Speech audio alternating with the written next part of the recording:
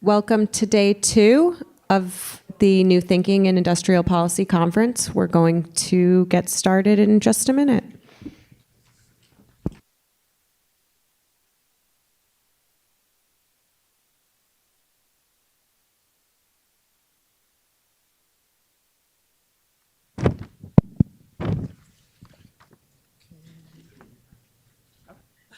You can say who you are. Yeah. Who he is. Okay. So, good morning, everyone. Can you hear me? So, thank you for being here today. At 9 a.m., second day of the conference. We have 2 very interesting papers. The first one is Ray of Hope, China and the Rise of Solar Energy, and Jifan Wang is going to present it. So, the floor is yours. This is forward, back.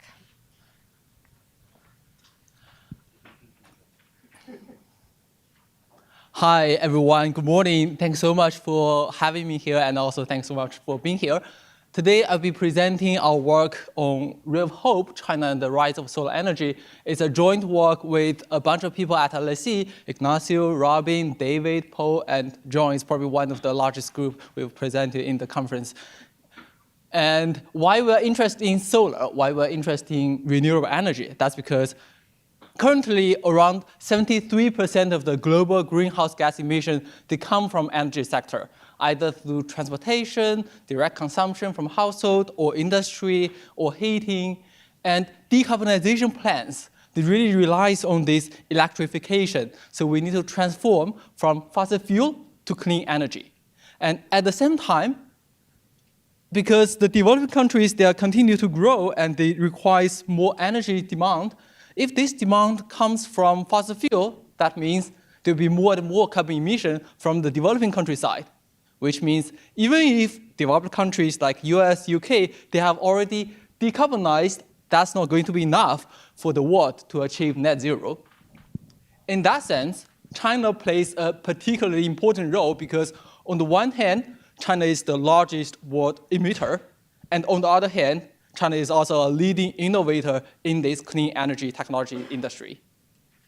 So if we look at the cost of solar in the past 30, 40 years, we see the costs have dropped dramatically. It used to be more than $100 per watt in 1975. Now it's less than $0.5 per watt. If we look at the path, the price drop is exponential. And on the other hand, if we look at 2007, it seems that there's a path breaking point. So before 2007, probably a few years before that, the price is relatively flat. But after 2007, we see the price drop is even faster.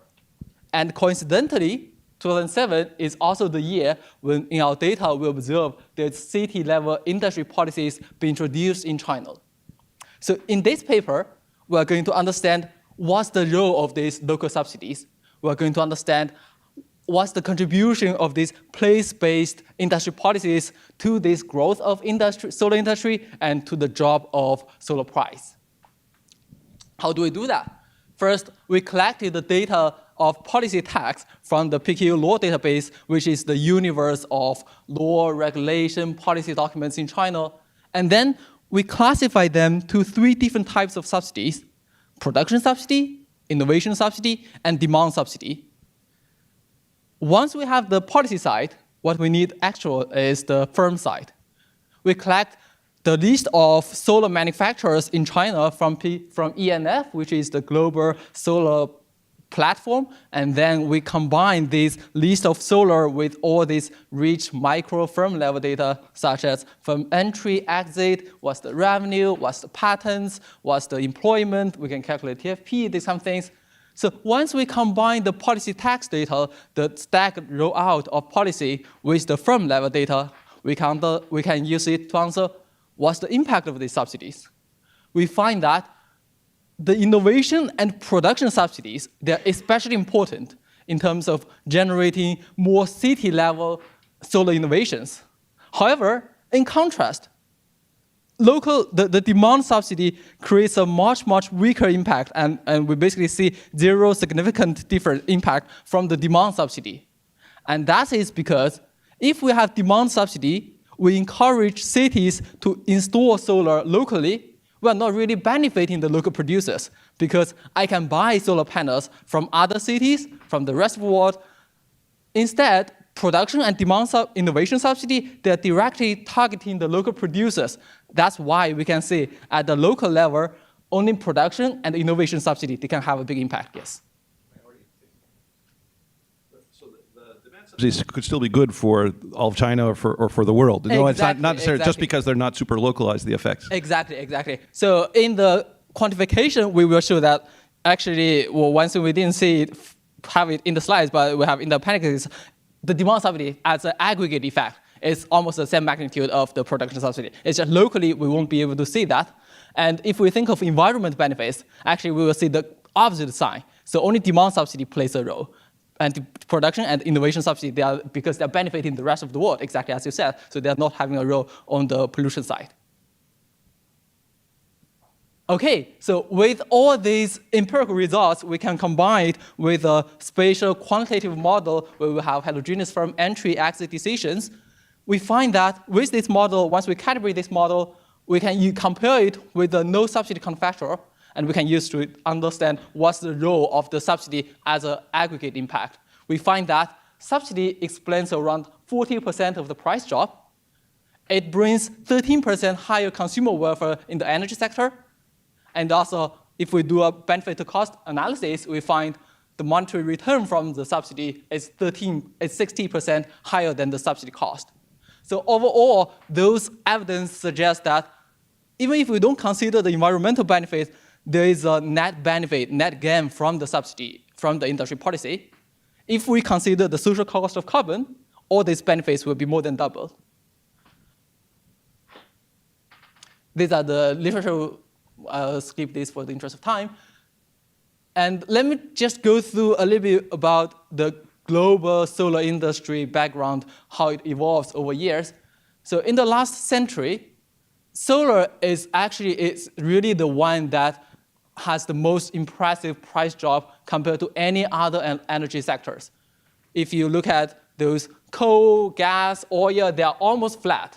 But the orange one, the solar one, it has been dropped for more than 60, 70 years. And we don't see any declining trend. Because of this price drop, obviously, there will be more and more solar installation. There will be more and more solar electricity production. Here, the orange line again shows what's the electricity production by different energy source. Solar is, again, the ones it's really leading the growth.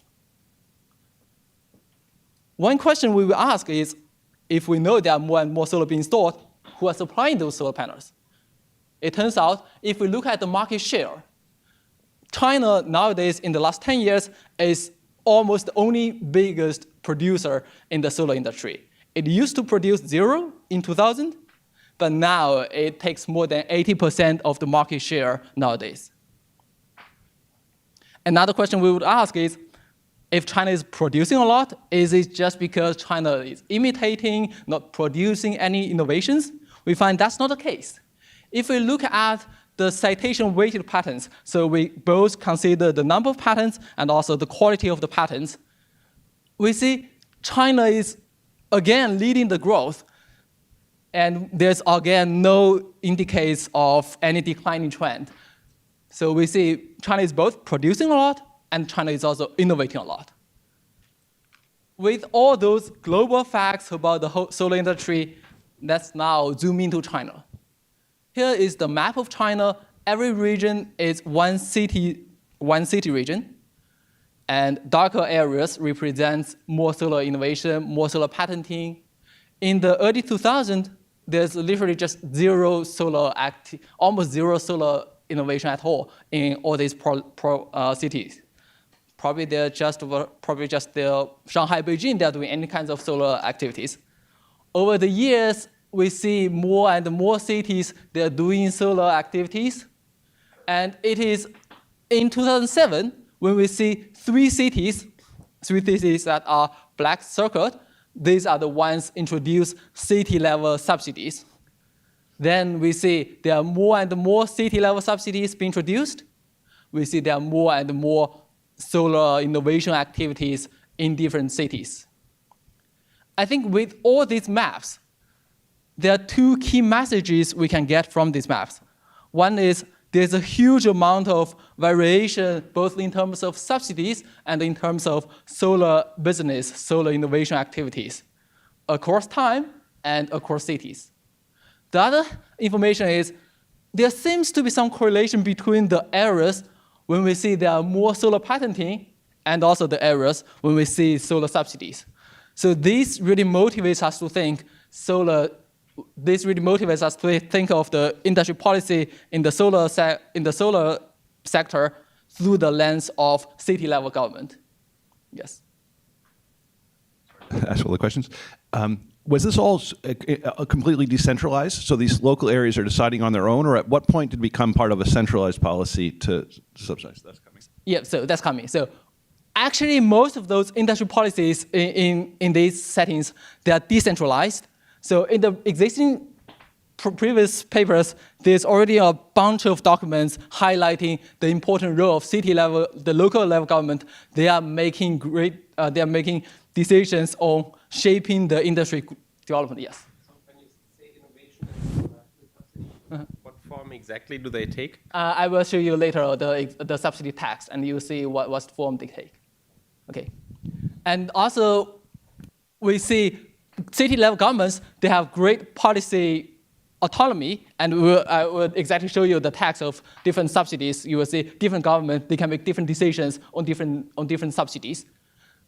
The previous papers also highlight that city government, they have budget, they have their budget to do things, so they can do meaningful subsidies, and they also have the strong incentives to promote economic growth through these subsidies for their own career concerns. Yes. Yeah.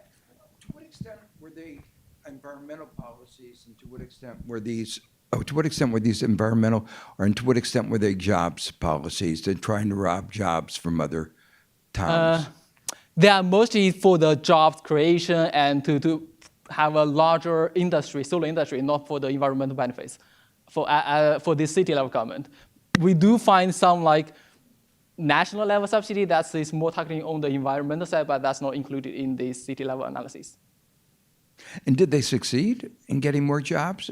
Or was this just a sort of prisoner's dilemma that they all, It's like you mean the only business leading, or? Each of them gave subsidies to make sure that the others, to get the jobs that others would have gotten. Uh-huh. And so in the end, all that happened is that the companies got more money. Uh-huh. And the returns, the way you describe it, were so high that they might have done the solar panels research even without the subsidies. I see. So they all tried. It's like advertising. Mm-hmm. You all, for cigarettes, everybody advertises. In the end, people don't smoke more. But I see. Probably we do have some results on the productivity side, and that productivity is measured by the production divided by the number of employees. And if we see the productivity growth is probably kind of address some of the concerns you have. So we'll see. Yeah. Can I just comment on that? Yes. But remember, Joe, it was a very rapidly expanding industry. So it wasn't really just, that you were taking the idea was how much of the growth everybody could capture. So yes, you could do a shift share and any sort of analysis and say maybe it would have been concentrated, but what led to was dispersal. This is based more on sort of my sense of the literature. Yeah, no, I guess I was just commenting, it's really following up the kind of conversation we had yesterday about the chips, where the returns seem to be so high that they would have invested rationally without the subsidy, and the subsidy just gave them more money. I mean, nobody's going to turn down a subsidy. The question is, in the end, everybody's subsidizing, the location isn't changed that much, and the businesses enjoy it. But and this speaks to the issue of is China's comparative advantage right now in solar panel the result of the subsidy, or it would have happened anyway, given the government's directive, in a sense, to focus on solar, and in the end, they fought with each other, and it didn't make much difference, except lining the pockets of certain people. I think probably in this context, because we're also considering there's a positive knowledge spillover, which is the positive externality not considered by the government, but not considered by the firms, then really we need subsidy to make the most of the positive knowledge spillover compared to a no subsidy case. Yeah, no, I understand that there's an optimal subsidy, that there should have been a subsidy, but as it turned out, the returns were so high that you didn't need the subsidies, and so that's really the question. That at least ex post, and maybe ex ante, they needed that, but ex post the returns were so high that the subsidies weren't needed. That's a good question. I really need to have a deep think on that. Yeah. Partly it's a question about business stealing or whatever, so that's going to be your identification concern, right? Are they just stealing from other people? But then otherwise, I guess they're trying to, that's what where you're trying to identify the causal effect. Is there additionality from the local policies? No, so that's and Joe's saying maybe not, no, because What I'm saying more than that though, it does help any particular locality relative to others if they spend more. So that's causally, it makes a difference. But the question is, in the end, in the aggregate, given the returns that were so high, why did you need a subsidy? That's really the question. we should let you find. It's a good question. Thanks so much. So to do this analysis, let's see what kind of data we need. First is we need city-level policy data. We need the variation from city-level policy. We collect the list of policy documents from PK law. It's around 2,000 policy documents, and then we classify this policy as a subsidy if it has explicit quantitative information on the subsidy size. So it really needs to involve money transfers instead of just exhortation or encouragement. For example, here the production subsidy says, I will subsidize your production line by 12%. In the innovation subsidy, we have subsidized, we award those firms with high innovation, high R&D lab, yes. Do same areas have similar subsidies for like EVs and other industries? No. No? Okay. No, it's like they focus on solar, and then it's right, whether they have EV or this other type of subsidy will be orthogonal to this solar subsidy. Okay, interesting. And then there are also demand subsidy, which is the feed-in tariff style. Sometimes the subsidy is in form of giving land. Which categorize land? If the land, they have explicit numbers, says like, I want to give you a certain amount of land, there will be a production side. But if they don't see that, they only say, okay, I want to give land, but I don't have exact numbers on how much land you would like to give, then they won't be considered as a subsidy because it doesn't have any quantitative information. Okay, once we get the subsidy information down, we next move to who are the solar firms. We collect those list of solar manufacturers from ENF platform, which is the largest global solar platform, and allows firms to post their products in this platform, and potential buyers can go to this website to find the products they want to buy. We get around 2,000 firms that is headquartered in China. Those are solar manufacturers. We combine it with innovation data, with revenue data from Orbis, with production capacity data from solar firm surveys, and with firm entry and exit data, also custom data to know what's the export. Yes? The patent data, do you distinguish between process and product patents and different sectors? This would be purely solar patents. But solar patents, there are different types of. There are different types. Yeah. We have a results on, we classify patents as learning by doing patents, which is more on the reducing the production cost. And we find the similar results. So the result really doesn't differ that much. Just a clarification, the 12% production subsidy, was it a tax credit or did they get a payment even if they never became profitable? It's paid through the direct money transfer. I see. So it's like based on how much it costs for the production line, then I give you 12% of the money cash back. Jifang, I'll ask you to focus on the paper, so you can. Take 5 minutes with no questions. Yeah. Thank you. Okay, and so with all this data, we can do a staggered event study style approach, and we see after the dashed line, which is the subsidy, has been introduced, we see there is a sustained and gradual increase of the solar patenting activities over the years, and this growth is sustained for more than 13 years. This is all subsidy. It's a combination of all this demand, supply, and innovation subsidy. If we then decompose the treatment effect into the 3 different types of subsidy, we see the result really comes from production and innovation subsidy side, with very little effect from demand subsidy, and it's not significant. It's not statistically significant. And the intuition is exactly as what we have before, because if I have demand subsidy, I subsidize people to install more solar, I'm not really benefiting my local producers. But for the production and innovation subsidy, I'm always benefiting my local producers, so I can have a local industry growth.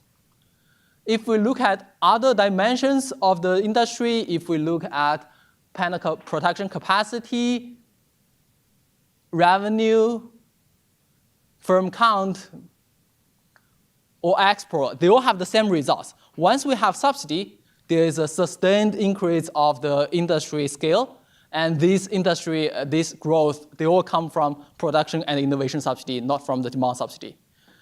However, if we think of pollution, we should expect to see a different thing, because if I have demand subsidy, I'm subsidizing people to install more solar, then my local grid can become greener, I rely less on fossil fuel, I should have a better environment. Therefore, for demand subsidy, we should see the exactly opposite effect. It only comes from the demand subsidy, while production subsidy and innovation subsidy, because I'm kind of benefiting the rest of the world, so it doesn't really have a much impact on my local pollutants. Now we combine all these, 10 minutes, okay. Now we combine all these empirical results with a quantitative spatial model where we have multiple regions. Each region has 2 sectors, solar and coal, and then firms can make heterogeneous decisions on entry, exit, and innovation. With that model, we calibrate our model both with the industry statistics and also with the empirical results we have seen in the last few slides. Then we use that model to answer a few counterfactual questions. First is, yes? You have no learning by doing? We have learning by doing, yes. And first, let's see what happens if there's no subsidy at all. That's what we see in the orange dashed line. If we don't have any subsidy, there's still a growth of industry because of the exogenous increased demand from the rest of the world. However, the really shocking and impressive thing is once we have subsidy, here y-axis measures the aggregate China innovation. So it's already the aggregate effect, not the local effect. So once we have subsidy, then the innovation, the aggregate innovation really moves to a different trajectory. It increased immediately after the subsidy was introduced, and in the end, the number of innovating activities is more than doubled than the counterfactual world when there's no subsidy, yes. You have results on high quality innovation? In the... Not citation, just high citation, count for high citation. In the empirical results, I think we have classified a type of patterns that is called learning by doing patterns, which is likely to be high quality patterns. It's not exactly high citation, but it's kind of high quality patterns. How do you know learning by doing? Because there is a PhD student from Harvard a few years ago who manually classified these solar patterns, a subsample of the solar patterns as learning by doing versus non-learning by doing patterns, and then we use that as a training sample to do algorithm to apply to our patterns. And then we classify a subsample of our patterns as learning by doing, following the training sample they have classified. So I don't know what it is. But like if you look at high count of sites by non-Chinese innovators would be a useful measure. Yeah, that would be useful, but I think in our data, Chinese patterns is rarely cited by other countries. Low quality mean? So yeah, it's like kind of they are really cited by any other countries. They're probably cited by Chinese patents, but they are really cited by any other countries. So okay, again, if we look at the price from the model, because we care about price, it captures human welfare. Without subsidy, the price will drop by around 20%. If we have subsidy, price will drop by 50%.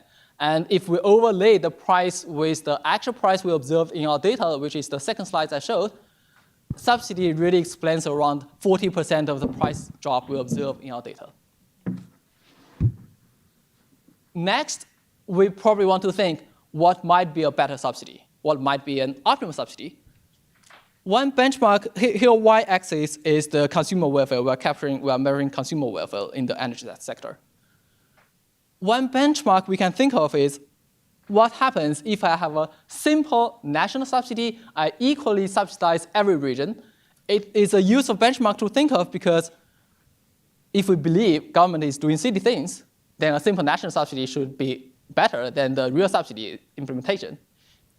It turns out the equal national subsidy, which is the purple dashed line, is almost identical in our model as the real subsidy implementation.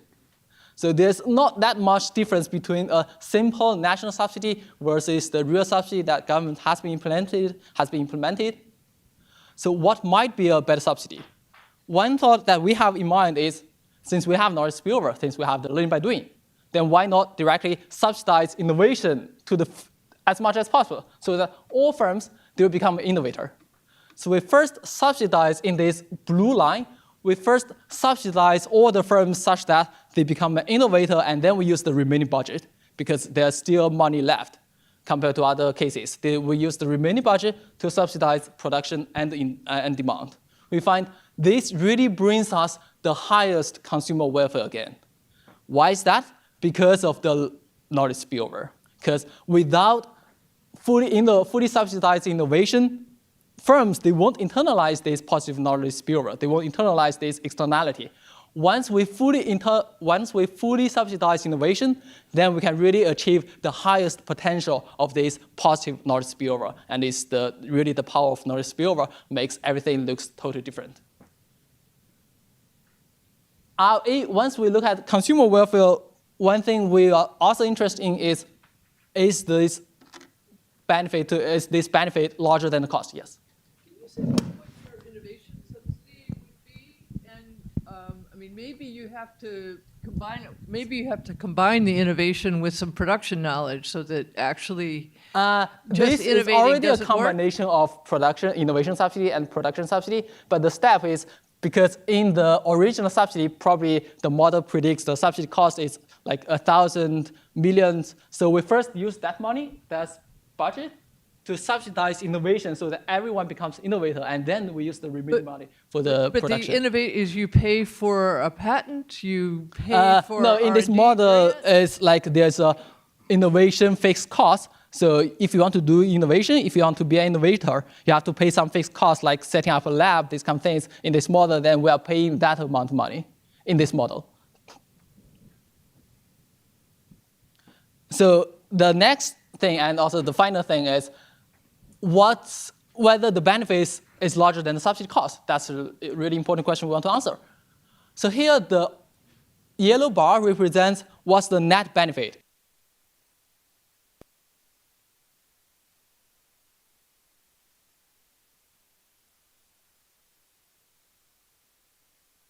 Or the full innovation subsidy.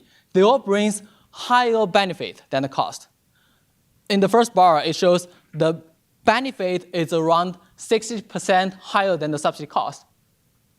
And again, it's the full innovation subsidy that really makes a big difference. If we have full innovation subsidy, then the benefit would be 400% higher than the cost. 2 minutes? Okay. If we also want to include the environmental benefits, we can add the social cost of carbon into the benefit analysis. And the green bar, which captures the social cost of carbon, shows that if we include these environmental benefits, all these benefits will be more than doubled. But I think the key message here is, even if we don't consider the environmental benefits, if we just look at the monetary benefits, it still shows the industry policy is good for the local Chinese people without considering the environmental benefits. So to conclude, in this paper, we collected a new and comprehensive database on China's solar industry policy and solar industry. We find that industry policy, especially the production and demand and innovation subsidies, they're especially effective at stimulating local industry growth. Theoretical model is consistent with our empirical analysis, and we find a large gain compared to the no subsidy manufacturer, and this gain will be the largest if we have full innovation subsidy. Thank you so much.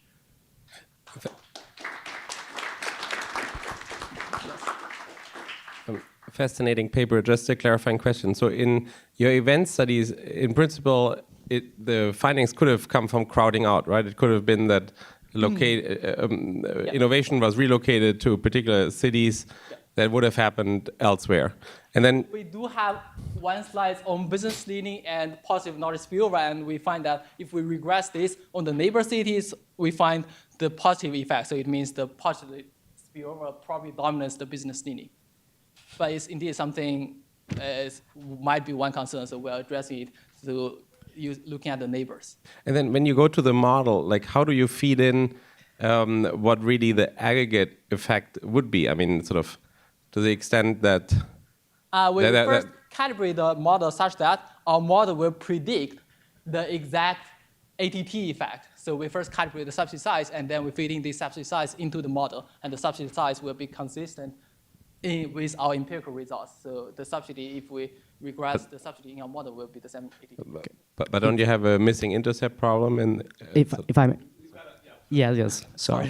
Apologies, but I guess we'll have to grab it up there. So thank you very much, Yifan, for that very thought-provoking and interesting paper. Now we have Carol Marula from the University of Zurich, right, who is going to talk us about Chinese industrial policy. Yeah, thanks a lot. Hi, everyone. So indeed, my name is Carol Marula. I'm a PhD student at the University of Zurich.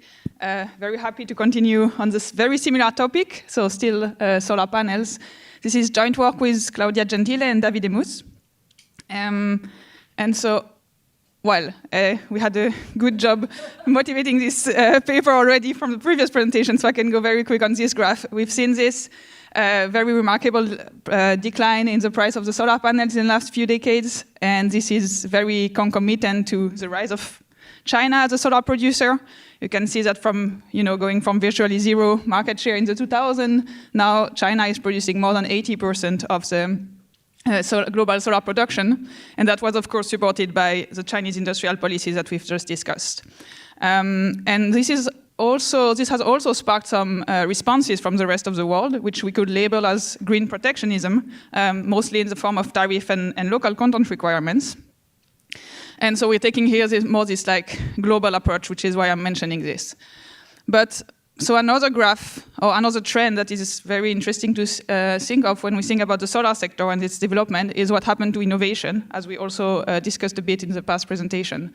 And here I'm plotting the number of innovation or number of patents for the rest of the world in yellow and for China in blue. And what you can see is that, again, until 2000, the rest of the world was really the leader in innovation. And then we see this like strong decline.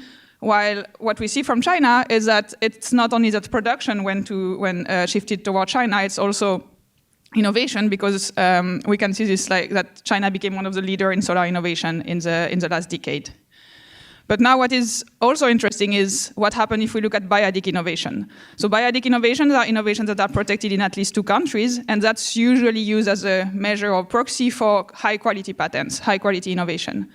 Now we see the same trend for the rest of the world, but what we see for China is that this increase is much more muted. So it is just raising the question of whether this patents or this rise in innovation in China was just of as high quality as it was in the rest of the world. And so it also raises this question of whether Chinese innovation can make up for this lost innovation that we observe in the rest of the world. So with all these facts in mind, what we want to think about in this paper is the impact of Chinese solar industrial policies on global solar innovation and ultimately on solar energy adoption and global emissions in the long run. We believe that those industrial policies, they have affected solar adoption through different channels. First, they've reduced, of course, mechanically the cost of producing solar panels in China. And they've had this positive impact on Chinese innovation that we've just seen in the past presentation, and also from the graph that seems to suggest this. But on top of this, as I will show you, and also as the stylus fact where sort of suggesting there is this negative impact on other countries' innovation through this increase in competition coming from China. And then finally, we also have the important question of knowledge spillovers, which is also key when we think about innovation. So we have all of those different sort of counteracting forces that interact, and we want to understand what was the global impact of those industrial policy ultimately. In the medium run, we also want to think about the impact of those green protectionism responses that I've mentioned at the beginning, but this is still work in progress, so I won't talk about it today. But that's also in the project. Yeah. Innovation equals patents for you, or is it more than that? No, so we use patents as a measure of innovation. It's of course not perfect. We know that there is much more than this. Especially not in the solar industry. Yeah, but it's still the best measure. Like in terms of data, it's still one of the best measures we have. So our empirical analysis is based on patent data, and but we acknowledge that there is much more than Especially in the solar. Well, because of it's a lot of actual installation of solar, a lot of it depends on tacit knowledge, not just in terms of, the manufacturing, but also in the installation. And the whole sets of things is, I can't cite anything, but it's a problem in manufacturing also, that a better measure would be cost or product diversity or something like that, rather than patents. So when we calibrate the model, we also use moments such as the decline in prices, which is also indicative of increase in technology, for instance. So there is also this idea. But in the empirical analysis, we focus on patents to have. Prices also are not good, but you have to do costs. Yeah. We also use the cost of solar systems, exactly. So how do we tackle this question? We start with an empirical part in which we want to understand the impact of the increase in Chinese competition on solar innovation in the rest of the world. And to do this, we look at the firm level, foreign firms, and we take firm level patent data. And we build this measure of exposure to Chinese competition before the policy, and then we look at how this has impacted the firm's innovation after the policy were implemented and China raised as a solar producers. And we indeed find this negative effect of the increase in Chinese competition on foreign innovation. And in particular, we find that the 1 standard deviation increase in Chinese competition exposure has reduced expected patent count from 2013 onward by at least 25% relative to the pre-policy time. And this effect really gets stronger over time. So this means that we have all these counteracting channels to take into account. And so to evaluate the global impact of the industrial policies, we need a quantitative model. So we build this open economic growth model with trade and endogenous innovation in solar and non-solar technologies that we calibrate to China and the US. So this is also something we want to extend to more countries, but for now this will be China and the US. And then we can run our counterfactual analysis to look at the effect, to evaluate the effect of those subsidies. So we implement subsidies to production cost and R&D, as we've also discussed in the previous presentation. And because we want to focus on innovation, we also do those 2 exercises where we keep innovation exogenous, so it does not respond to the policies, and then we endogenize innovation and we see how this affects the results. The calibration is still work in progress, so don't take any of the results as the numbers that I will show you as too seriously. They will probably change in the future, but what I really want to use the calibration to illustrate the mechanism.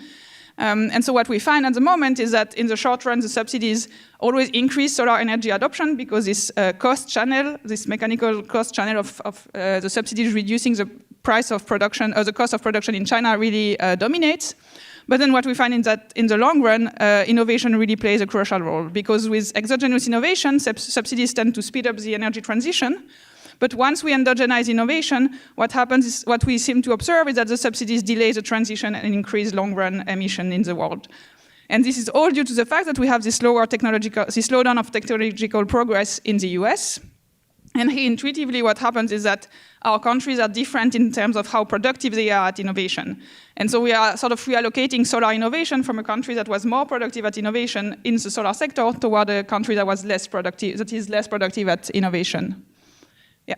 Sorry, one issue, patents are imperfect. Sometimes there's innovations that are not patented, but then also I wonder about citations. Maybe like US firms or European firms just don't cite Chinese patents. Yeah. So there's a lot of stuff that's being cited, patented within China maybe and not within the US. And so even your dyadic measures, the facts that you said before, may not actually truly reflect a decline in innovation overall. It's just that a lot of it's happening within China and is not being seen in the citation data. No, so it's so dyadic is not about citation. It's about where you. The dyadic is where you protect your patent, right?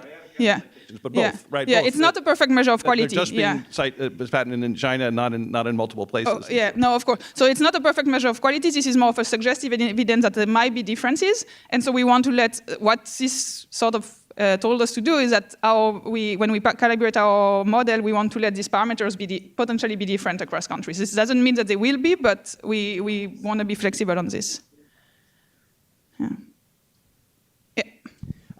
Before moving to the calibration, just in terms of the data, too, you mentioned competition, but can you separate that from the location of production, that the production has shifted to China and the innovation has co-located with production, that it's not about competition per se? You mean that because it was like for transport cost or also how? No, just because there's an advantage to co-locate innovation with production. I guess it's also still we would So that just it's not a competition effect. It's just a proximity effect. I would see this as still a competition effect in the sense that there is this rise of competition from China. There is more production, and so the firms in the rest of the world either exit or they can't produce as much, they lose market share, and then it becomes just production increases in China. And so it becomes more beneficial to relocate innovation in China because production has expanded in China. So this still goes through competition because the market share in China expands through competition. No? Like I would relate this to competition as well. Okay, so just in terms of your model, it doesn't have to be, it can just be because of a proximity effect. Yeah. So we don't have location choices. Our scientists that do innovations, they are either in China or in the rest of the world. They can't, we don't have mobile labor on this question, yeah. So let me skip the literature review in the interest of time. I think the contribution is really to think about foreign innovation here and the effect on global welfare. And I will go into the empirical part first. So in this part, we really want to understand what was the impact of the increase in Chinese competition on solar innovation of foreign firms. So we leverage the fact that solar producers are usually exporters because solar are a tradable good, and so they will differ in terms of how exposed they are to China through the market they choose to export. So what we do intuitively is that we compare firms that are selling to market in which China has a very high market share to firms that sell to market in which China was not very active before the policy. To measure market share, we follow the literature and we use patent share. And why does this work? Because again, protecting a patent in a country is quite costly, and so firms usually only protect a patent in a market in which they intend to sell in the future. And so for the data, we can use PatStat and Orbis IP, such that we can collect information on all firms with a patent which have protected a patent in the solar photovoltaic energy classification during our pre-policy period, which will be 2000 to 2009. Now, empirical strategy relies on building this measure of exposure to Chinese competition. And we do this by combining two weights. So the first weight is how important a market was for China. So we do this by building this weight where we count the number of patents protected in a given country N by China during our pre-policy period out of all the patents protected by China during that time. And then we do a similar exercise for our firms, how important this export market was for our firm. So we count the number of patents that were protected by our firm during the pre-policy period out of all patents protected by this firm. And we combine this for all countries, all markets, and we get our measure of Chinese exposure. So here what we'd have is that firms will be more exposed to China if they are exporting to a market that was also very important for China before the policy. And so we built all of these weights, of course, before the policy so that they will be exogenous to the policies themselves. Then we can build our Poisson regression, which just counts the number of solar patents protected by our firm I, on our Chinese exposure measure. And we also control for firm fixed effect, time fixed effect, and we interact this Chinese exposure with a time dummy so that we can look at the effect over time. And this is the main result of our empirical analysis, which tells us that indeed the increase in Chinese competition seems to have decreased innovation in the rest of the world. And really starting around 2012-13, we see that the decrease becomes significant and it keeps amplifying over time. So with this empirical part in mind, so we've seen we have this negative effect on innovation in the rest of the world. We've thought of these other channels, positive impact in Chinese innovation that we've seen before. We have this effect on the cost. So now what was the overall effect on global solar adoption? For this, we need a theoretical model. So this is what we do in the second part of the paper. We build this open economic growth model with trade and innovation in solar and non-solar technologies. That I will try to give you an overview of the model, staying quite high level, but I'm happy to discuss it more also during the break. So we'll have discrete time and 2 countries, China and the rest of the world, and those countries will be similar in the way they produce, which is organized as a nested CES structure. So we always start with the final good here, which combines in a CES nest an energy composite and a production input with some elasticity of substitution psi here. And the production input can be produced either in China or in the rest of the world. They will be perfectly substitutable, no trade costs, so very boring here. And then the energy composites will combine through CES again a non-solar energy composite and solar energy with some elasticity of substitution psi. And finally, the last nest is the solar energy. Here, the solar energy is produced combining Chinese intermediates and intermediates from the rest of the world. And so here there are 2 important things. First is that both regions are using Chinese intermediates, so they will both benefit from the subsidies through the reduction in cost of production here. But we also see that the foreign intermediates, they will be competing directly against the Chinese intermediate producers. And so this will create this competition channel that will reduce innovation. Now, all of our inputs, they always produce the same way, in a Cobb-Douglas way with combining labor and the final goods through roundabout production. And they're all amplified with some technology. But importantly, the technology in the non-solar sector and the solar sector will be evolving endogenously through innovation. And then we close the model with all the other elements that are important. We're thinking about the energy transition, so we want to add emissions coming from the non-solar energy sector. And then we have innovations through R&D. We model this through directing technical change, which I will be more precise on this in a minute, but the idea is that we'll have scientists choosing to either innovate in the non-solar sector or in the solar sector. And then we'll also have spillovers both across region and across sectors.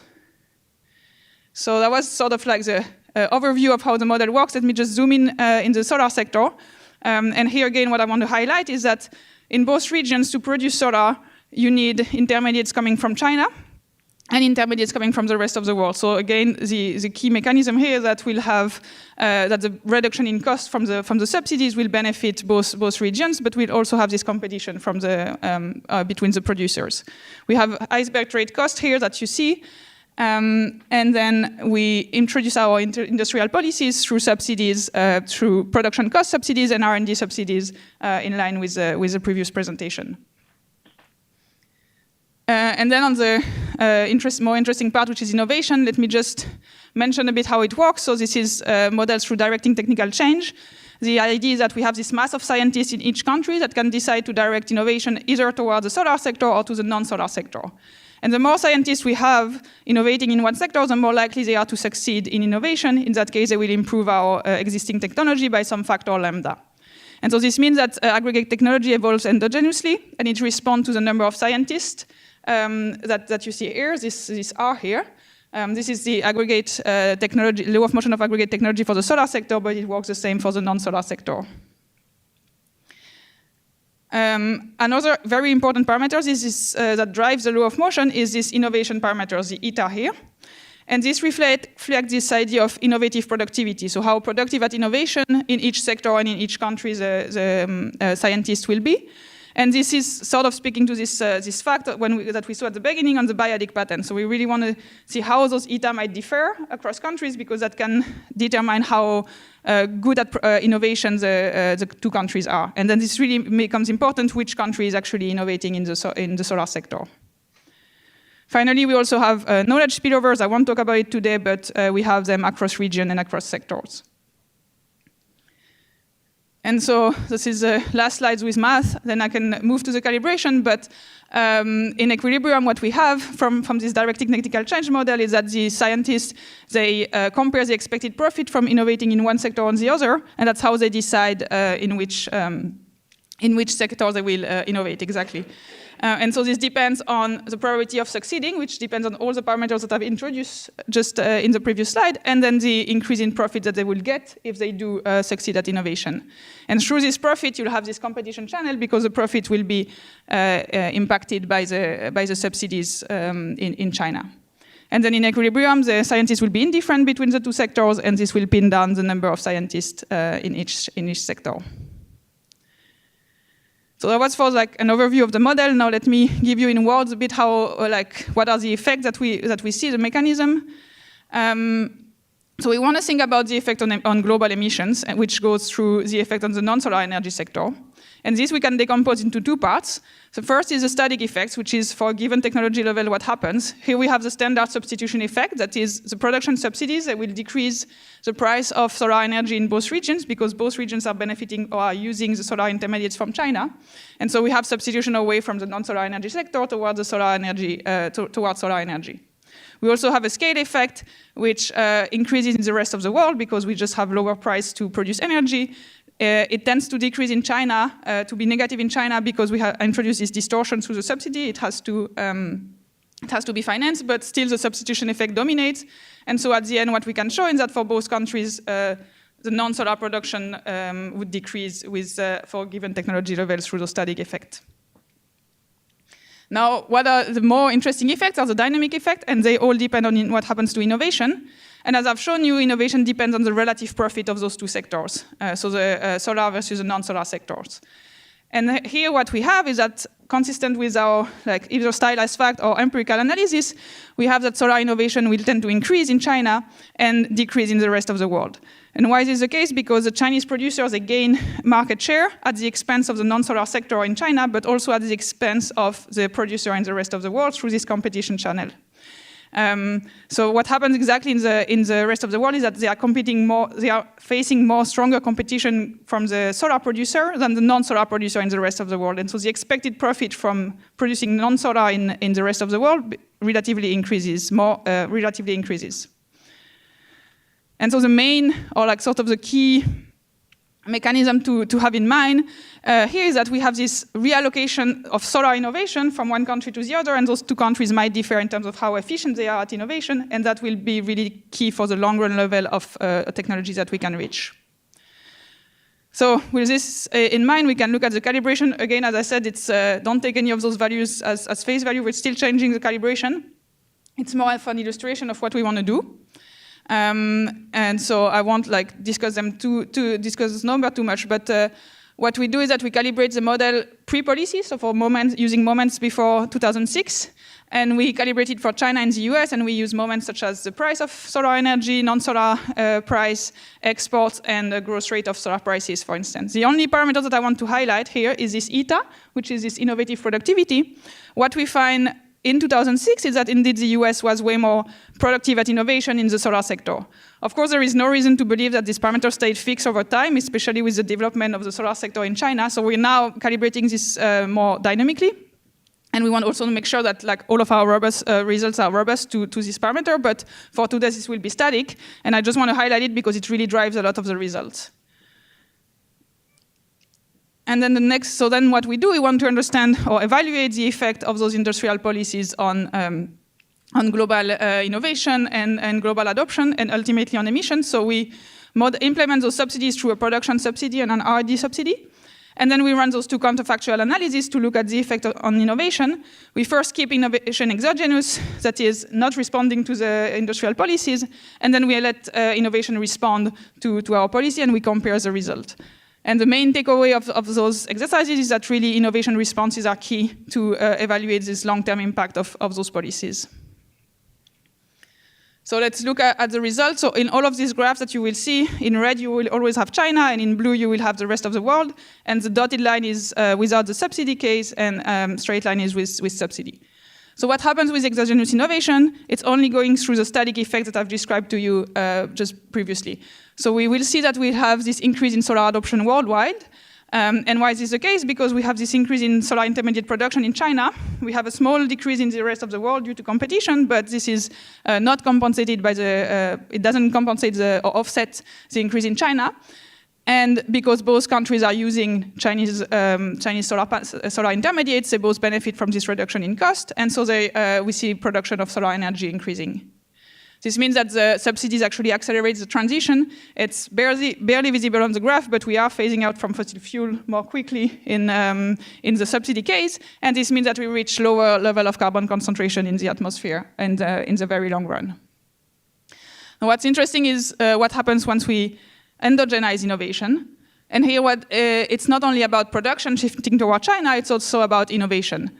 And this is exactly what you see in this right-hand side graph here.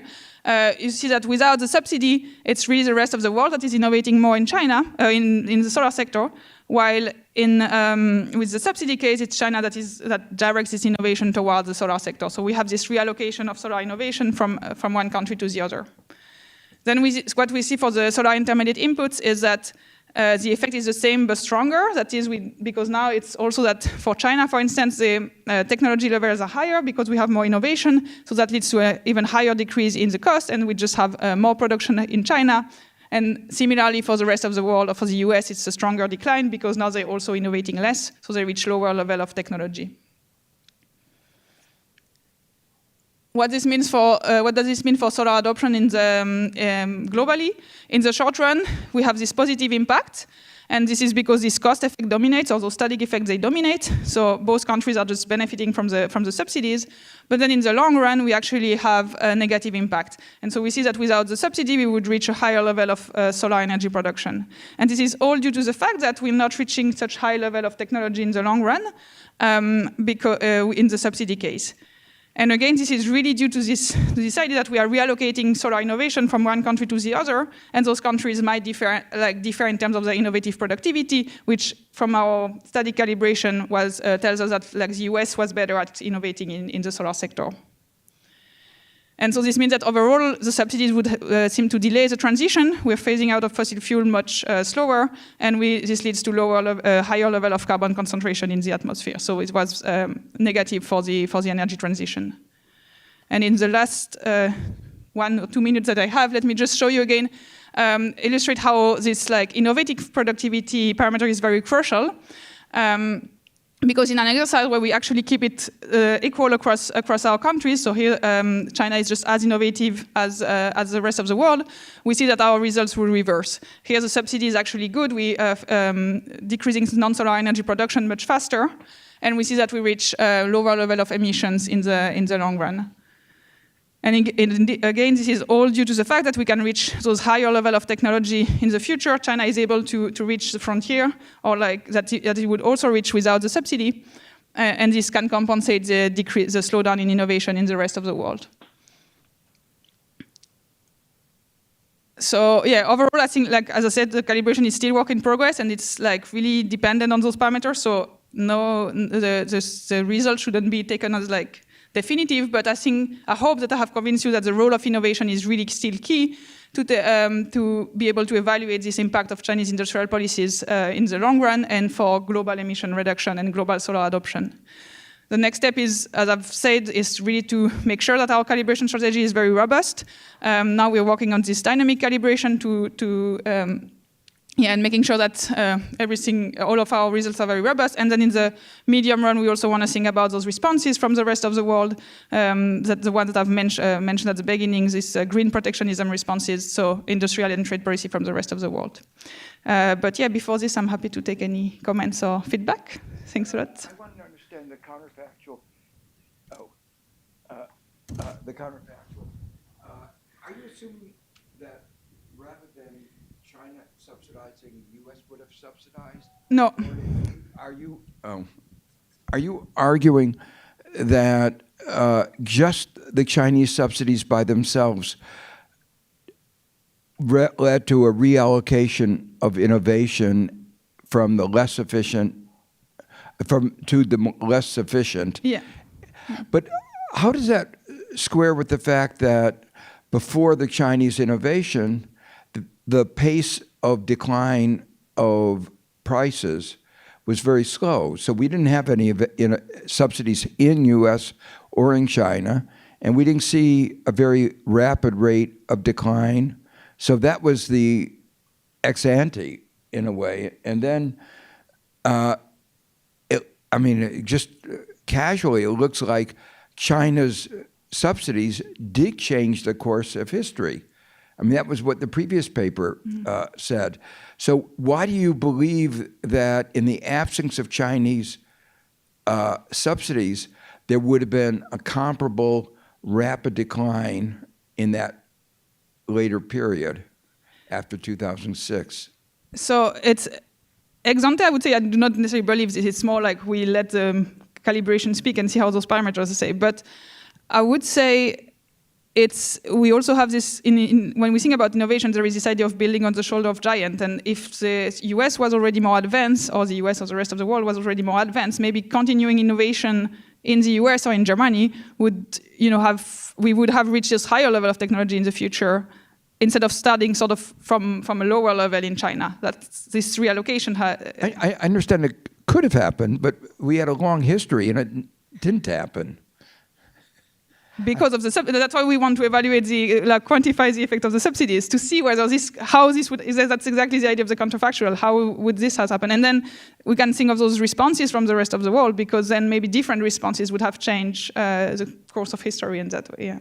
Okay, all right, Carol, thanks very much. I guess we'll have to wrap it up there because we have to go to coffee break. We'll be back here at 10:20 for the next session.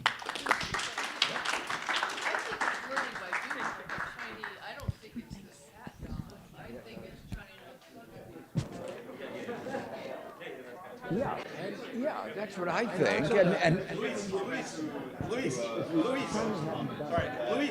Luis just stagnated. The counterfactual is.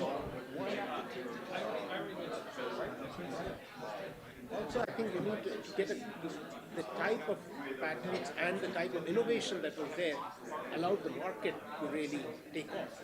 Yeah, exactly. So it's so counterintuitive that I understand that there's a reallocation, but we had a long history of nothing.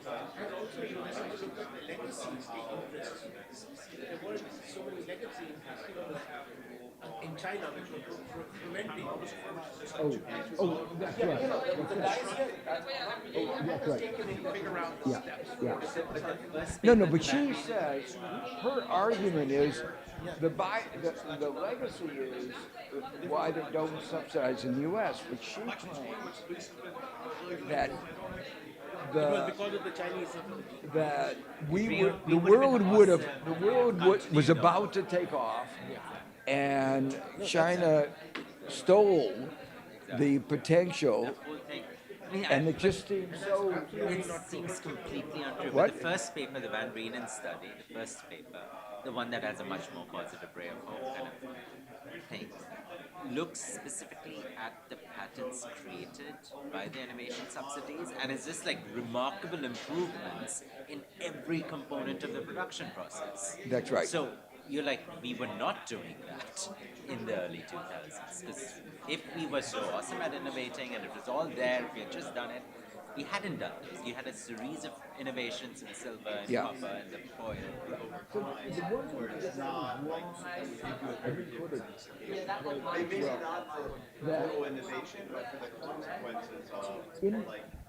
The economic returns are so high. Do we really believe the spillovers were so great, given those high economic returns, that it would not have paid the guys to do it themselves? I mean, we don't calculate the spillovers. So, knowledge or Knowledge spillovers. I mean, in other words, if you're getting $2 return for every dollar of investment without carbon, without, unless you believe that almost all the benefits go to other people, it would have paid you to do it. And you would have done it anyway. Maybe not optimally, but you would have done it. And so either the story is that all of this stuff spills over, which I think a lot of it, as you were saying, is tacit And you knowledge. look what happened in the Chinese tacit innovation that knowledge. occurred. And that doesn't spill over so much. No, it does spill over, but to people. And that's why what was happening. Oh no, to people, but it's it's very slow. But it's still what happened in China, if you look at what they did was these production lines, just the installation of production line and operating of production line, and that's where the incremental change, you see a trend, and that's what a lot of what the subsidies were doing. Yeah, that's exactly. Were actually that's exactly replicating but improving as they went along. It's a learning by doing, Learning but by in a doing. social sense, not in terms yeah. of. But does it go from one firm to another? That's the question. Yeah, Within that people did move from county to county. No, yeah, but production it's a lines of- magnitude. You have to believe that the magnitude there is much are larger. so large that like 80% of the benefits spill over. Of the innovation, of the incremental Yeah. benefit. Can I offer you coffee, tea? Well, I'm gonna fruit? get up and, Okay, and walk around. Thanks a lot. Okay, Thank you. We should get up and walk around. Hi, Joe. I'm Tim. We met last year. Oh, Tim Sahayev. Where are you? I'm at Johns Hopkins. oh, Now. okay. Um, What is the Net Zero Industrial Policy Lab at Johns Hopkins. wait, is that our carbon lab? Pardon me? It's a car. Yes, it's a green industrial policy lab, but we are doing much more applied research with the Brazilians, the Mexicans, the Oh, really? Indians, and the South Africans. So we Applied in engineering or yeah, in so in the political science department and the engineering department. So I'm a physicist by training, and before this, I worked for 3 years with the Biden administration, advocating for the Green New Deal policies, with Senator Schumer's No. the IRA subsidies, which total disaster now. yeah. They thought it was Trump-proof. It would be Trump-proof. It was going to be bulletproof. And what happened? Was it that he doesn't care about the votes? I think A, he doesn't care about the votes. MAGA has created a machine that can roll over the interests of those local senators and congressmen that did have genuine jobs, did have genuine factories. Do we have estimates of how much those reg states are going to suffer? Yes. All of that work was what we were modeling last Yeah, year. yeah. And is there evidence of? There's evidence for it. And we were not only using it as economic evidence, we were going and banging on the door of the different with union aid, with companies to those key 5 to 10 swing populations. And they just. And they just said, we would love to be totally agree with you, but we're being steamrolled by the migration. I see. So they were just And are they worried about election consequences? everyone in the GOP is terribly worried about as they should be, as like Well, it depends if we have troops in the streets, and then you don't have to worry. all sorts of countervailing pressure to not make it be a good election. But also, there is a little bit. Many of the states, but not.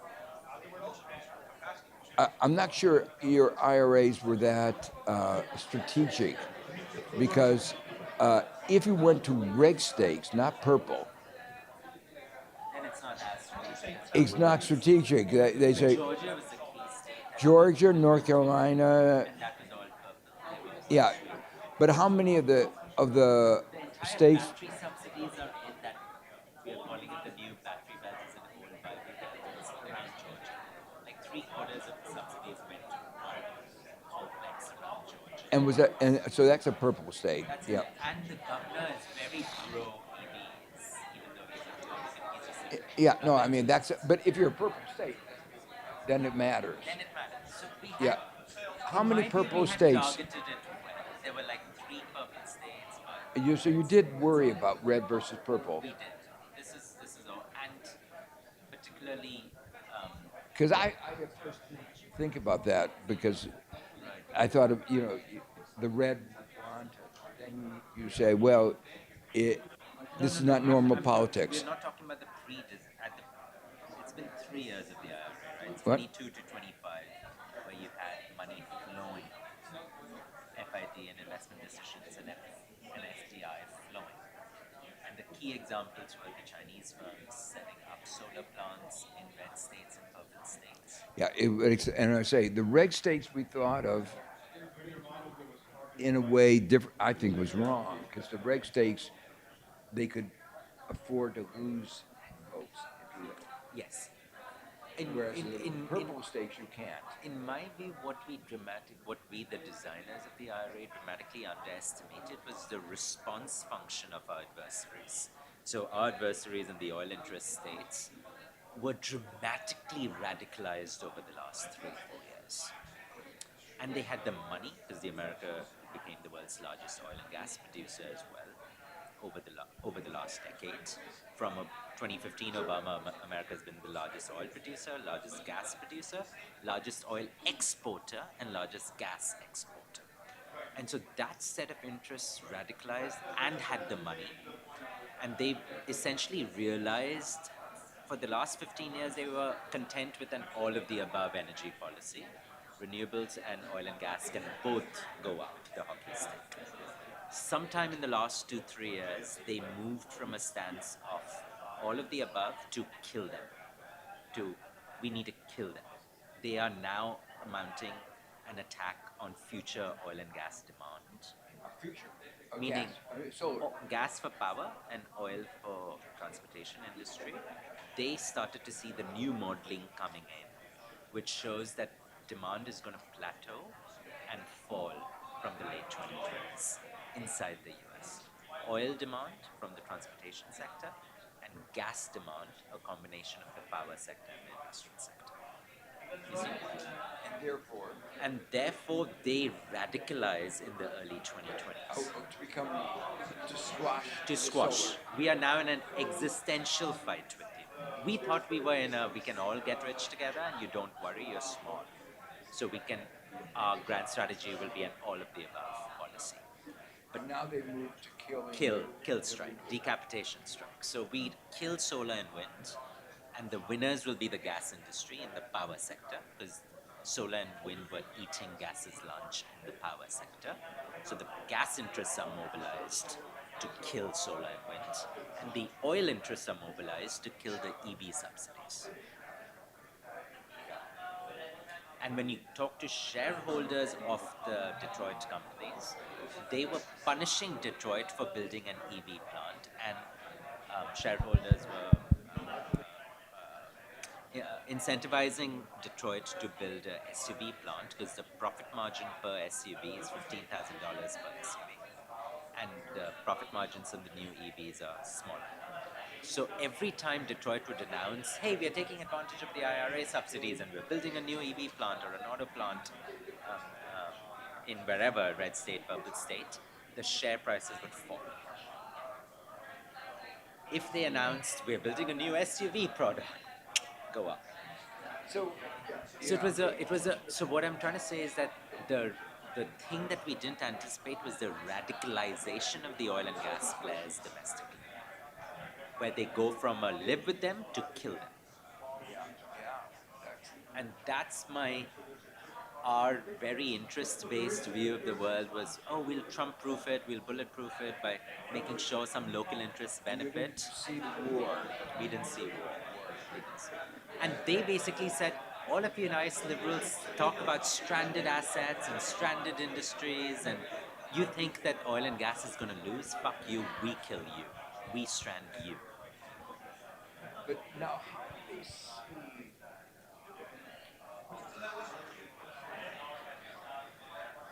They can have a lot of impact on the U.S.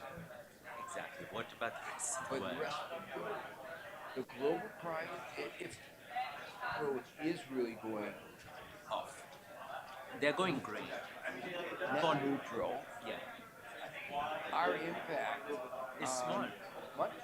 Our impact, the American impact on the transition is small and getting smaller. Exactly. Plus,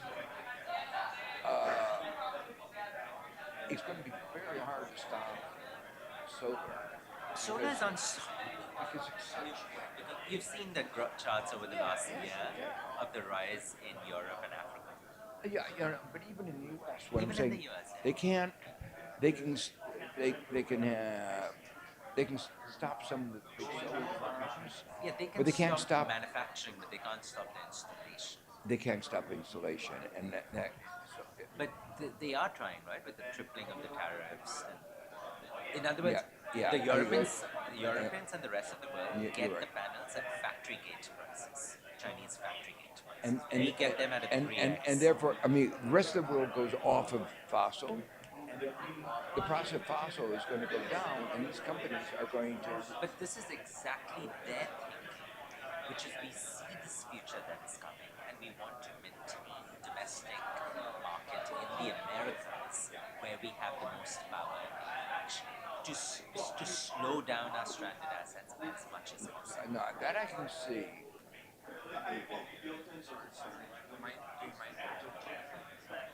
Yeah. But what is the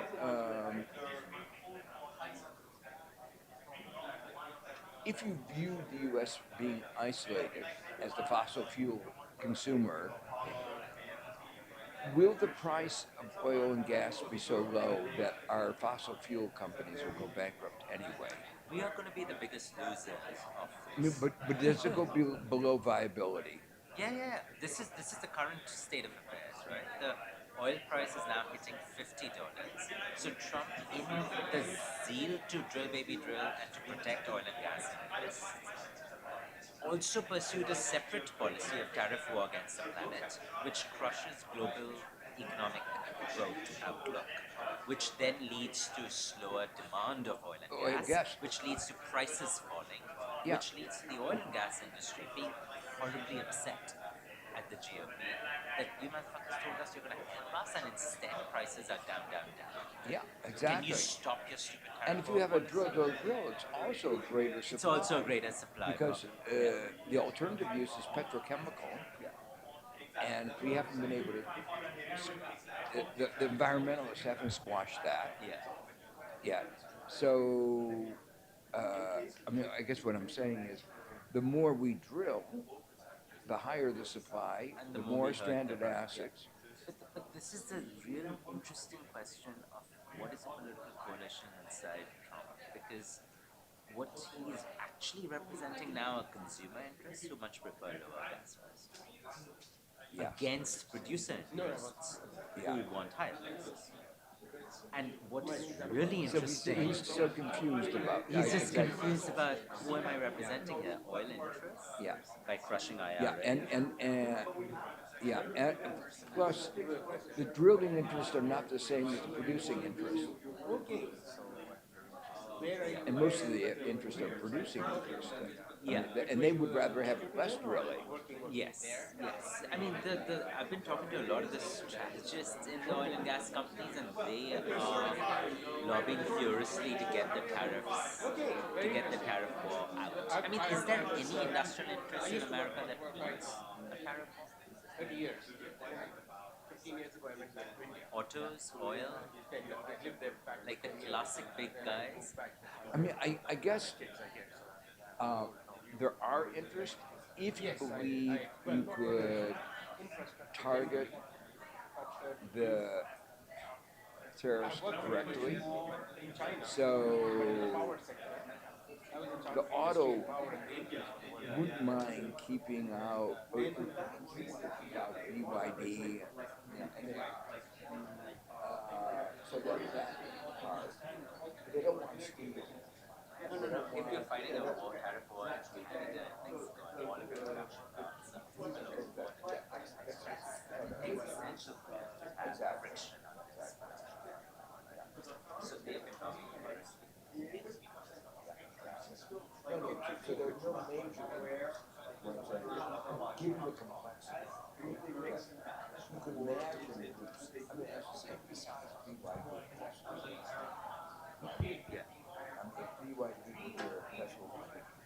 Yeah, no, that's not what we discussed. I mean, it's really the. So what I wanted to do, was the by we I mean the progressive caucus, we're writing a series of bills for the Democrats to prepare to take power post midterms. What would we do? And I want to build on the auto industry. The Democrats should have a future of the auto industry. Because if this auto industry collapses, it'll be like the mother of all shops.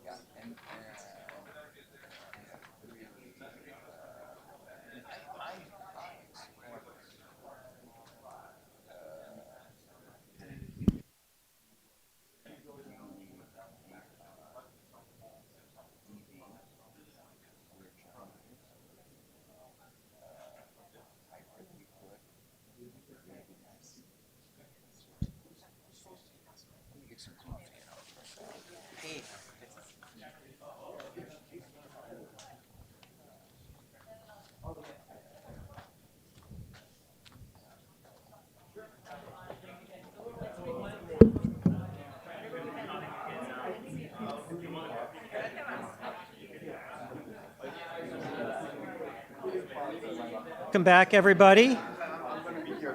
Okay, good. Okay, we're on. The next session, we will have Chang-Tai She talking about the global effects of local subsidies, followed by Yuxuan Wu talking about international spillovers of industrial policy evidence from China and Germany. And Chang-Tai, the timing will be kept there. Okay? Thank you. All right, thanks a lot. So this is joint work with Tuo, who is in the room here, and with Michael Song. So the question that we're asking is simple, which is that if there's a country in the world that subsidizes some firms or subsidizes some industries, what's the effect of that on the rest of the world? Right, so that's the question, and I guess maybe just to motivate this, the reason we started this, it was because when we listened to the debate, the discussion didn't make a whole lot of sense to us. Which is like, if you think about sort of the words that people use when they think about this question, they use the word excess capacity, or they use or even if you think about sort of, I think it was Franklin that was saying this yesterday, that, if they subsidize their chip companies, we have to do the same thing, all right? We have to, so there's this. So I want to start by just stating like what we think we already know about the answer to this question, okay? And there's this classic result that I think is known to everybody, or at least known to all trade people. That is, the way that you want to think about this question is about the incidence of these subsidies on the stuff that you sell to the rest of the world versus the incidence of these subsidies on the stuff on the stuff that is only sold domestically. Okay, so this is a result that is so well known that I find it in a bunch of undergrad textbooks with no citations whatsoever. So I went around trying to find where is this result, and I went through a bunch of papers. I didn't find it, and I finally found it in chapter 14 of Dixon and Norman. So it's back in the days where trade theory was not in terms of algebra, but was in these diagrams. So and I guess for somebody like me who never took trade, it was quite a revelation to see how trade was taught in 1980 to trade. And let me just explain the basic logic. But that is, so since we're at Columbia here, so let's think about this question. Okay, suppose that I'm a student and I really want to come to Columbia. Okay, I really want to come to Columbia. Columbia decides to allocate a bunch of its money to financial aid. And I looked up this number this morning. Does somebody know how much money Colombia spends on financial aid? $710 million, right? That's how much it spends. It spends. So if I want to come to Colombia, and then Colombia says, all right, I'm going to give you this money, what's my response? My response is going to be, oh, thank you very much. I will send you a thank you note. I'm going to send you so that's the classic result. That is, so if you think about sort of the figures that we saw in the previous session, if I buy solar panels, or if I buy batteries, and the price of it drops dramatically because somebody is subsidizing it, then what I should be doing is I should be sending a thank you note. Okay, so that's the basic logic for which if the incidence of the subsidies is on the stuff that I am buying from the subsidizing countries, I benefit. So what is that? It's essentially a gain to my terms of trade. Now, the other result is, so let me go back to the Colombia example, and I also looked up this number. Suppose that Colombia decides to switch its policy and decides to allocate its budget to something else. So, nobody from NYU here, right? But let me just say, suppose that Colombia decides to become like NYU, right? Which, if you look at their numbers, it's very clear, they give no financial aid whatsoever, right? They give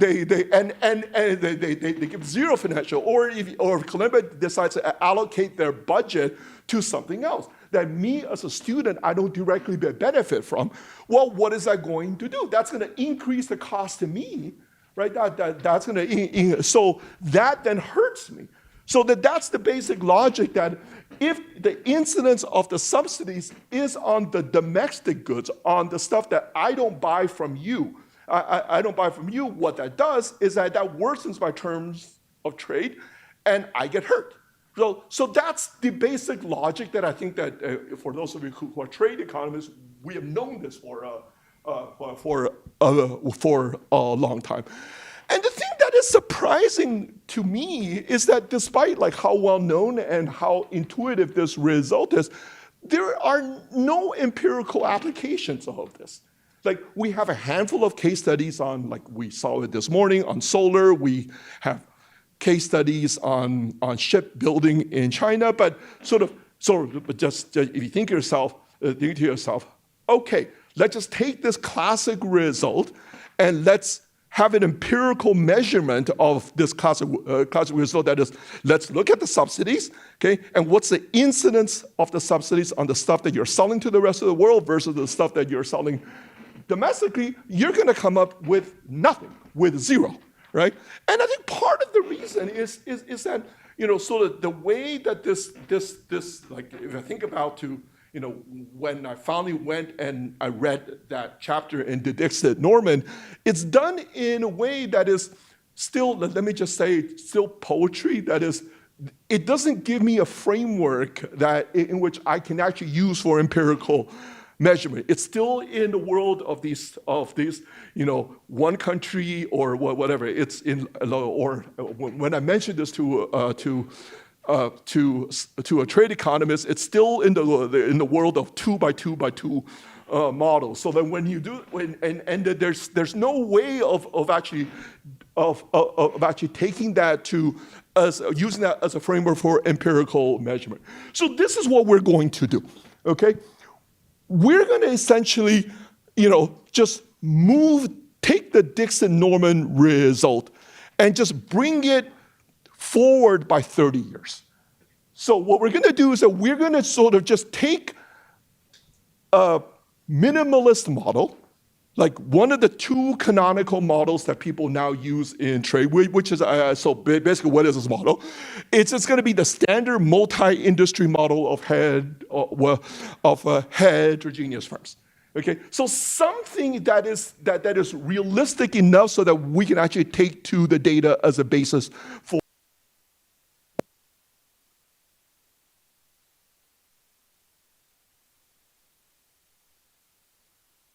and all that we're going to do to this is that we're going to put in subsidies. That's it. right? So what we're going to do is to have firm-specific subsidies and taxes so that we can begin to engage in the discussion about, that there are some firms that get subsidized, solar firms get subsidized, or some industries get subsidized and others don't. Okay? And then what we're going to do to get at this Dixon-Norman logic is that we're just going to assume that some firms are going to be exporting and some firms are not, so that we can talk about the incidence of subsidies on the stuff that you're selling to you are selling to the world and the stuff that you are selling home. That's it, right? That's the only thing that we're doing. So it's not as complicated as you may want. But I think that it's just moving sort of this logic from 1980 to, when did you write your paper, Mark? 2009 to a long time ago. So we're not even moving it to the modern era. So we're sort of moving this logic to sort of when Mark was a student at Michigan, right? That's all that we are doing, right? But it's all right. So this is what we get.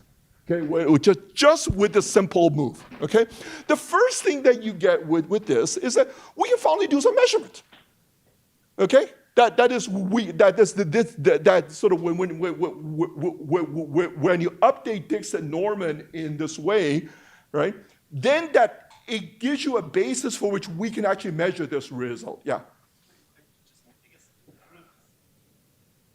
If it comes up in Dixon-Norman, but another classic intuition I have is that none of these effects materialize if the subsidies are in a small open economy that can't affect world prices. So are you just thinking about like China, US, or is there any aspect? No, this is true even if this is a small, if it's a true open economy. I mean, let me just wait till you see the model. So essentially, we're going to make, maybe there's the answer that we're going to make the small open economy assumption. We're going to make the assumption that the country that is doing the subsidizing is a small open economy. And then that's one other complication that if the country that does it is big, that we don't have yet. Okay, but I think, I think that the way to make progress is to start small, right? Is to start small, so to just clear away at all this, I'm going to say, misleading discussion that we have in the public. So let me just say that the first thing that you get from this is that it gives you a guide on how you want to do the measurement, right? So there are two things that this framework tells you about how you want to do the measurement. So the first thing that it tells you is that, it tells you how you want to measure the subsidies, which is that the way that you want to measure the subsidies is through looking at the deviations from the first order conditions of firm optimization. Okay? The second thing that it tells you is, okay, once you see that, right, once you see that, then you can measure the subsidies on the firms that are exporting, which you can observe in the data. So there are firms that export and there are firms that don't.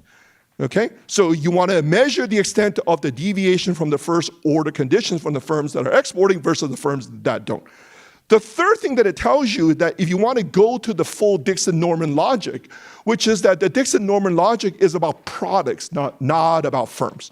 Okay? But what we observe in the data are firms. So the third adjustment that you have to make is that, firms that export almost always, they also sell in the domestic market. So the other piece of information that you need to know is, when you look at the exporting firms, you need to know how much they're exporting to the world versus how much they're selling domestic. So the reason this matters is because it could well be the case that when you subsidize an exporting firm, what it primarily does is that it subsidizes domestic products if that firm primarily sells it sells in the domestic market. Okay, so the first thing that this does for you is that it finally allows you to do the measurement, and then we're going to do a little bit of that. Okay, the second thing that it does for you is that this classic result about subsidies on export of products versus subsidies on domestic products is incomplete. That what it tells you is that there's one additional moment that you may want to care about. And the one additional moment that you care about is not just how much you're subsidizing exports versus how much you're subsidizing domestic product, but it's also the other thing that matters is what I'm going to call the dispersion in subsidies. Okay? That is, there are two additional moments that you care about, which is you care about the dispersion among the stuff that you are selling to the rest of the world. That is to just. So let me try to put it this way. Okay. So suppose that you want to think. Suppose that the question is Chinese subsidies. What does it do to the rest of the world? Okay. And everybody's focused on the subsidies to EVs and the subsidies to batteries and the subsidies to panel, right? But the point is that that's not the only thing that we buy from China, okay?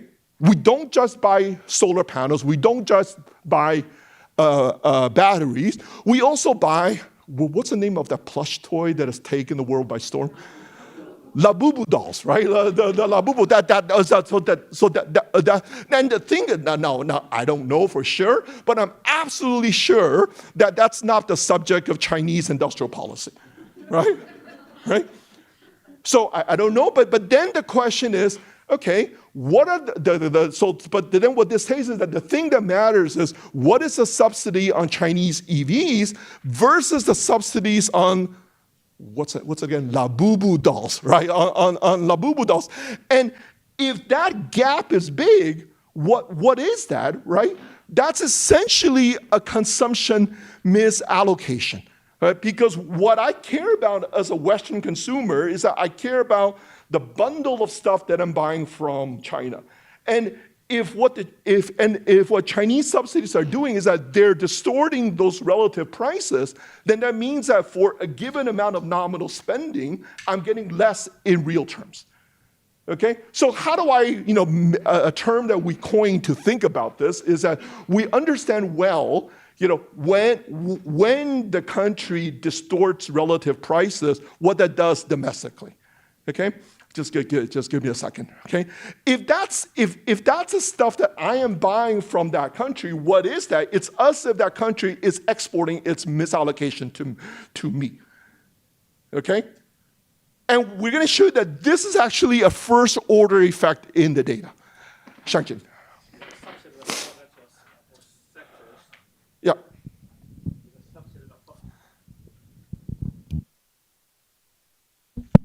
The subset of products and industries for which social planner wants to subsidize, and therefore some subsidy can be welfare improving. That doesn't seem to show up in your discussion, does it?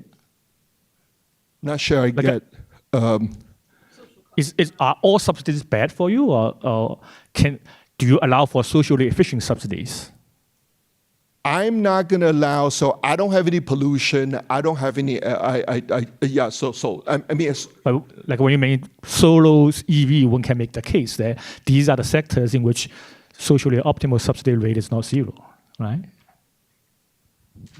Okay, let me defer that question a bit. So until it's going to be clear once I sort of tell exactly what I'm assuming. Yeah. Well, so maybe this is related, but almost every subsidy we've talked about over the past 2 days has come with a condition attached. Locate in a particular place, make a particular product, employ a certain type of person. Do you take the conditions and the idea that they're trying to guide firms into new behavior into account? Make EVs, don't make fossil fuel vehicles. Locate in Eastern Turkey, don't locate in I am going to say that I don't, again, maybe if you give me wait until the next slide, I'll tell you what it is. So I guess let me just give a quick answer. The framework that we're going to have is I don't care why you are subsidizing. That is in terms of the way that we're thinking about it. I don't care about why you are subsidizing. Given that you are subsidizing, what's the effect on me? Okay, so I don't care whether you are subsidizing because you want to reduce poverty rates in some places, or you want to protect your national security, or what. So that's on you, right? That's part of your objective function. The question I'm asking is, given my objective function, and I'm going to have a very narrow definition about my objective function, which is my welfare. As a consumer, my welfare as a consumer, how is that affected by whatever you decide to do? Okay, so let me just finish the discussion of that. The other moment that you want to care about is about the dispersion of subsidies. So what's going to come out of this is that it's going to be our update to Dixon-Norman. That is, our update to Dixon-Norman is that what you care about is the incidence of the subsidies on exports versus domestic products. But the measure of subsidies that you care about is a little bit different. It's about the ratio of the average subsidy, which is Dixon-Norman, relative to the dispersion. That is I'm going to call it our new sufficient statistic. Okay? It's that ratio. It's the average relative to the dispersion among the stuff that you sell to the rest of the world versus the stuff that you sell domestically. So, dispersion of subsidies. The dispersion of the subsidies. The dispersion. So and here the subsidies, the dispersion of subsidies work in the opposite direction. So if you want to ask, suppose I look at only at the let me just summarize what this tells you, that if you want to answer the question about what do subsidies do to the rest of the world, Dixon-Norman tells you is that you can't just look at exported stuff, you also got to look at domestic stuff, right? So that's already known, right? That's already known. Our update to this is that you can't just look at the average subsidies as well. You also got to look at the dispersion of you also got to look at the dispersion in the subsidies. That is, you can't just look at EVs, you've got to look at the plush toys and all the other stuff that, since we've been talking about China, that doesn't enter into the utility function of the men, is typically men at the NDRC. Right? It's just, that's just the way it works, right? Mark. Cheng, seems to be kind of an elephant in the room here that if we believe kind of Dixon-Norman or the extension that you're going to have, then trading partners should love, as you were saying, kind of export subsidies that we know isn't the case. And there has been a literature trying to kind of address why do countries hate export subsidies on the trading partners? So are you going to build some of that into your analysis? So that's going to be my next point. But I think that that's absolutely right. I have 10 more minutes. But let me just say that we've got to be clear on what exactly is our question, right? So what I'm saying so far is all about the utility of the representative consumer, right? And I'm saying that if what you care about is the utility of the representative consumer, then it's Dixon-Norman, right? Then it's the Dixon-Norman with this adjustment that we make. Now, suppose that you don't care about the utility of the representative consumer, right? Now, and this gets me to my third point, which is that suppose that you say that I don't give a damn that because of Chinese subsidies, an American consumer can drive a brand new Chinese EV for $10,000. That doesn't matter to me. All I care about is what happens to the workers in Detroit, right? So that's that basically changes your assumption about what you care about, right? Which is fine, right? And then what this model also tells us is that if what you care about is not the utility of the representative consumer, but you care about the distributional effect. Okay, what does this do to profits of companies in Detroit versus, Jensen Huang's company, what happens to the income of workers in Detroit versus the workers in San Francisco, the model also gives you the answer to that question. Like basically, how should you measure that, right? And what it tells you is, this gets to my third point, is that if what you care about is the distributional effect of the subsidies, then it's almost exactly the same sufficient statistic. You still care about the average relative to the dispersion, okay? But with two differences, okay? You no longer care about the distinction between exports and domestic goods. That only matters when you care about the welfare of the representative consumer.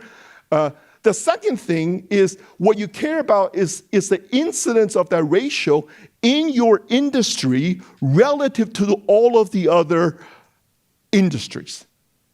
That is this ratio higher or lower in the Chinese sector that I am competing with relative to all of the Chinese sector. So what that tells you is that even if you change the question to the second question, which is, Detroit versus San Francisco, you can't just look at car companies in China. You have to look at car companies in China relative to everything else in China. That is, it's not just car companies. You've got to look at what China is doing to, let me just talk about the other sector, to the online education companies, which have been decimated, right? So it's decimated. So it's about that ratio, right? That matters. All right. So not sure I'm going to have time to this. So I think about what we're doing is mostly just giving you just the basic conceptual framework on how to think about this. But to illustrate this, okay, we're going to just do a basic illustration of measuring these effects in the Chinese data from 2007 to 2019. Okay, so not sure I'm going to have time to get this. All right, so let me just sketch out, just again, this is a really minimalist framework. The model is as simple as you can get. There are two countries. There's the country that I'm going to call home. I'm going to think of that as the U.S. I'm going to assume that the home country is completely naive and that does nothing. Right? There are no subsidies whatsoever. There's no CHIPS Act. It does nothing. Okay? The foreign country has foreign-specific subsidies. Okay? The structure is going to have, I'm going to have a Cobb-Douglas. It's going to be Cobb-Douglas in sectors, and the sectors are going to be CES in the output of individual firms. I'm going to assume that firm output is linear in TFP and employment. That's completely standard.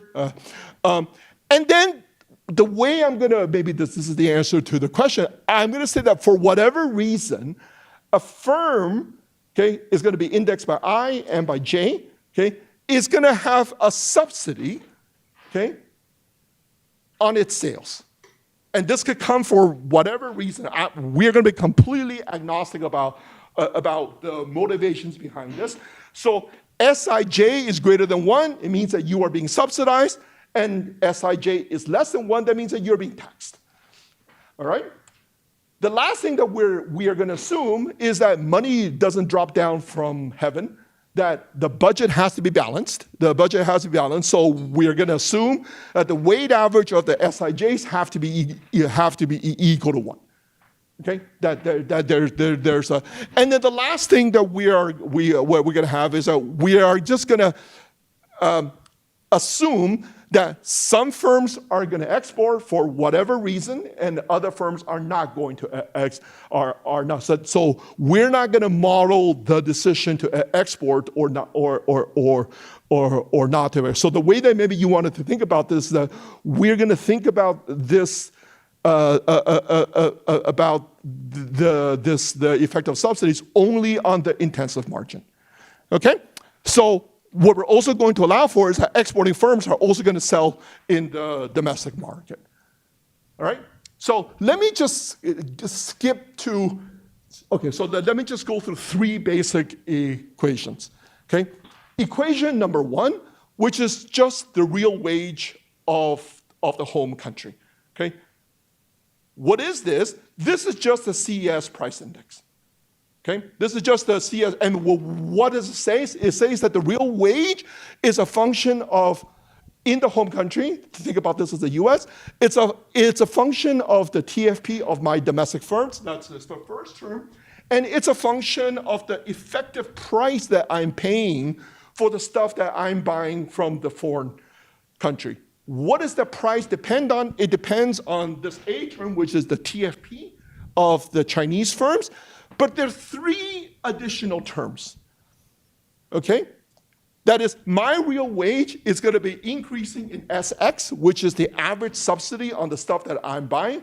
It's gonna be decreasing in this term that I'm gonna call DX, which is the dispersion of the export subsidies, which roughly speaking, I mean, that is, if the dispersion follows a log normal distribution, the log of the D term is just sigma over 2 times the variance of the logs.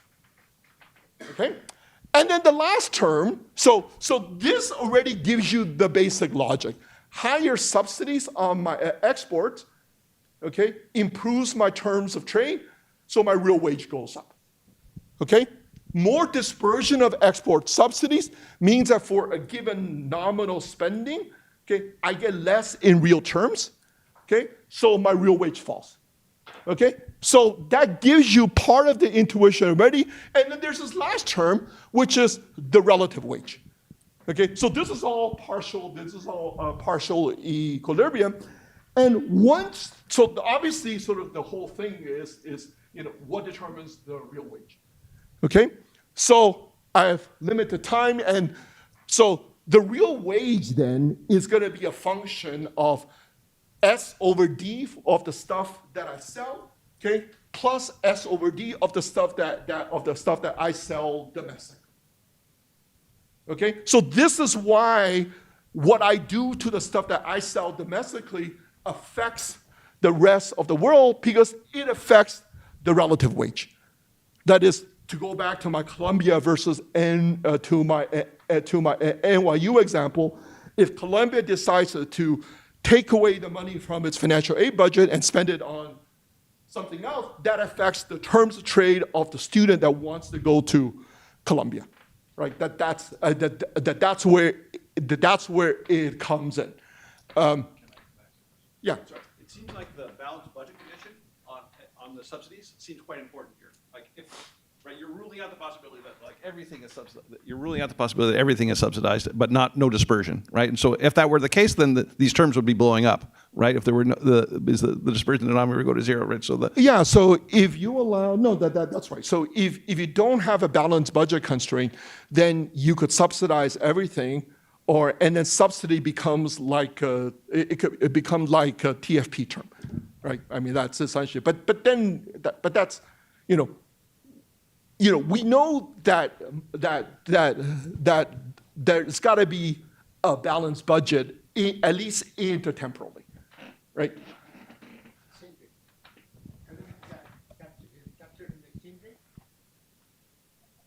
I mean, I'm not going to say there's going to be some general equilibrium adjustment, whether it comes through changes in the nominal exchange rate. We don't have that here. I mean, so the equivalent of the change in the nominal exchange rate we have is essentially how the relative wage adjusts. So this is a real model. There's nothing nominal here.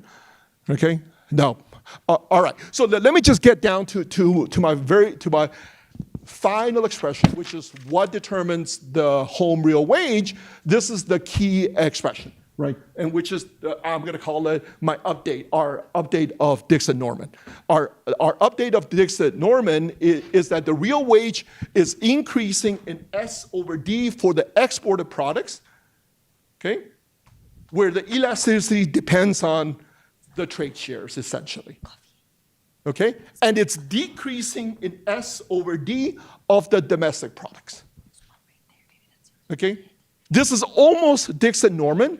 It's almost exactly the Dixit-Norman, except that we have this DE term here, right? Which is the dispersion, the dispersion. Let me just give you sort of the last, somebody could ask, our discussion last week is about, so to think about what we're doing, because we're just looking at the direct effect of the subsidies, okay, taking into account the general equilibrium adjustment. A lot of our discussion is about the effect of spillovers on innovation and spillovers of subsidies on TFP. So you could ask a question, what if subsidies work?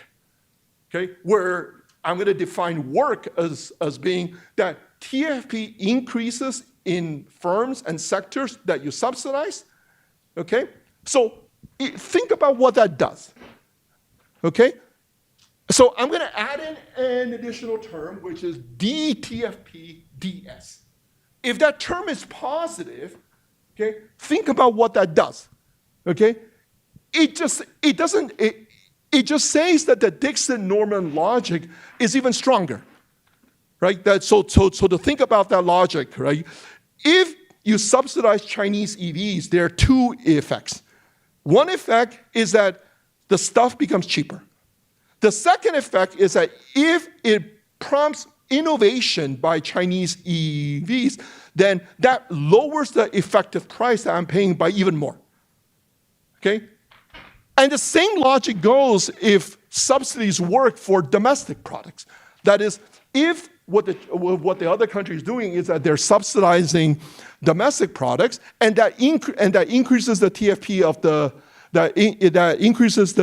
of the domestic products, okay, then that makes that subsidies even worse for me. Okay? And then you can say, well, so what if it doesn't work? So what if the industrial policy is a complete disaster and TFP falls? Well, in that case, then that effect is going to offset the direct effect of TFP. Okay, so I've been told it's time, so I'm going to stop here. I'm going to stop here. But hopefully, this gives you enough of sort of that basic logic. Of the basic logic that it all goes back to Dixit-Norman with one additional twist, which is that you've got to care about, you've got to think about the dispersion of the subsidy side. And I guess that we've all lived through 25 years of empirical trade research with heterogeneous firms. So I think it should be clear how we can measure this stuff in the data. All right, I'm going to end here. Thanks.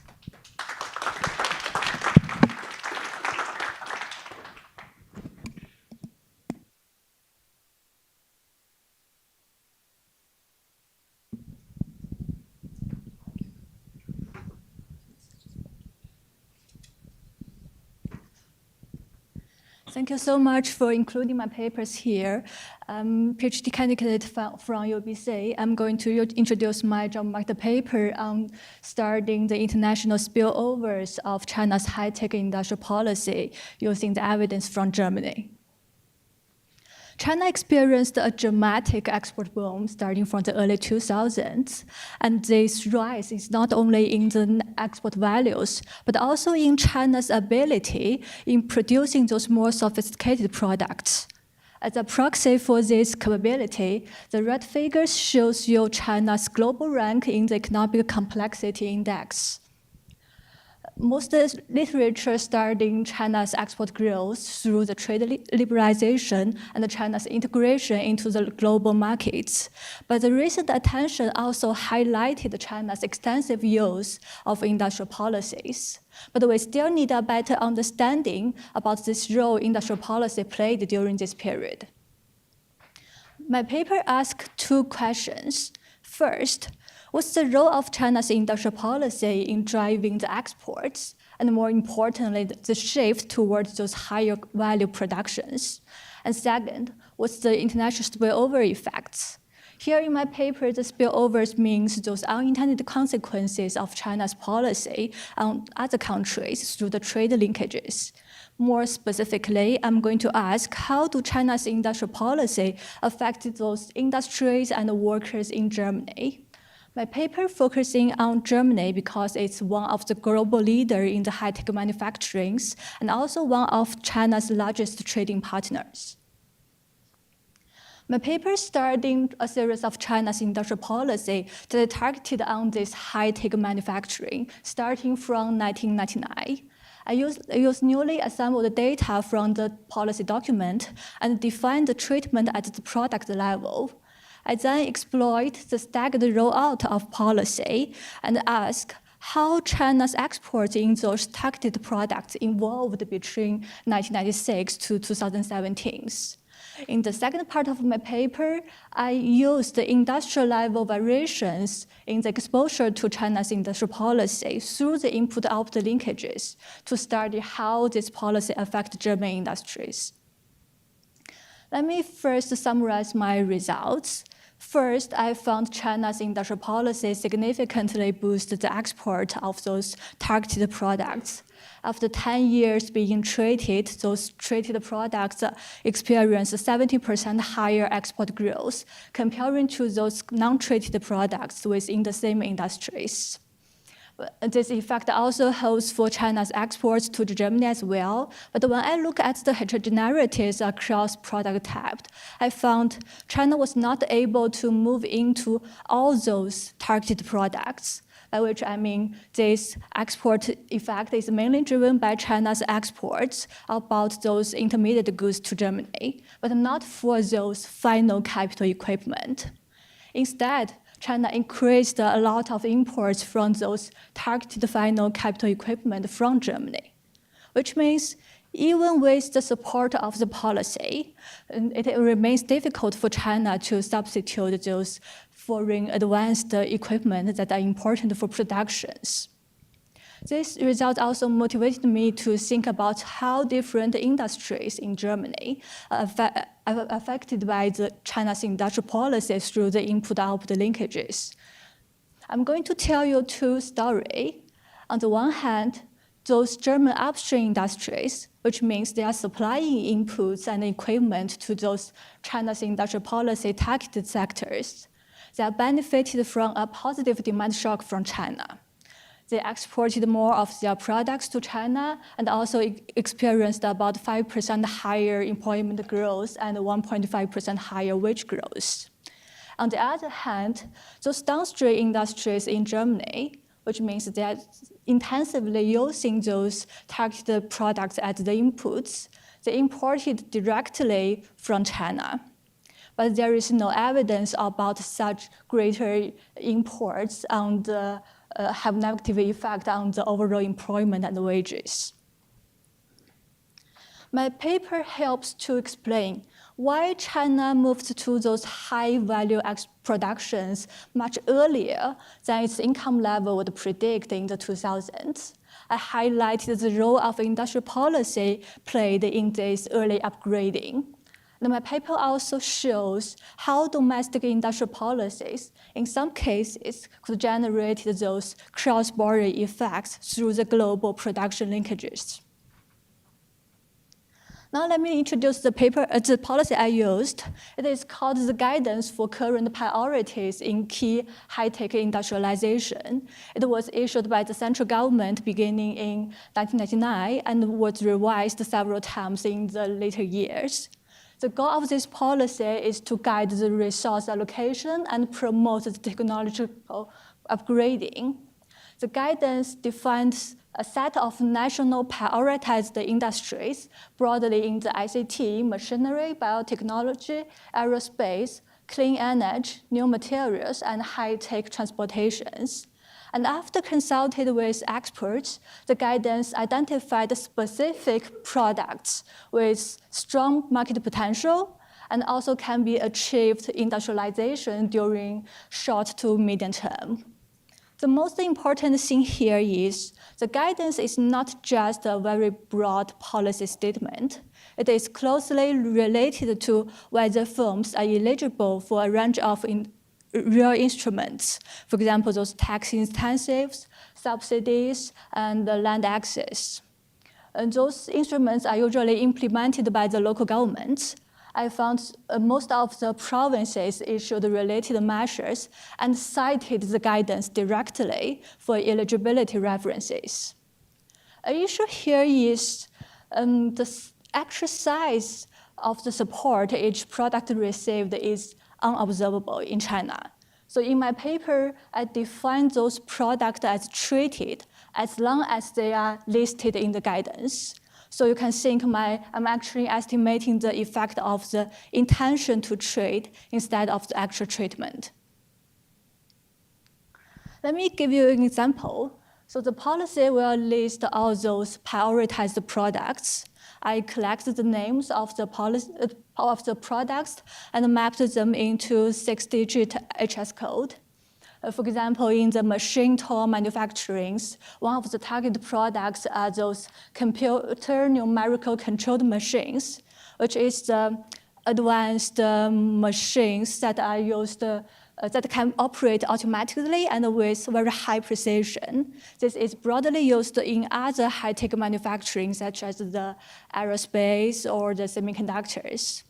So in my first part of the analysis, I'm going to compare the outcomes of those targeted products with those controlled products within the same industry.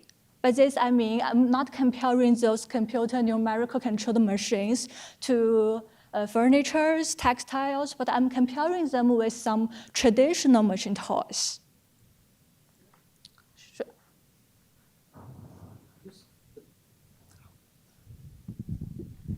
The guidance you started was 1999. Yeah. Is that an arbitrary chosen one, or was there a change of system there? Because I know that machine tools, for example, and CNC, they actually had directives at provincial levels, Zhurongji and State Economic Commission in the late 80s also. So the policy I used, the first issue is on the 1999, but it was updated in the later years to reflect the technological progress of each product. I'm saying it actually predates 99. Why did you not go before that? Or is it just a data issue? Yeah, it's just a data. Yeah. Okay. Again, I defined the treatment at the product level, and the year of treatment is the first year this product was first included in the guidance. I collected more than 1,000 product names and mapped them into 368 treatable products. A majority of the products was treated in the first two waves, and most of them are final capital goods, which are those equipment used for productions, and also precise the industrial suppliers, such as semiconductors. And here the figure shows the difference between those treated products and the non-treated products within the same industry the year before treatment. On many different measures of the revealed comparative advantage, we can say these targeted products have initially lower comparative advantage comparing to those controls. This is consistent with the infant industry protections that the government are not picking those winners in those sectors.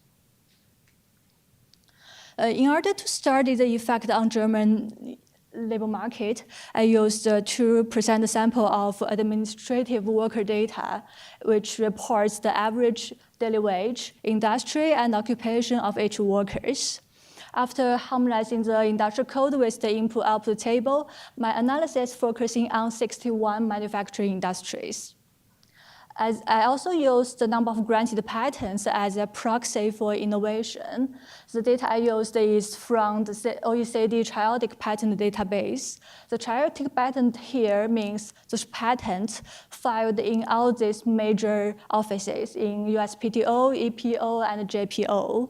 These are usually viewed as those high-quality patents. I only including those granted patents filed by Chinese firms or inventors. For the imports and exports, I use the regulatory data. Now, for the first part of my analysis, I want to estimate the dynamic effect of those products being treated in the guidance. So here is just a very simple event study specification, and the GFP means the year these products are treated. I control for the product fixed effect and also for the industry by year fixed effect. The staggered DID as estimator is following the Callaway and Santana, and I use the never treated products as the control group. Let me begin with showing you the results on China's total exports as shown in the left figure. We can see the effect is increasing over time. And after 10 years, these products experienced about 70% higher growth comparing to the controls within the industry. And it is not just about the scale. I also found the relative export productivity associated with those treated products are increasing over time. And this is more than just exports. The number of granted patents also grows by about 50% by 10 years. And the innovation effect comes with some lag, suggesting those innovation efforts take longer time to materialize than the export growth.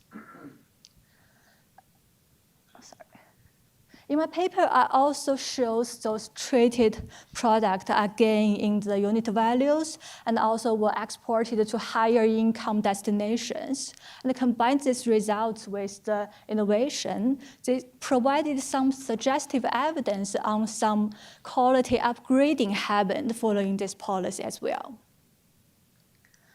The previous export effect holds when we're looking at the China's exports to Germany, but here I'm looking at the heterogeneities across different types of products. So here for the top panel, I'm showing you the effect of China's exports to Germany within the final capital goods and within the industrial suppliers. We can see the effect is mainly driven by this export of targeted industrial supplies to Germany, but not for the final capital equipment, especially in the first early 5 years. But when we're looking at the effect about China's imports from Germany, we can see the results are reversed.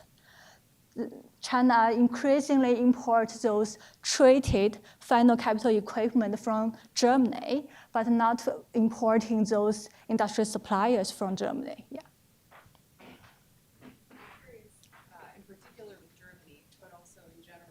Yeah. If you know whether, I mean, China is such a large country, whether Germany or other trading partners respond to China's industrial policy with their own. I mean, it shows their own policy. So, I mean, I guess you might think if Germany knows, oh, China's going to be imposing these policies in these particular areas, this is maybe an opportunity for us to respond in ways that increase the complementarity between our trade flows.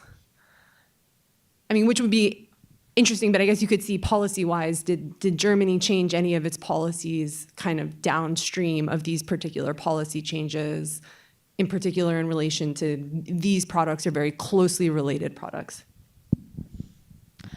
For now, I didn't think about Germany's response in those policy issues, but here all of my showing are those commercial response to this policy. Sure. No, I mean, I think that's fine. I guess what I'm saying is that part of this commercial response may also be being influenced by German policy.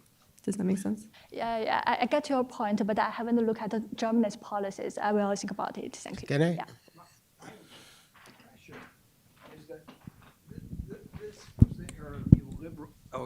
My impression is this was the era of neoliberalism in Germany, and you just didn't do industrial policy. So, it may have been appropriate for them to respond, but I don't think they weren't doing it.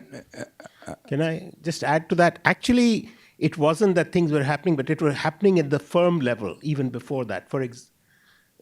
and the biggest story on that is what I recommend reading Apple in China. If you look at the growth of the electronics industry in China and what the role of Apple had, it wasn't done as a response to industrial policy formally, but both sides were very conscious of how governments would be responding. Thank you. Yeah. So this asymmetric trade response reflects a complementary industrial structure between these two countries.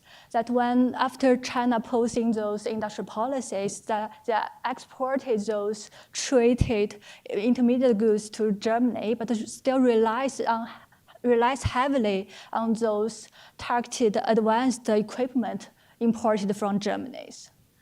And this kind of results also motivated me to think about how, yes. Yeah. From China to Germany, right? Have you looked at for the top panel?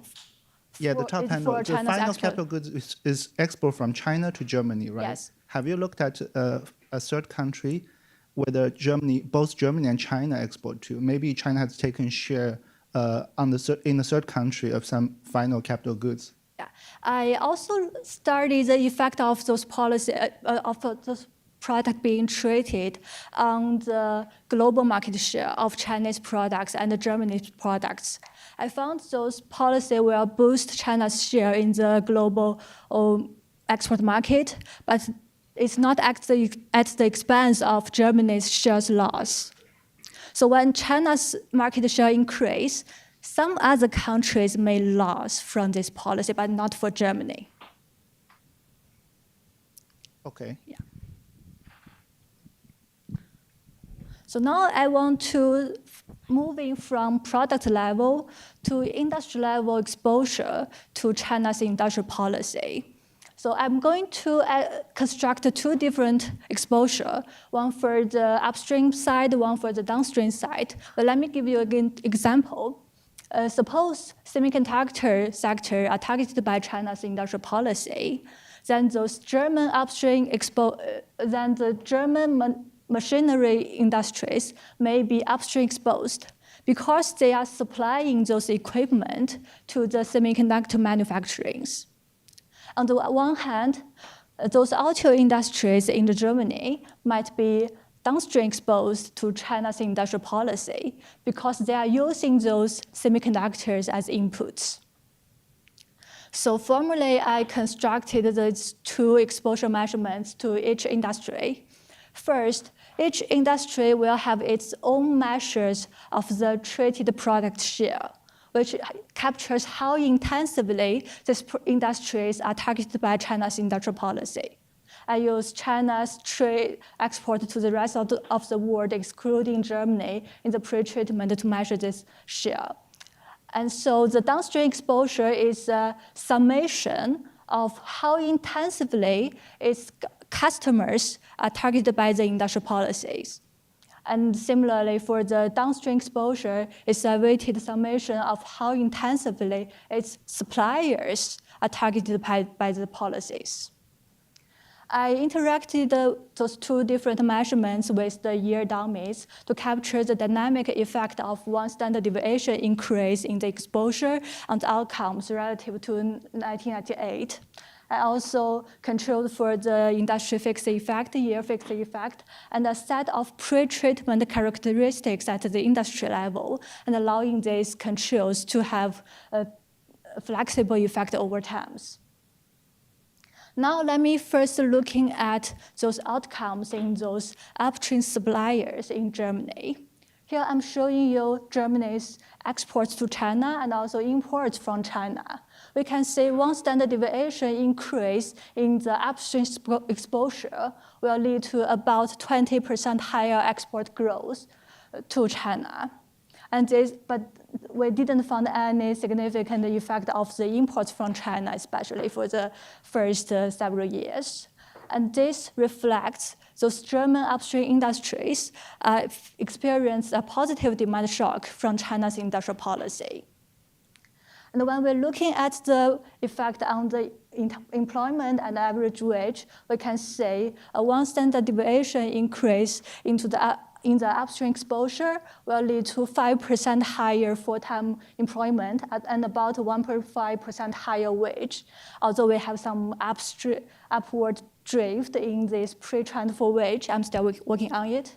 But this previous expansion in the employment is driven by more production workers entering into these industries and also more young workers entering these industries.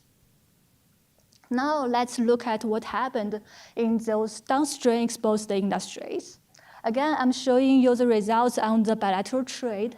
I found one standard deviation more exposed in the downstream part will lead to 20% more increase in their imports from China. If these greater imports are displacing some of the domestic production in Germany, then we would expect to have some negative effect on the employment and wages. But here I'm showing you those downstream exposed industries actually have some mild gains in those employment and wages. One possibility is that these industries are benefited from those cheaper intermediate goods that are imported from China.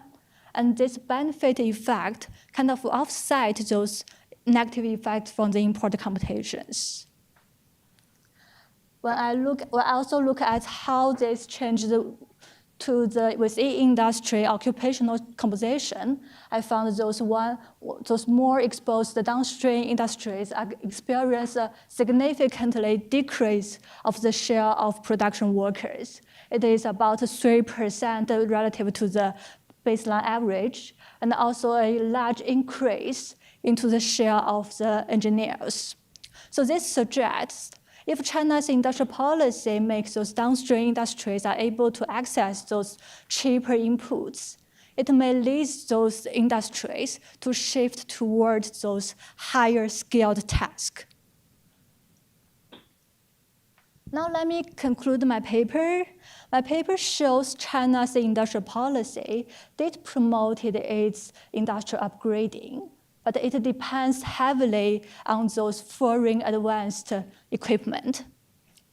And my paper also shows countries may benefit from foreign industrial policy in the short run, but these gains, and whether you gain, depending on the position you sit on the global supply chain, and whether you have those key technology or products that are hard to substitute.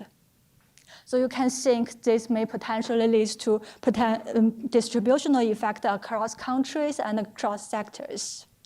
And another thing I want to mention is this policy happened in a period in the very globalized world. So suppose the industrial policy happened in a more segmented world, that the global production networks are weak, then we can think the successful of this industrial upgrading and these international spillovers might be different. Thank you. Yeah, I have one question. The worry in Germany right now, though, is that China will upgrade and start producing the machines themselves, so that while China's industrial policy helped Germany in the last 15 years, it will be just the opposite going forward. Do you have any view? Yes, I did say this positive effect shrinks a lot in the recent years. So it suggests that when they have the technology that far from away for other countries, then they might be benefit from other countries' industrial policy. But when the technology is close together, then maybe there is more competitions happened.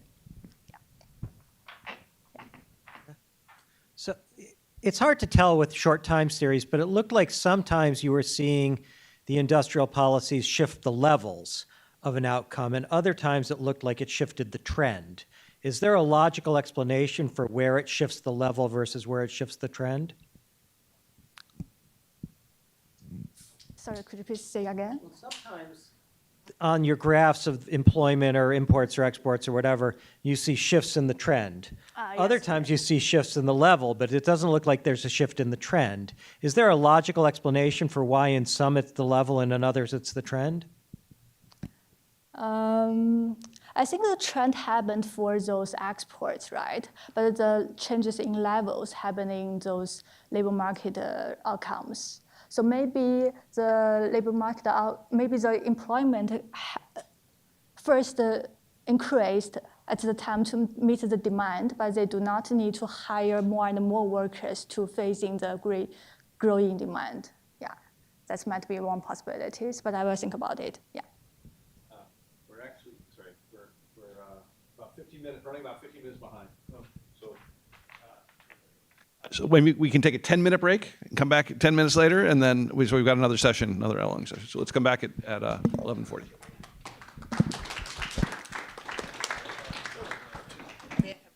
For you. What? I think there's a lot of misunderstanding of the Chinese history of industrialization. One should read what the Chinese themselves have written and what we know. We have actually. So, for example, yes, but Chinese industrialization didn't happen due to industrial policy. It was the rest of the world, include all the West, and in fact, we were right in the middle of it. Was when the U.S. industry decided, or especially the U.S., but Germany was there too, to basically use China as a platform for low-cost manufacturing. And there is a huge question. I was on the panel with you here. But yeah, we've met. Yeah, just now. I had a separate question for you. Go ahead, no, finish. So Ana Fernandez and I are writing this industrial policy we finished the report, but we're now trying to figure out what is the one paragraph president level message. And I think that the message we have so far is that in the East Asia Miracle report, there was a recognition that industrial policy was important, but you needed fundamentals and also good institutions. And in many more regions and countries, we now see that fundamentals are better, and as evidenced by macro stability, healthcare, banking system deepening. Also, that suggests that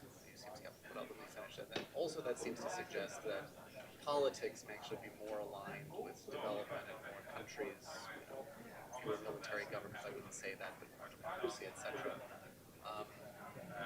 So there's a case for more experimentation in industrial policy in a broader set of countries.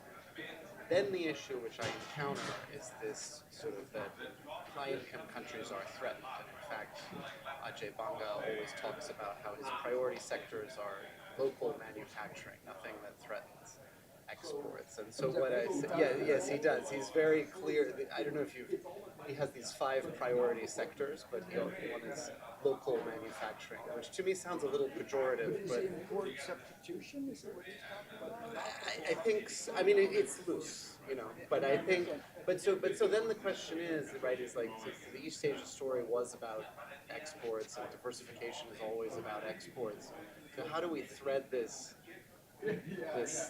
issue? And the thing I've always said, which I asked Cheng Tai-shih about, is like, well, if a country is very small, you don't have to worry about it, but maybe if you're good, then you grow, and even so small as threatening. Anyway, I'm just dealing with all this stuff, and I know it's politically sensitive, but I'm trying to also say that the export-led model is still reasonable. I don't know. So my view is, the export manufacturing led model is over. Yes. That doesn't mean that some small countries can use it, but it's over because of automation and Chinese competition. But basically, you can say manufacturing is a declining share of global. Yes. Productivity, global output, productivity in manufacturing has gone up, and that means global employment in manufacturing has gone down. And related to that, manufacturing with robots has become more complex, and the role of unskilled labor is less. Is less. So means that manufacturing export is out. Yes. Manufactured exports. Wait, one of manufacturing Ajay's priority industries is tourism, which is another export sector. So Yes. then the question is, and I paper it says, what were the reasons that manufacturing export was such a successful development model? Right. And it was a combination of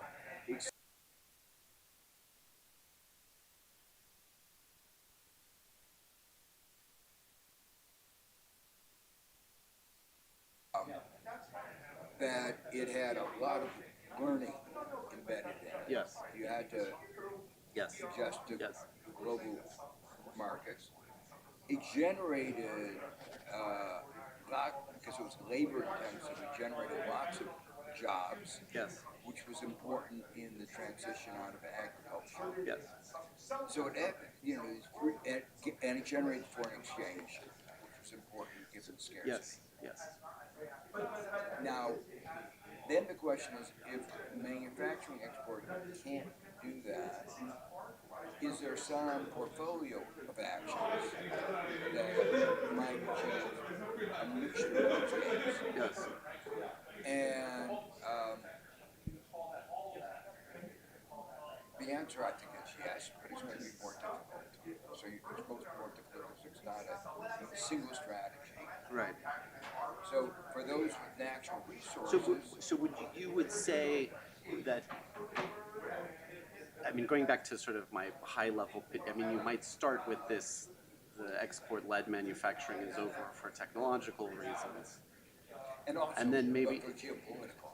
and also for, And right. on top of that has come now American. But I don't want to, like.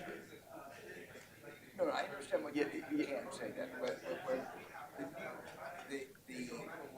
way to put it in a more positive way is that the East Asian miracle was lucky in coming just at the time where globalization expanded. Right. So if they had come at an earlier time, yes, it would not have succeeded. And giving the ebbs and flows of geopolitics, this is not a good time for Africa. So, yes. So that's except to double down on their comparative advantage and extractive resources. So one yeah, of them yeah. is they have extractive resources, yeah. and they have to use their geopolitical power, bargaining, and say we will. It's called verification. Yes. Very successful in verification. Yeah. And it does. I think the jury is out on the efficiency of that for like how much productivity growth they get. I've seen it. It reallocated stuff. They got foreign investment. And they got jobs. Yeah. And I do know. Yeah, I know. You mentioned. Yeah. They are very enthusiastic. Yes. Even Yes. Free market people. Yes. So yeah. So, but then I also think agriculture, modern agriculture, can be monetized. Surely. Get both export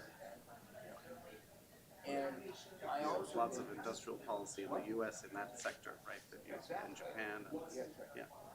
Import substitution, I think, has to be considered. Yes.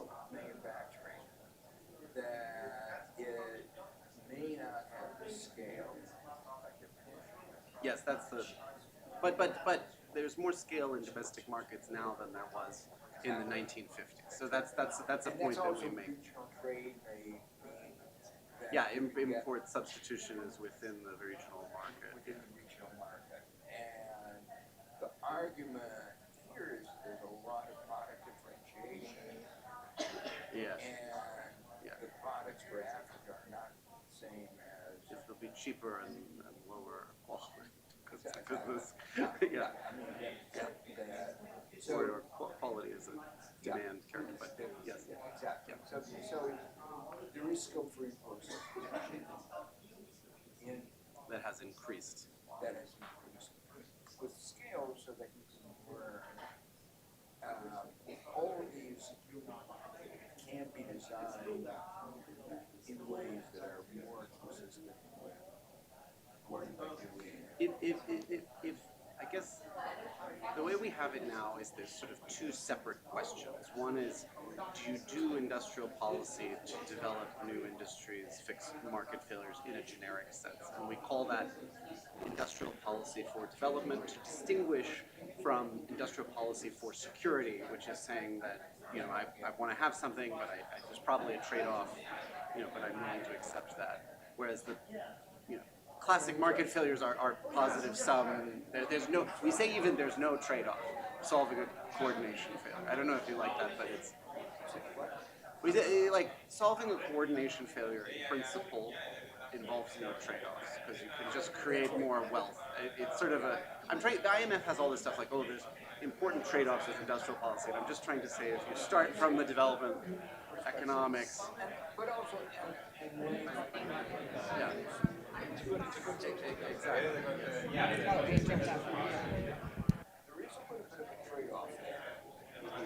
And that's what several of these papers have talked about. If you could please take your seats, we're going to get started with our next session. And so how many Trade-offs, yes. so it's like I'll introduce them. Well, and that was where I said, like, small country, it doesn't matter. But I guess if you're No, successful, that'd be great. And so I'll keep an eye. So she'll be holding up the little signs. Is it going to work?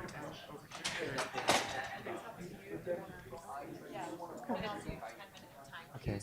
Cool. And I'll keep peeking back and. Can I have one of them? Yes. I see. There is a global from a global productivity Can we do presenter view so I can see this? So it's not yes, no, yes, right, because you could expand the man forever. Can you maybe maximize it, and then maybe it pops up, because it's usually just slideshow, Oh, I see. and then custom slideshow? Oh, no. Usually it I just, think because of the different screens. Are you looking so you can see your notes? the time. Oh, is that going to be? It's going to be fine. I'm just Yeah, wondering, because they have like a clock that runs with it on presenter view, which can be nice. Maybe view. So I guess then, so there's this generic question, what should you do industrial policy, but then like, And this works? what sector should you target? Do you want her to give you more cues? She said she'd give it to you in 10 minutes. Yeah, sounds good. Is that good? That sounds okay. Great. Okay, we ready? Ready to go? Hey, thank you, everyone. We're going to have a bit of a Columbia block here. And so first up is Niels Kopchuk from Columbia, and he's a political scientist. So it's going to be a bit of a different pace, but surely related substantively and thematically to the day. And then we're going to have Shanjin Wei from also from Columbia coming up right after. Without much further ado, I'm going to launch into this. I know we're behind on time, so keep the questions coming as Niels is talking. You're okay with the econ format of being interrupted, or do you want them at the end? There might be some time at the end for Q&A, but We'll have some time. Yeah. Perfect. Good. So over the last 5 years, we've seen a dramatic transformation in climate politics that basically no one saw coming. Countries all across the rich OECD have started to spend billions, if not hundreds of billions, for decarbonization. Public funds that go into a clean energy grid, renewable energy, money that goes into industry decarbonization by promoting technologies like hydrogen or CCUS, the rollout of EV subsidies and EV charging infrastructures, as well as the decarbonization of housing through things like heat pumps. Policies there range from the US Inflation Reduction Act and what's left of it, Australia's Repower Plan, Canada's Clean Economy Strategy, Germany's Climate Fund, the Dutch Climate Fund, the EU Next Gen Stimulus. There's not a single country, in my case, selection of 20 rich OECD economies that has not dramatically expanded its public financial support for decarbonization since around 2018, 2019. Why? Why, after 40 years of doing climate politics and 20 years of green groups, some labor groups, and heterodox economists calling for such a fiscally expansive approach to climate politics, to decarbonization, why have governments slowly started now, over the last years, to introduce such an approach? That's the first research question I'm going to ask and answer today.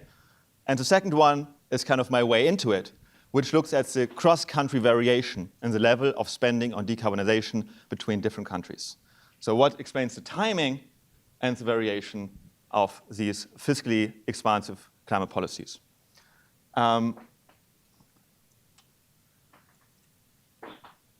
This does not work.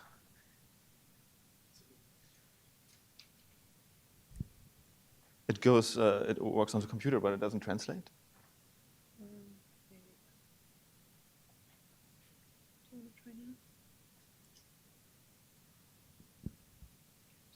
Sorry, carry on speaking now. Perfect.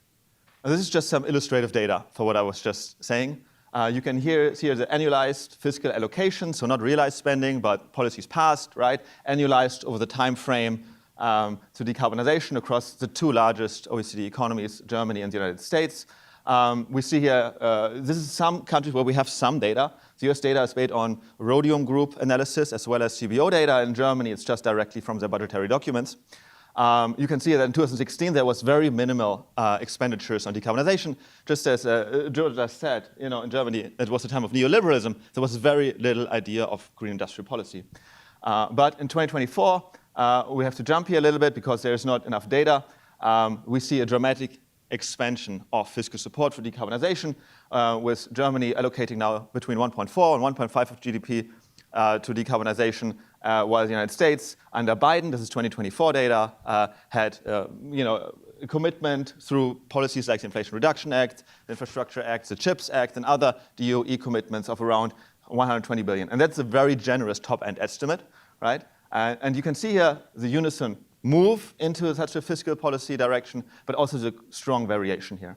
So that is kind of my question. And the argument I'm going to make is that this timing and variation can be explained by a shift in the role of industry played in climate politics. What I'm arguing is that a subgroup of industries that used to obstruct climate policies and decarbonization and generally flipped perspective joined new green industrial coalitions united by a demand for fiscally expansive climate policies. And it is this what explains the temporal shift, so this coalition realignment, but it's also the variation in the size and importance of these industries in different countries that can explain the variation between different countries. That's a very abstract version of my argument, and I now will go to take 2 steps back to explain this argument to you within the political economy scholarship. Because, and I hate to be the messenger of this, in political science, we think economists got climate policy all wrong. The theories, why climate policy doesn't work, we think you misunderstood this. And that's why I'm taking 2 steps back, not 1. According to a now infamous paper, economists are prisoners of the wrong dilemma, which is, of course, an allusion to the prisoner's dilemma problem, the collective action problem, which is supposed to keep governments back committing to climate action.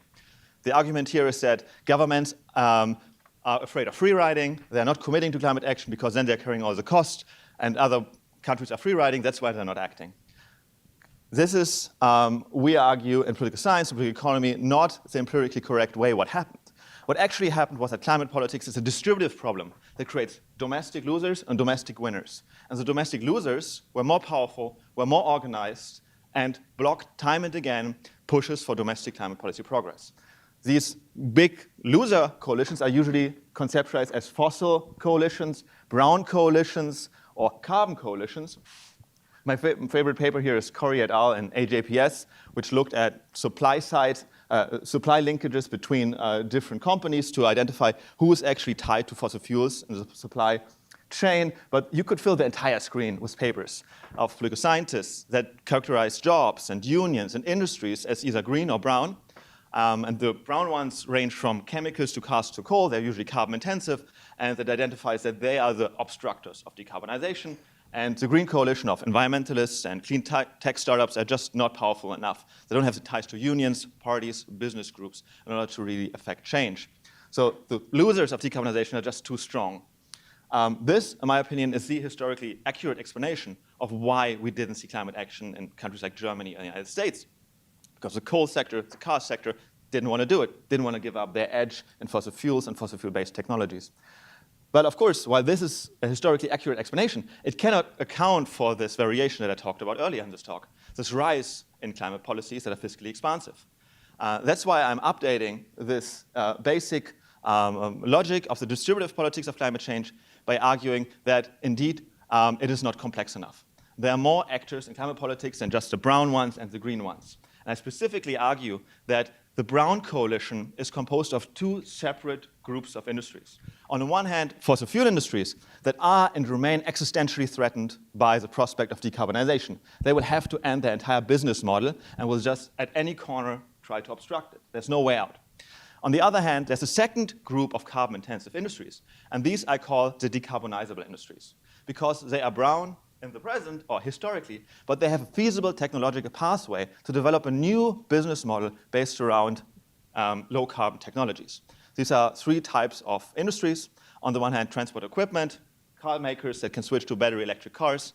Second, power makers or utilities that can switch to renewable electricity.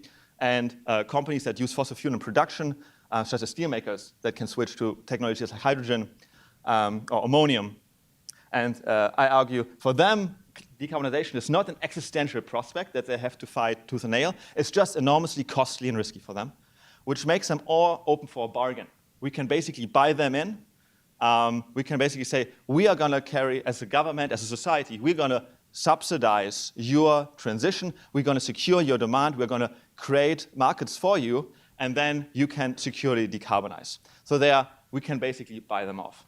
This didn't happen for a long time because there was no viable business case behind such subsidies. You can throw subsidies as a company if there is no long run, at least medium run, a business model to them that can be sustainable, they will not go for it.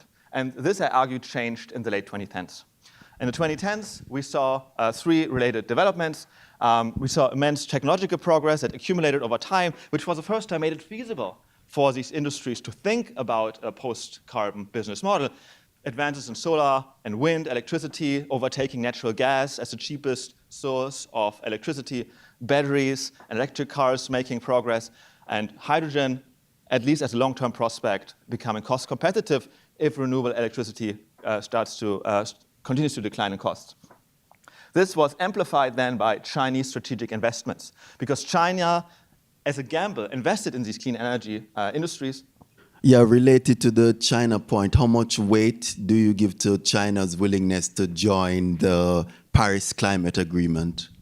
So China is basically an exogenous shock here, exogenous factor. That's why it's bold, and that China actually took this step to join the Paris Agreement, but more importantly, to put money and subsidies into the clean energy sector is a really important forcing mechanism. So it's very important. It's the most important driver of the three that I have here. But I put more emphasis on their green industrial strategy than on their joining the Paris Agreement. Because they created a competitive threat for these Western decarbonizable incumbents. If we're actually going to decarbonize, they already had a lead, which created not just a threat to decarbonization from these industries, it's going to be costly and risky, but also to do nothing. It created a threat. If they do nothing, they will be left behind by Chinese competitors, which kind of created an urge, a dynamic that they started to ask for support to catch up. And that kind of generates two hypotheses. And the timing, we should see a shift in industry advocacy that should be there in press statements and industry engagements. We should see a switch before 2019 and after 2019, where they stopped advocating against climate policies and for green industrial support. And we should see variation that the larger these industries are in a country, the more support we should see. So a country that has more steel plants, car plants, more energy-intensive manufacturing, we should see more green industrial support there if that's really what's driving the variation here. And another way to think about it is to go beyond thinking about brown industries and green industries, but also about decarbonizable industries.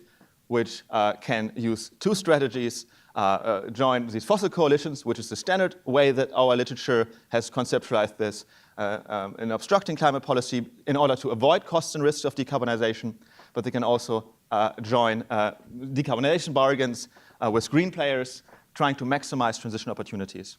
And this is exactly what I argue has happened in countries, creating these new industrial coalitions behind green industrial policies. First of all, now going into the data, I've conducted. Yeah.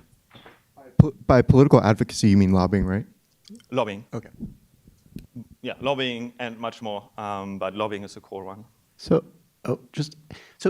you're telling this story in which politics seems to follow the interests of the corporate sector, and I mean, my interpretation from the United States is it's actually the opposite. So as soon as climate became an important political discussion, all the banks started saying, "Oh, we're doing stuff," and then the politics changed, and they've stopped. So, why should it go one direction rather than the other? Right. So political pressure is one of the important things that happened in the late 2010s too. I don't think it is as important as what happened in China, but it's one of the three things that took place. And that's not just in the United States, that's everywhere. We had the legislation of new net zero laws, for example, in Europe, net zero commitments in China. We had the Biden administration coming in saying we're going to do this, and which on the one hand, made it more difficult to oppose decarbonization, especially where there was more legal certainty, but also created a demand horizon. That there is actually a market that is growing if these legal commitments are going to come around. So that's important. I completely agree with you. It just didn't show up because I'm trying to stay within 30 minutes, right? So these things, technological progress, China, and political pressure are all things that I agree with. And in case you're right, in the United States, it was more a politics-driven part. In Germany, it was more industry asking for it. So there's some variation in how exactly these three factors factored in. Okay. Oh no, this is not very good. All right. If you squeeze your eyes, maybe you can see what's happening here. So the case studies, I looked at Germany and the United States because that's the opposite end. On the one hand, they're the two largest advanced economies. On the other hand, they also are very different in terms of their growth models. Germany has a very large decarbonizable sector. They have car makers, steel makers, energy-intensive manufacturing. Over 30% of growth output, as I will show you later, and 20% of value added really comes from these decarbonizable industries, while in the United States, it's half of it. The United States is really a finance, service, real estate, tech-driven economy, where these industries have much less leverage and power. For these case studies, I've conducted over 40 interviews with industry groups in the steel, power, car, sectors, as well as with larger peak industry associations, in order to ask them, what is your position on climate politics? How did it change over time? I've counted press statements, how they shifted over time. And here I'm going to give you just a very broad overview of what happened with green industrial policies in these two countries. Green industrial policies actually have a long history. Support with them started in the 2000s. With green groups and labor groups. This is, for example, the new Apollo plan by the Blue-Green Alliance. They brought that out in 2008.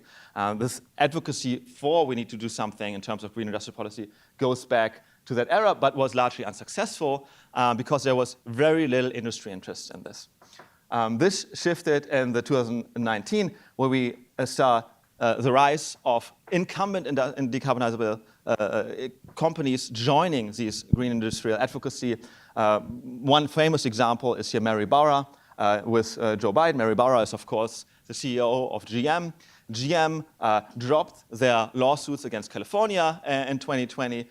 They committed to a net zero transition and started to dramatically support the Biden agenda very publicly. First the American Jobs Plan, then the Build Back Better plan, and then what ended up as Inflation Reduction Act. We see this across all industries that I look at. When you look at what the steel industry said about the American Jobs Plan, which was declared as socialism by many conservatives, they strongly supported it.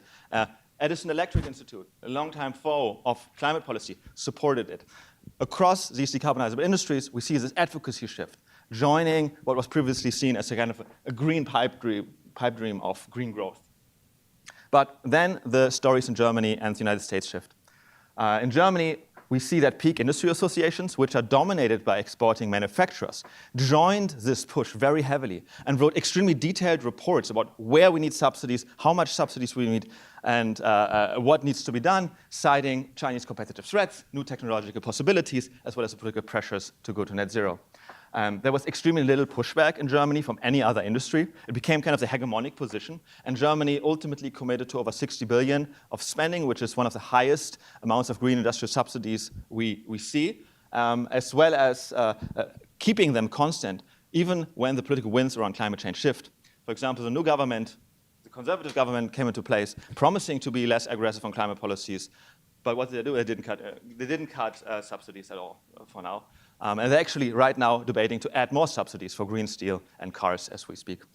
In the United States, the picture of industrial advocacy was entirely different. The peak industry associations, like the Chamber of Commerce, directly attacked plans to expand green industrial policies. According to my interviews, they were internally divided between fossil fuel companies, companies that just want tax cuts, and a few regional, more regional decarbonizable industries, which are kind of a business in the Midwest, and directly undermining kind of the Biden push, telling lawmakers in Congress to not vote for the Inflation Reduction Act, to not vote for the Build Back Better plan. There was also direct pushback by the oil and gas industry, so a much more contested field here. While these industries, the decarbonizable industries, dominated the German economy, they're core to their business model, had unified support. In the United States, it was kind of a niche, fragile coalition of some Midwestern states, some green groups that just ultimately, I argue, limited Biden's potential to legislate a big industrial push. Green industrial push, and ultimately enabled the Trump administration to roll back many subsidies, at the applause of Chamber of Commerce, National Association of Manufacturing, et cetera, where only some isolated trade groups were supporting the continuation of these subsidies. But then the question is, can we generalize this story? If there's some plausibility to what I'm saying here, can we generalize it? And here I first developed a measure of the size of the decarbonizable sector using OECD structural analysis database, coding 16 industries as decarbonizable. The big three are power, transport equipment, and energy-intensive manufacturing. That accounts for most of this variation that we see here. It's all published if you want to look at the definition of what industries are exactly in there in my paper with Jonas Nahm. And you can see here the large variation, with Germany having over 20% of value added in decarbonizable industries, and countries like Luxembourg, Ireland, Switzerland, Australia, the UK, around 10%. So these are really different types of economies where this competitive threat from China, this ask for green industrial support is much, much lower. That would be the expectation. And second, I developed a fiscal climate policy data set where I went through budgetary documents in 2024 to find a measure of how much these different countries spend on decarbonization. That is spending on industry decarbonization, clean electricity, housing decarbonization, mass transportation, as well as EV. And we can see here the variation. I think this is something that it's just one data point for 1 year. It's extremely labor intensive. Just talked to Nathan about maybe using LLMs to do this in the future. But this is kind of where I am right now with my research. And we were expecting a correlation here between these two, which we are also finding. The up, down, and the bottom low, we have like these finance-led economies, service-based economies, which have much less green industrial support than Germany and Austria, where these decarbonizable industries are really at the core of their growth models.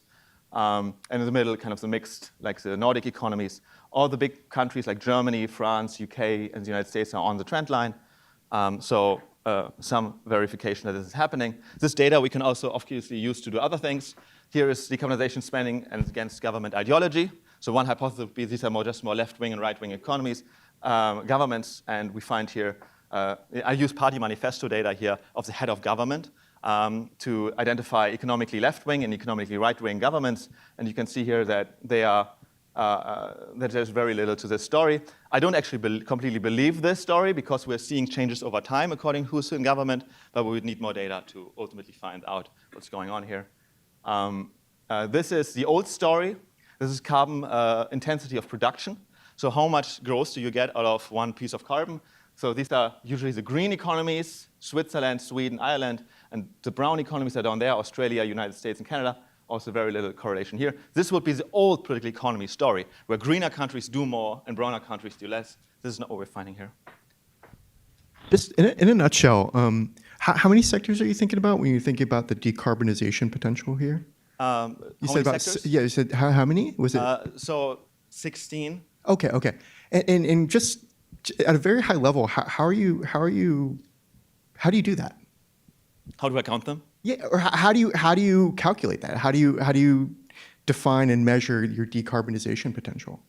Decarbonization potential. Yes. So it's just basically we can go through a list of industries and think about whether or not they're decarbonizable.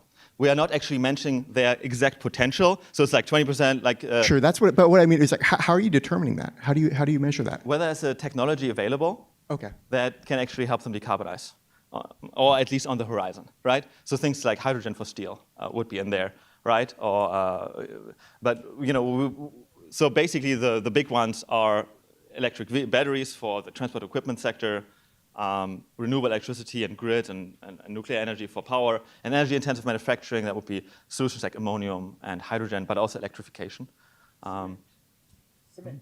Cement. Yeah.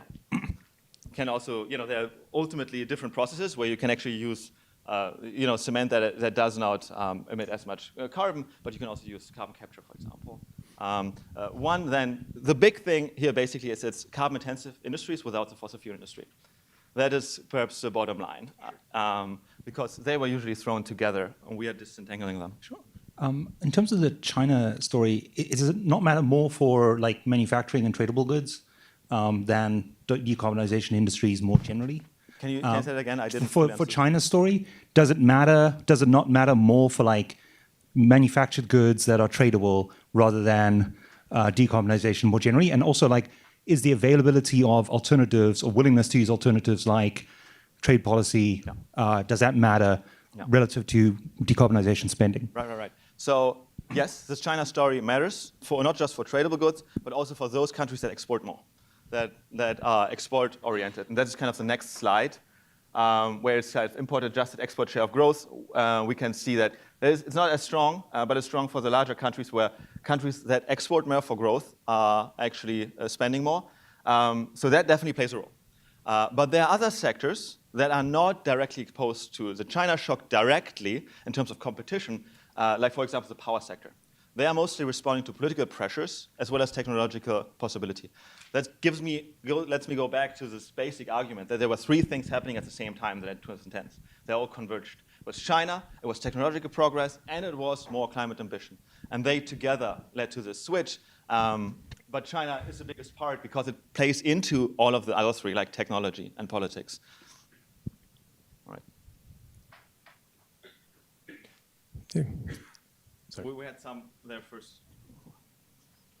Yeah, I'm probably going to track you down over lunch or something. But in Pennsylvania, the issue of green steel is a big one. And so what you said in passing about hydrogen maybe becoming more commercially viable, you mentioned CCUS. You didn't say that was commercially viable. But so in our work in Western Pennsylvania, we need help with people who really understand those two technologies, what's a boondoggle, what isn't.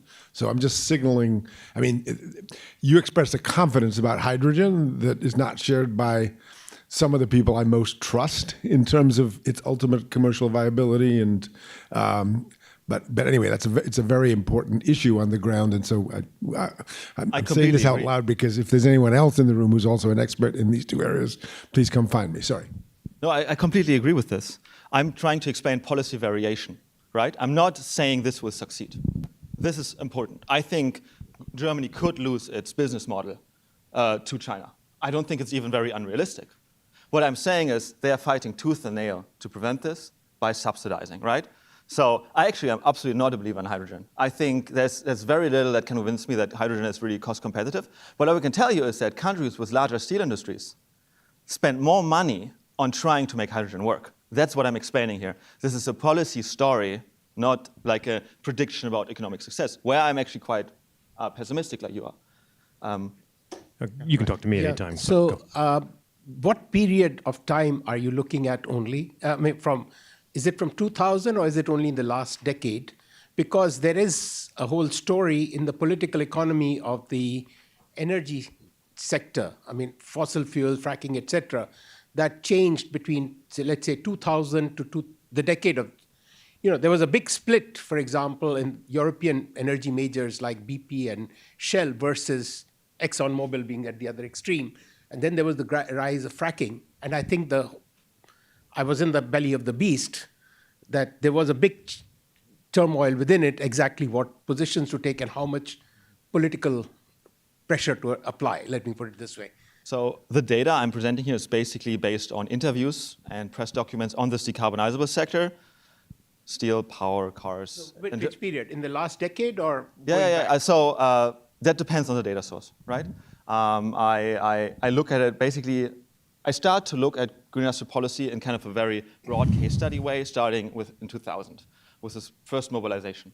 And the first green industrial policies that were put in place, and they were not supported by these industries, or not actively supported. And but the interviews, I started to ask people about the shift from 2017, 18 to 2020. I asked them, why did you suddenly come out so strongly for these green industrial policies? Why not before? And there, the China story, the technology story, and the politics story really dominate. What happens with the oil and gas sector in Europe with the split? I'm not convinced that there was more than greenwashing going on. I'm ultimately very skeptical of people who say oil and gas can be decarbonized and they have a different business model waiting for them. I don't think there's much evidence for it, even if they sometimes signal. But we can talk about this later. I know that that's a little bit of a controversial opinion to take. Andrew? Yeah, this is relevant, I think, to that last point. For small countries, like, for example, the Nordic countries, is the most salient thing whether they decarbonize their domestic economy from a global green transition perspective, or whether they stop being dependent upon oil exports. Norway pays for domestic decarbonization through Statoil. The Gulf states are paying for domestic decarbonization by dumping oil on world markets. How do you take that into account? So you're asking about other sources of financial. It just seems to me the relevant thing isn't whether Norway decarbonizes its domestic economy, it's whether it becomes less dependent upon exports of fossil fuels. And these aren't really comparable countries. I mean, Germany taking fossil fuels out of production might make a real impact on global carbon emissions. The way Norway can affect global carbon emissions is by not being dependent upon fossil fuel exports. So the Norway point is well taken. I mean, Norway is probably the biggest outlier in this case in terms of the relationship to oil and gas. All of the other countries, the fossil fuel sector of value added is between like 1 and maybe 5% in Australia. It is important, but it's not that important. So I'd be happy to take out Norway, and it doesn't change anything. And on the other things, that's a data limitation that I just look at federal budgets. And I don't look at, let's say, they create a public company that then does something. That's just data limitation. So, yeah. And I'm arguing that they are very different, but I'm focusing on this one dimension, the share of these decarbonizable industries. And I'm very encouraging people to look for more variation here in other countries. I hope we can talk more about this later. I don't think I fully explained it, but I want to end my talk now. So this is kind of my abstract model of what happened.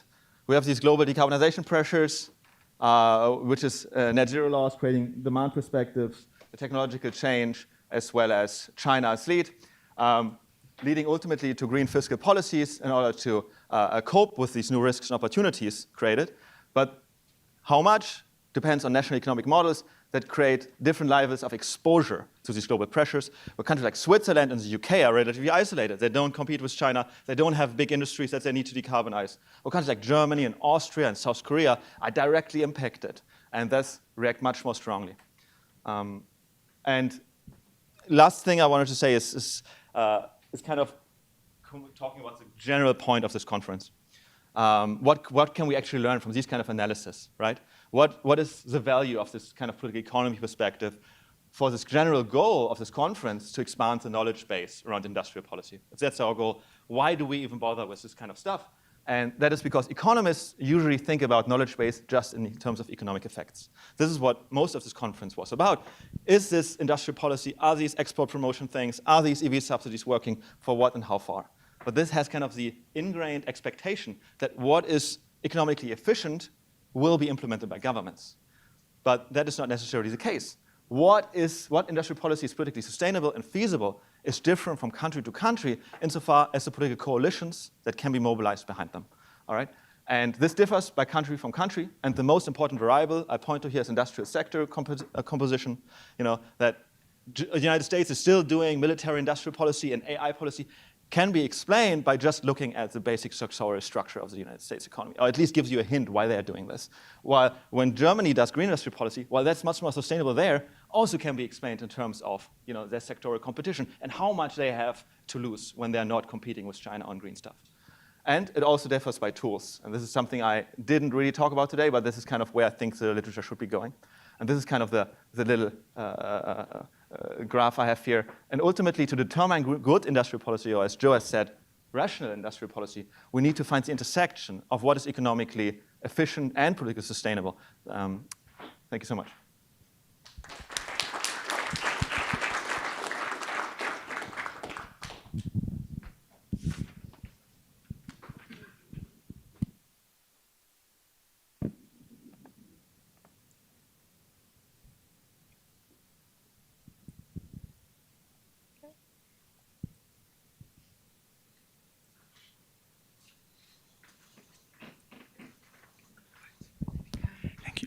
Thank you very much. So my name is Xiangjing Wei here. This is a joint project with Jian Dongju and Yuan Kun Li. Yuan Kun's in the room as well. Before I start, let me invite you to join me in thanking Eric, Josh, Laura, and other organizers for putting together another edition of very interesting conference. So let's thank them. Also, to our very esteemed colleague, Joseph Stiglitz, for guidance and inspirations. All right, so you heard China a lot in each of the previous talk this morning. I try not to mention China in my presentation. Okay, so the title of my talk is The United States as an Active Industrial Nation. So what do? We construct a new history of US industrial policies of the last 50 years. The previous talk started with over the last 5 years. In my 30 minutes, I'm going to talk about over the last 50 years a lot. So you use large language models to construct this new database by scanning all US congressional laws of the last 50 years, as well as all presidential orders during the same period. We supplement AI tools with human experts just to ensure that AIs don't make mistakes. We use conventional definition of industrial policy just to make sure that whatever we discover is not crazy, but we're going to interpret the conventional definition conservatively to make sure that we don't over-identify industrial policies. One noteworthy about database is that a very common data tool that other people use for industrial policies to try to extract information about industrial policies from global trade analysis, and our data differs from GTA implied industrial policy for US in at least two very noteworthy ways. One is our database, of course, starts much earlier in 73 relative to GTA that started in 2008.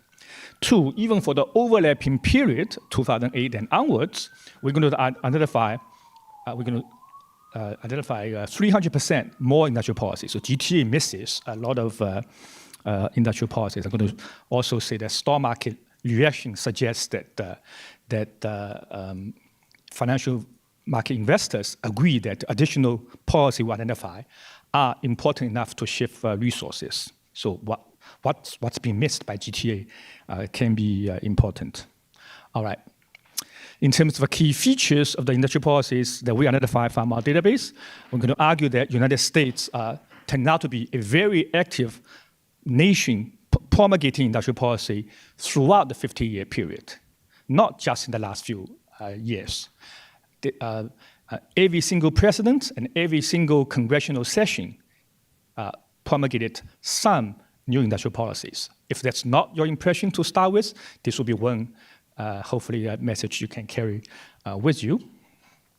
And then among those industrial policies, if you look at the rationales cited for those industrial policies, certainly economic competitiveness is part of it, but broadly defined national security turns out to be extremely important throughout the 50-year period, not just recently, not just during the Cold War period. Another noteworthy conclusion we see is that for many economists who are skeptical about industrial policy, one worry we have is politicians may misidentify where industrial policy is needed, or even when you think industrial policy is needed based on some existence of market failure, one worries that once the policy is in place, it never goes away, and therefore a ex-ante efficient policy may turn out to be exposed to inefficient through its implementation.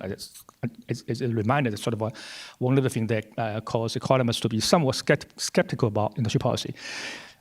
Against that background, we find it interesting that a very large proportion of US industrial policy laws or industrial policy presidential orders have an explicit expiration date. Okay, that we find interesting. I didn't know beforehand. Now, of course, any policy that does not have expiration date can be ended by subsequent vote or subsequent presidential orders. I'm talking here that nearly 60% of industrial policy laws or presidential orders in the original version have an expiration date, something I didn't know, and I found it very interesting. Also, there's a literature in development economics about missing pioneers as one particular form of market failure. We find also of interest that a certain proportion of U.S. industrial policy laws and presidential orders appear to be designed to address missing pioneer problem. They talk about pilot, demonstration, encourage early adoption of emerging technologies that we find also interesting. So these are some of the main messages. We could also use stock price reaction to confirm what we identify as industrial policies are also considered by financial market investors as significant enough to alter relative payoffs to firms in different sectors. All right, now the rest will be details. Okay, so here's a typical characterization about U.S. industrial policy that shouldn't surprise you. So here's I just pick a quote from Project Syndicate that compile a collection of op-eds on industrial policy by prominent economists, political scientists, former policy makers, and so on. And the introduction to this collection of industrial policy essays says, after decades-long love affair with laissez-faire policies, many governments now increasingly seek to shape economies through tariff subsidies, public procurement, and more. A strong connotation of that quote is that interest in industrial policy by governments, at least by high-income country governments, is a relatively recent phenomenon, something that we're going to suggest is an inaccurate characterization of U.S. policy history. There are many existing studies. There is a recent interest in the recent academic interest in industrial policy, empirical work, and many use GTA Global Trade Alert database, which I argue that seems to have missed they missed much more than half of the actual industrial policies that we're going to identify in our database. There's a recent paper that looks at trying to extract the industrial policy from policy documents, kind of like what we do, except they're focusing on those policies that they can assign a size of fiscal expenditure to it. And we're going to show strongly that fiscal subsidy is only one of the many tools a government can use. Many industrial policies do not use subsidy or even tax reduction, do not necessarily use subsidy or tax reduction tools. You have a much broader set of policy tools one can use. The financial market also consider important enough. Okay, so a bit more concretely, so again, we're going to look at the last all the policy documents are from 1973 onwards. So there are altogether 12,167 congressional acts and 6,030 presidential orders during this period. We use large language models, and we're going to use, for a subset of them, we use human experts, graduate students, postdocs to validate our procedure. And then in the final round, we also have our graduate students to look through all of them just to ensure that, because one of our goals is to create a public good, make the database available to our economist colleagues, political scientist colleagues, other disciplines that can use. So we add this extra step of having a human experts to look through all our final product to make sure that database is informative. Okay, again, so our definition of industrial policy is entirely conventional, use of government tools to purposefully induce a change in the structure of the economy. So you might use different wording, but meaning will be the same. But we're going to interpret this relatively conservatively. For example, we're going to exclude those policies that target a single firm or single geographic region. We're going to exclude those policies embedded in bilateral or multilateral trade agreements. We're going to exclude those policies that appears to be continuation of previous policies. I call them conservatively interpreted because we understand that some of those, some people in the room might very well consider them as industrial policy as well. The database we're going to publish will also include this. We're going to assign labels. So here are conservatively defined ones, here are additional ones. If you want to use in your research, it's okay with us. The reason we choose to apply conservative interpretation for this talk is, remember, one of our key messages is going to be that US has been a very active industrial policy nation throughout the 50-year period.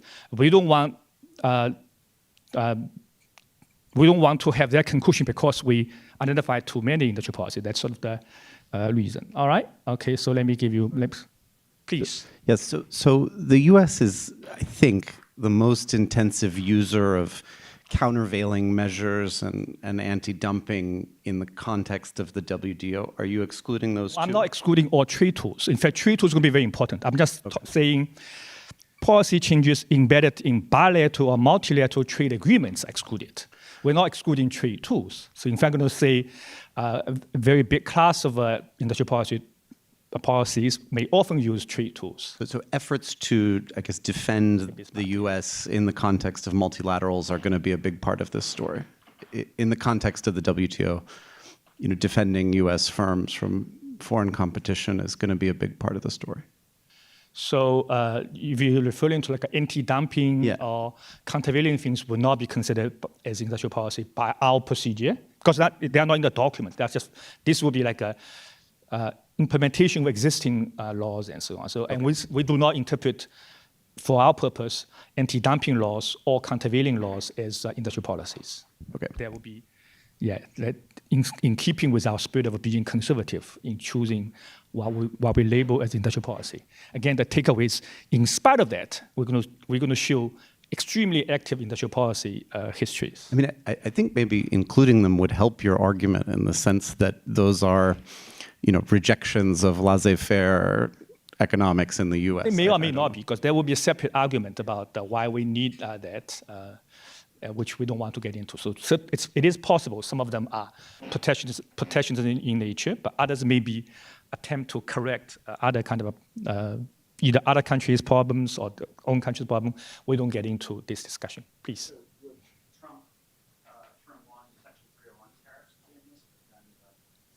Depending on how he announced it in presidential order, we're going to have a lot of presidential orders that use tariff tools, and Trump is going to be heavily featured in our database. So like if it says national security, it would be in this, but if it was just anti-dumping steel 1982, basically, it would not. Yeah, indeed. Okay. Indeed. All right. Yes, Mark. I mean, a lot of these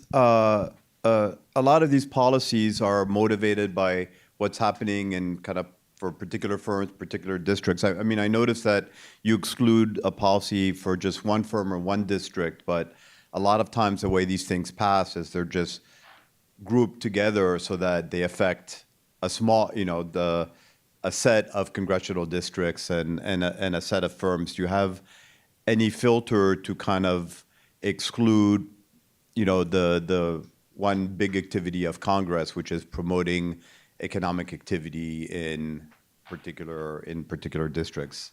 So our methodology is going to be essentially scanning documents. That's everything going to say is be based on scanning documents. So what I was saying is that if a document essentially describes the intent of a particular policy is for a single region or single firm, we exclude them. Right?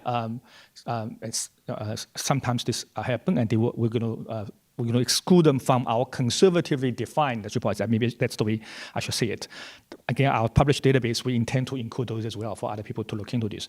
Now, sometimes maybe you are hinting that it is still possible that a given policy seems to describe covered sector, covered firms, region broad enough, but maybe in the end, the real beneficiary could be a single firm. We do not. No. I mean, for example, like let's pick one that, like, for example, for sugar. So, if you represent districts that produce corn, beets, it could be a single which are it's more than a single firm, right, and more than one district. You're going to have there are a whole bunch of policies related to that, or ethanol requirements, that so are they will used not for be corn. excluded. They will not be excluded. So those you consider of course, sugar, industrial it turned out that policies. U.S. There's like 3 or 4 different states will have big sugar farms, but we can certainly imagine examples. Maybe in the end, the beneficiary congressional zones are relatively few in number. Possible, we don't exclude them. So, like ethanol, a policy that promotes corn-based ethanol would be. Yeah, but if it's policy described as that, we will include this as industrial policy. And my suspicion is, in the end, however concentrated there may be, it's not really single place, would be my guess. Maybe concentrated, but perhaps not single place. At least the law is not written to intend to be a single place. If a previously non-corn growing region decides to grow corn, it can benefit from the policy.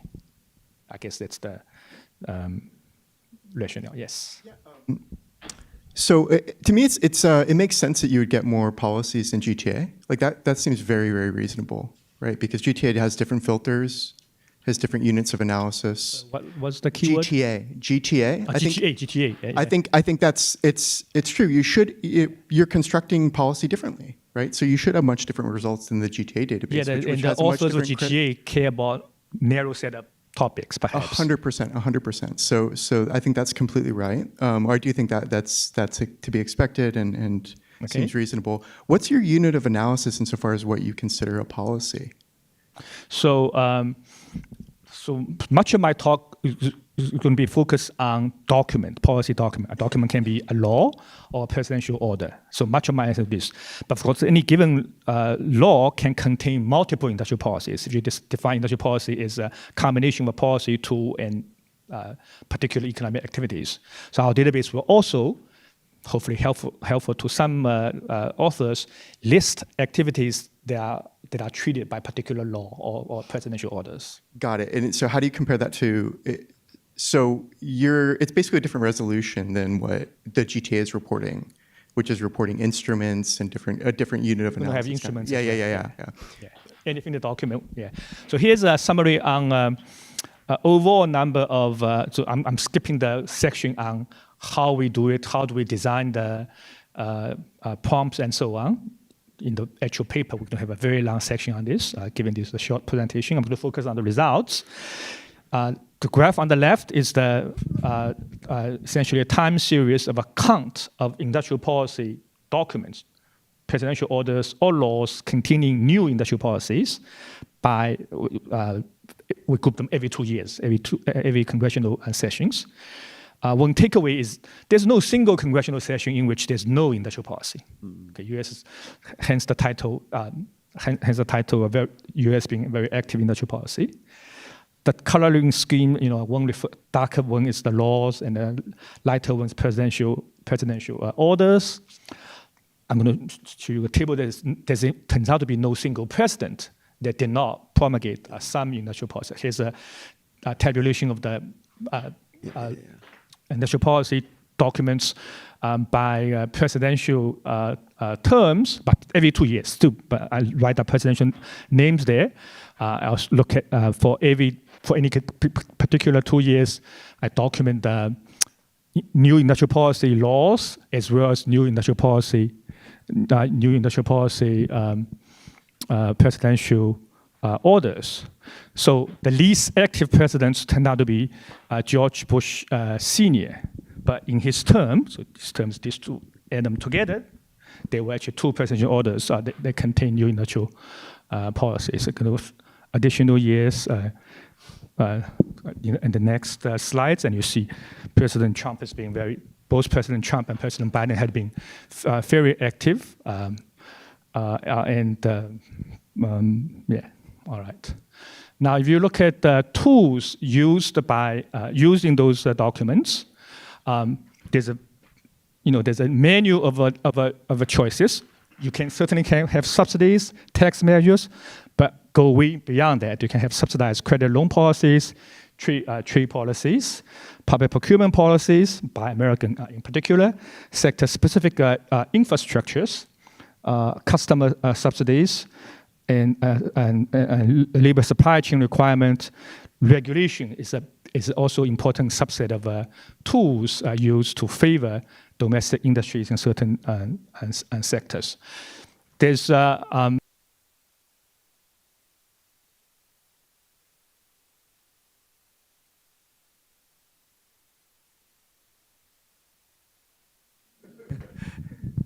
Thank you. Yes. Yes. In terms of the distribution between the parties, do we see more industrial policy by Republicans or more when Democrats? And what does that tell us about the change in ideology in the parties? So we list those information for people to use. Our preliminary analysis first suggested both parties love industrial policies. There's no party that choose not to do it. Democratic parties do, on average, have a bit more industrial policy than Republicans. It's indeed the case. So if you look at the top tools used in congressional laws, credit and loan policies, procurement policy is very big. Regulation is always big. Regulation, procurement, credit, loan policies are very big. In terms of industrial policies, 10 minutes, okay? Industrial policies in presidential orders, trade policy tend to be a top go-to tools. Certainly the case for President Trump, but if you exclude President Trump, that's also the case. It's not, so that's a feature of the data. It's not particularly surprising. Of course, our political scientist colleagues will tell us, Constitution is written in such a way that, and Congress, Congress have more tools. Even the right to impose a tariff supposed to belong to Congress. That's successive Congress has chosen to delegate their power to the president. So in the data, it's not surprising that when it comes to the president to announce industrial policy, they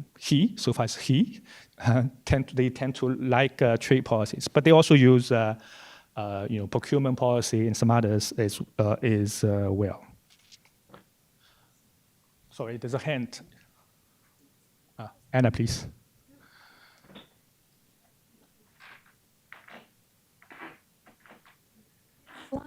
Previous slide. On the previous slide, yes. In regulatory measures, can you give some examples, or that could cover a lot of different things? Can you give us some examples? We could to subdivide them probably a bit more. I want to note that for future use of our database, so once we identify them, the tools go beyond just a regulation label. We give the quote, the exact sentences in the law or presidential orders that lead us to conclude this is industrial policy law and this is the tool that's used. So there's additional information in the database we're going to have. So there can be different subcategories of regulation one can think of. But in order for regulation to be qualified as an industrial policy tool, it has to explicitly favor certain sectors, either favor or disfavor certain sectors related to others. Yes, Joe. Just one example of that. The Section 230 that gave freedom from liability for the for the platforms, which discriminated between them and other media. If they didn't say that they were doing that for that reason in the law, would that be just a regulation that was not industrial policy? I mean, it was part of the discussion that led to that, but I'm not sure what they said in the law. Our classification is entirely based on what's in the document. So it is possible. Like people, if they hide themselves well enough, we might put them incorrectly put them in different buckets. It is possible. Yeah, so I noticed that in your chart there was a big burst of industrial policy. Let me give you an example, sorry. Even in terms of public procurement, like our conservative definition is that the procurement has to contain wordings like Buy America or Buy American for us to put into our database. The conservatively defined set, it is entirely possible sometimes the law may not say Buy American, but everyone who reads law may think, okay, the only firm that can benefit from this is American firm. It's entirely possible. So our conservatively defined set excludes those. Maybe our broader defined additional set can include this. Yes. So I noticed there was a burst of industrial policies in the Carter administration. And in 1983, there are these congressional hearings on industrial policy for competitiveness. Krugman is writing and saying, it's likely we'll have an industrial policy in the future, but we don't have one now. And that's also the tone of these hearings. So how do you square sort of the perceptions at that time with your data that say it was already happening 5 years ago? Right? Well, I mean, data is data. So certainly there are a lot of certainly a lot of industrial laws. But this particular episode, I know less about. I want to learn from you to see this. But we're just describing.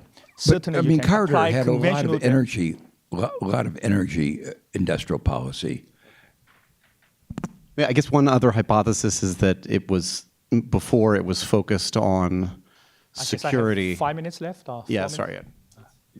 Okay, so maybe I skip this part, but the one-line summary is that the documents also allow to classify rationales that the promulgators, so the initiators, cite for this, and we put them into different broadly defined categories. Can be national security, so defense security, supply chain security, can be economic competitiveness, can be environmental issues, and so on. So we classify them. One noteworthy feature, against at least relative to my pride, is that a huge number of them cite national security as justification for the industrial policies. Economically related reasons are important, but they account for something like 30% of the total. Now come to a few interesting features that I did not know that I think surely should inspire future researchers to look more into this. One is the fact that close to 60% of the industrial policy laws or industrial policy presidential orders have an explicit expiration date. Conditional on having an expiration date, average duration is about 4 years. Among the industrial policy laws, 71% of them have expiration dates. For industrial policy presidential orders, 43% would have expiration date. The other feature is what I previously labeled as a pilot programs, laws or presidential orders, but mostly laws. They explicitly says we are supporting this activity as a pilot, as a way to demonstrate something, as a way to encourage early adoption of some emerging technologies. Here I give you examples of this throughout different periods, as Jill suggested earlier. So indeed, like a new environmental friendly new technology and some potentially transformative technology are often cited for those things. Now, this is interesting because I said there's a literature, oops, not here, literature on missing pioneers as a particular class of market failure. So that particular type of market failure has been made famous by Ricardo Hausmann and Daniel Roderick's paper titled Economic Development as Self-Discovery, I think. Juan Carlos has worked on this topic. I have worked on this topic, and maybe some others have worked on this topic, mostly in the context of developing countries. That developing country may be suffering from a missing pioneers problem. Of course, the logic of the problem can happen in any country. For that reason, I find it interesting that, in fact, there's a subset of US laws and policies that seems to, whoever were proposing this policy, apparently be aware of this issue as important enough and will propose laws and orders to address this. Now, over morning coffee, I told Juan Carlos, I'm going to mention your name in this context. Before he knew what I'm going to say, Juan Carlos' reactions was, "Oh no, don't tell him the truth." That was a joke. No, but I think this survey, Juan Carlos' work on this topic is very interesting. So relative to the literature, there's a known set of public market failure. In fact, U.S. policymakers apparently have designed some policy to address that. Another interesting feature that I think is worth future research, maybe a lot more future research, is this. Some of the industrial policy laws would say, we're going to provide some support for some activities, but subject to the constraint that the inefficiency cannot be too large. So example of this is, the water and energy water appropriation. You can buy certain equipment from American-made firms only if their price is no more than 125% of international price. I find it extremely interesting. And there are other examples like this. These laws are not too many, very small number of them. Okay. Nonetheless, the existence of this law was a surprise to me. So I think someone in the future should look into under what circumstances that the proponents, somehow the political negotiation is such that they say, okay, you can go ahead and protect those activities, but making sure the subsidy, that the amount of inefficiency cannot be too large. And I found is very interesting. Perhaps there's a reason why, even though U.S. is very active in having industrial policies, overall U.S. is extremely successfully governed economy. I see my time is up, so what's the last thing I want to say? Maybe okay. So this is the comparison with GTA. So our database is substantially longer than GTA, and if you and the key things I'm going to say, GTA misses a lot of stuff, right? So even for the overlapping short period of time, 2008 to now, we identify 135 industrial policy documents. GTA will give you 42, and that means GTA will miss 29. So what are the actually in our database? 29 congressional laws we identify that GTA misses. 72 industrial policy presidential orders GTA misses. GTA does have 8 extra laws, 8 extra stuff that the Congress talk about that may be related to industrial policy that's missing by us. Of course, we look into this one by one, and we discover they are in 100% of those cases, they refer to stories about congressional discussion that didn't, in the end, lead to a successful passage of a law. Okay, so if you want to focus on actual policies, arguably GTA simultaneously has missed a lot of true industrial policy laws, but may over-identify stuff that didn't turn out to be actual federal government policies.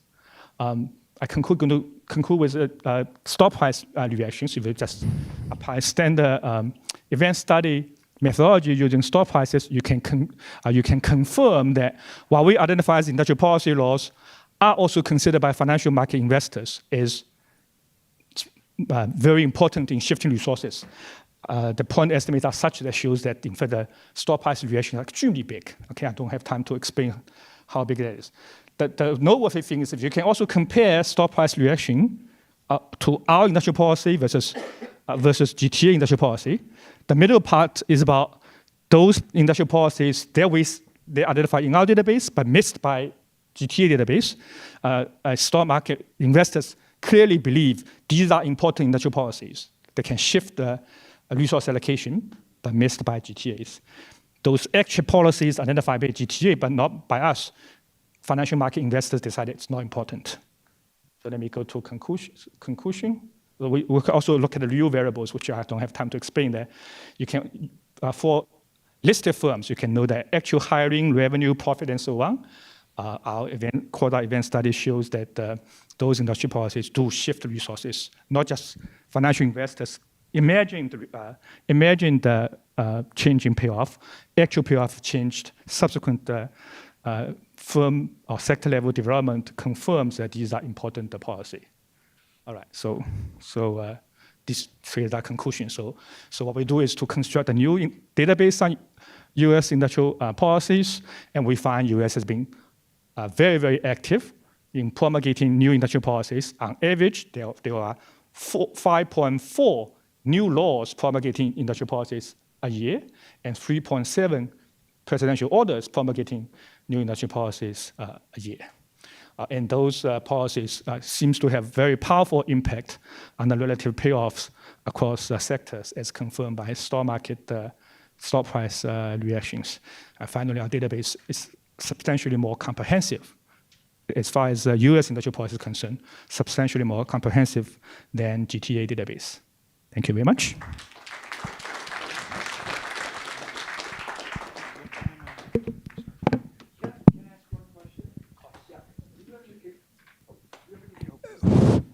Do you have any conjecture why, during most of that period, like from 1980 to at least 2010, the U.S.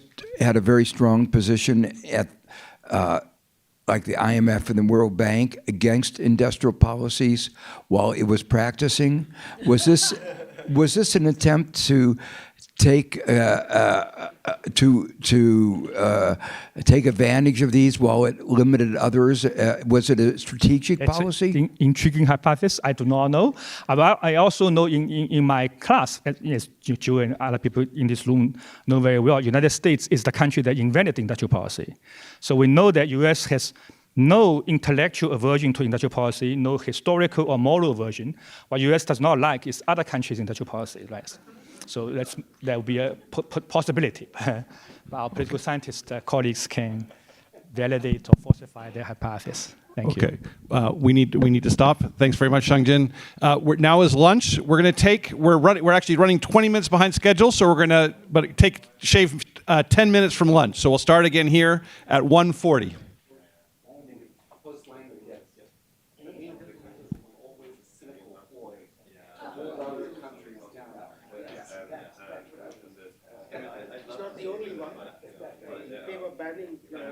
To China at the same time that the nuclear Exim Bank was peddling a nuclear plant to China.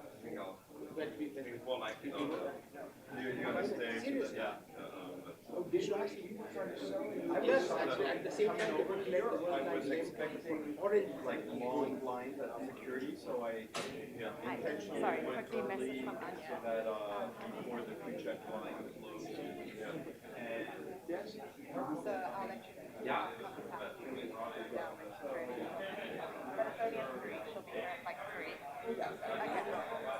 Okay, great. Cool. How are you doing? Do you want to grab lunch or have us grab you a plate? So I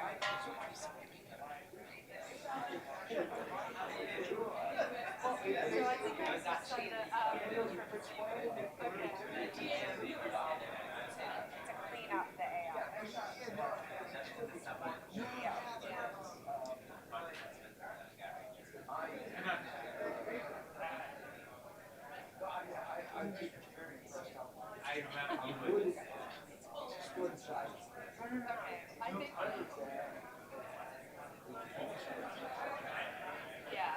I think our the work study we use is pretty like she's pretty thorough. She said she clearly has here. Yeah. She re-listened to the whole thing to correct stuff. She said it made a lot of errors. So she corrected a lot. Yeah.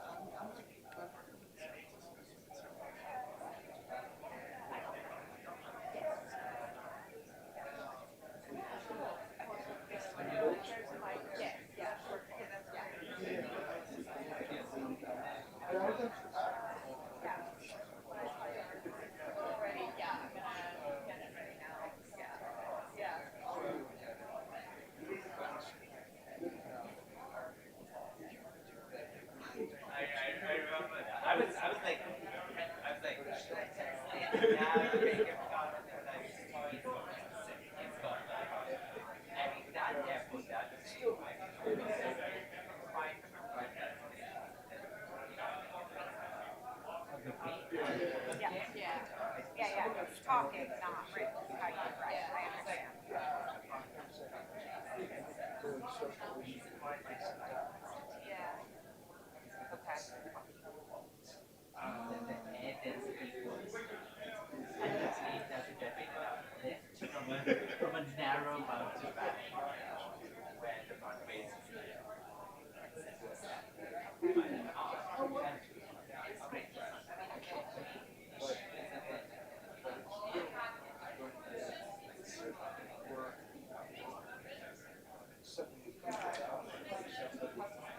and then if we're doing work studies, say it's 25 hours times $24 an hour, so it's about $600.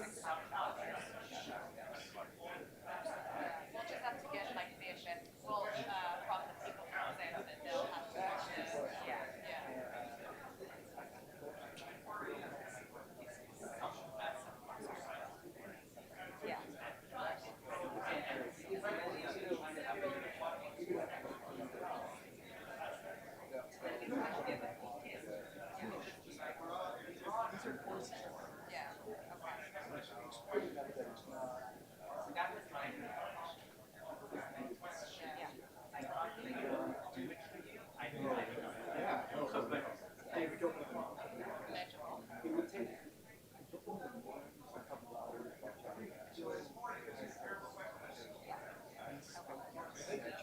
Okay.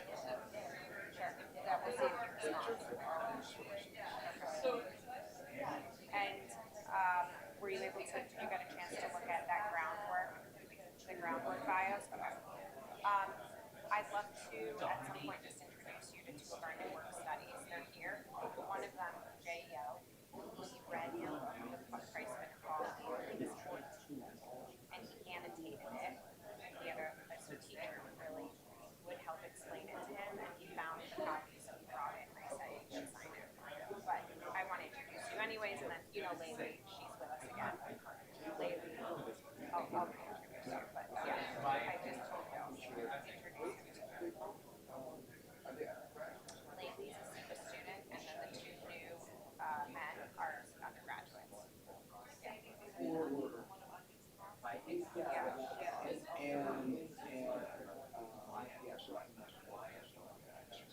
Yeah, she got you the fruit this morning.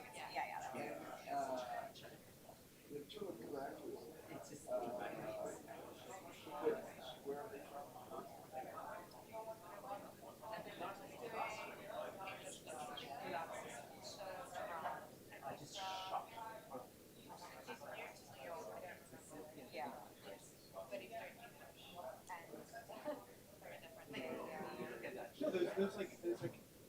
And then again, 2020. I honestly don't remember. I interviewed them weeks ago, or a month ago. But we'll introduce you. Yeah, we interviewed quite a few people. So. Yeah, these were the.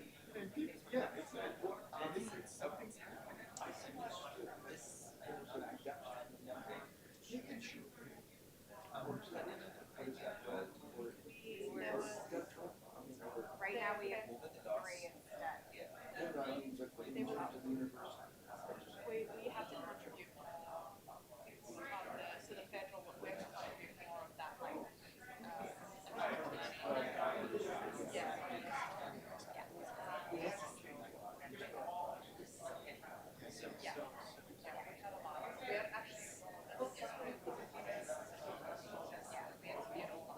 But we also found that a lot of people looked too busy to, we didn't interview people if they just had too much going on. They want to take on too much as a social thing. Why don't we go out and grab some food and I'll introduce you to your catering.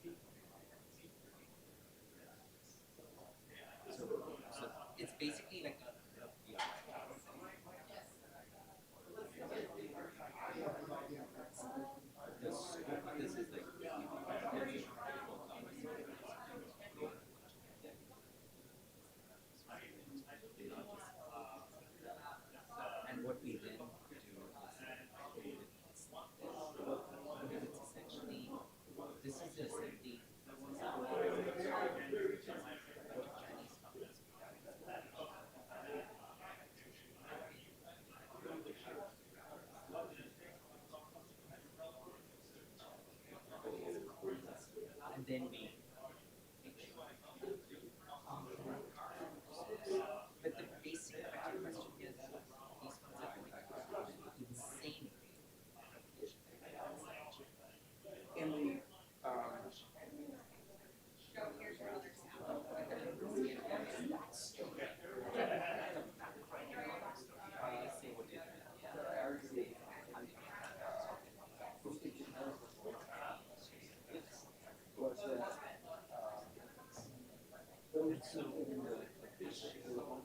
and then the big question is, what do you see as a spillover or something to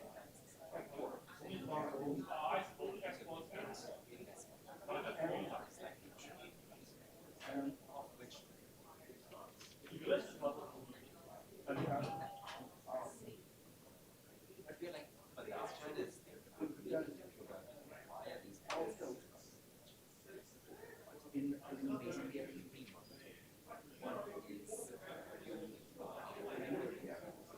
why are these basically one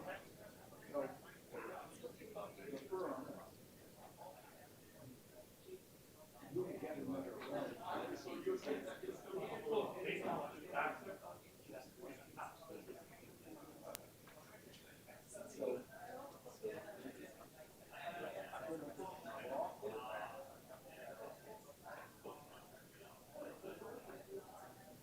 those are the three topics. We are right.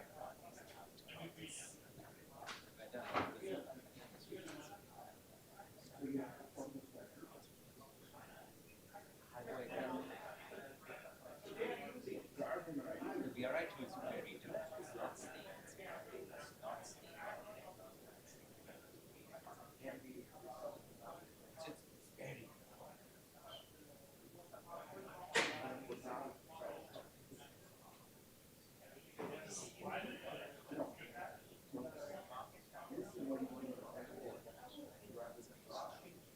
and now how do I don't know.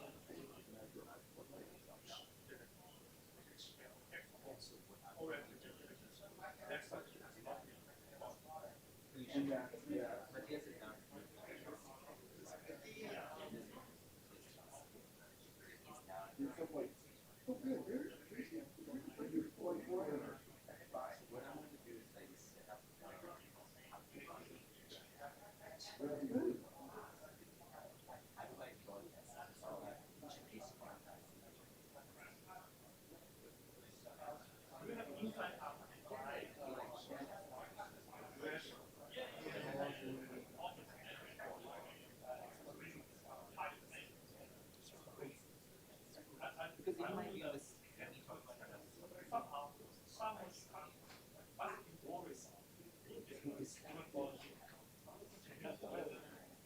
it's like everything it's working. Yeah, so I'm concentrating to do like I'm like Very happy to see that. yeah, everything's working well.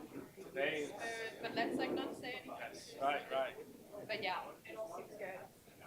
Streaming is perfect. Great. Today we use one time. Six. Okay. Just as Yeah, the person who's speaking on that thing that 6 said. perfect. After 6 there's something else. Okay. We're all going to All right. hopefully. Enjoy the weekend. Exactly. Sounds good. Thank you. Cool, thank you.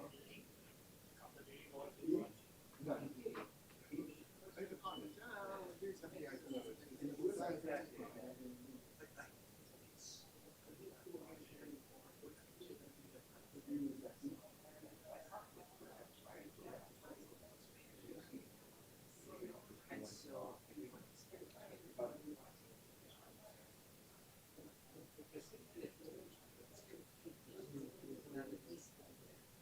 and we are all developing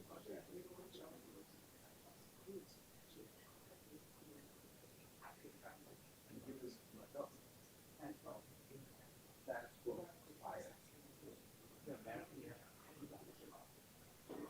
Oh, no, of course. Okay. We're the first year.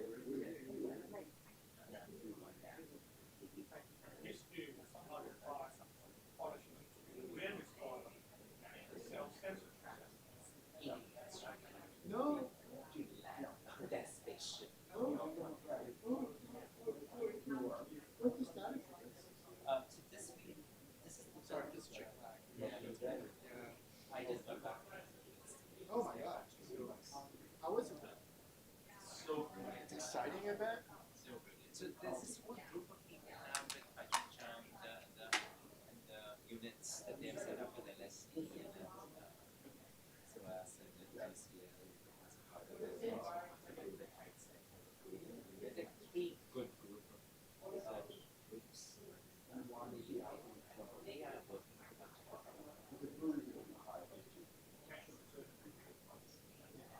and I know you're not involved in that effort. Yeah, I'm more involved in it. No. But I'm just saying we are part of that. I'm glad you are. Yeah. Good. Taking the measure, showing the No. I think that's setting up the process. I think you all are.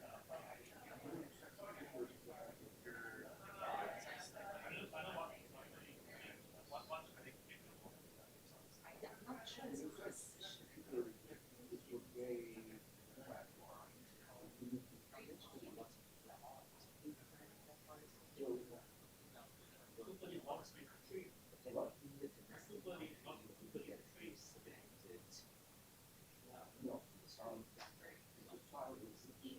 So we foreign experts, they just help them say,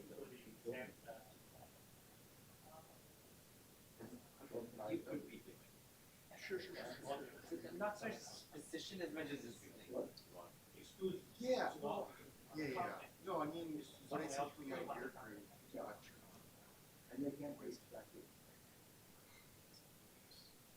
oh, you mean compared to the, yeah, I think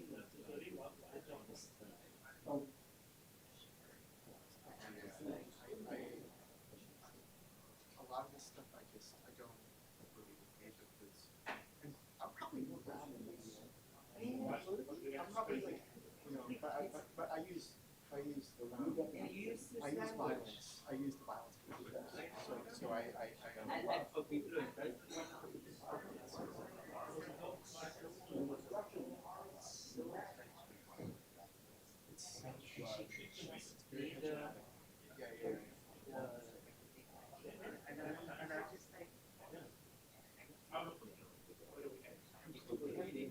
permissive environment in this country. That's what you're there for. To give the government once you go to the after there's recession. It delegitimizes the thought is right? That's in some people we have to go. It's when other people see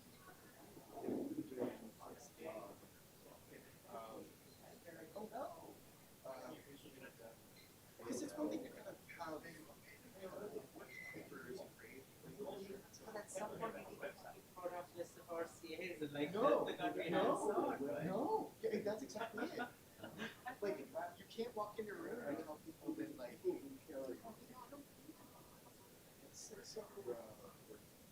I mean, fine for your product, but at some point you see the trade bureaucrats and industry bureaucrats, and they are at that level.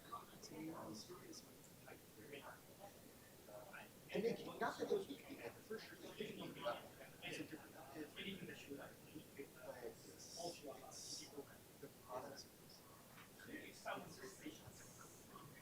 And so when you're paying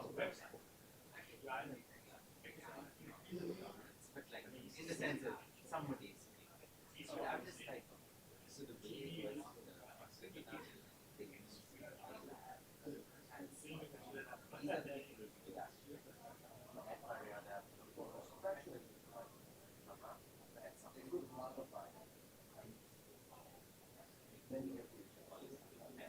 That can be but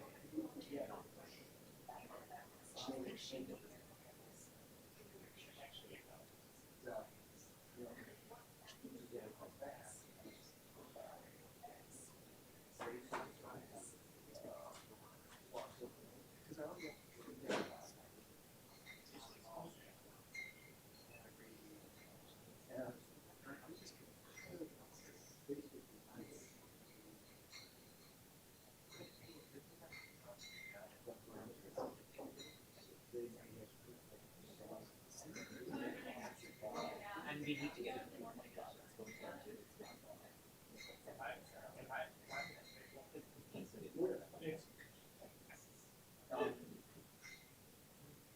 Like this is essential. How do you get this? How do you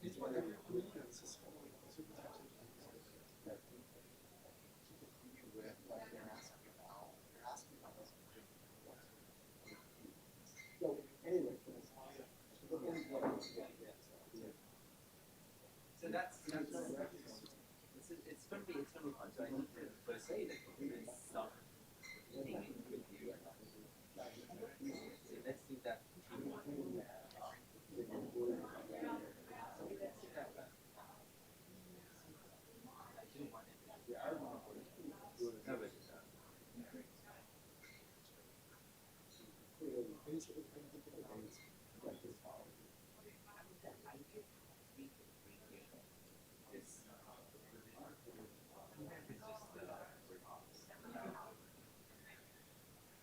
I did write that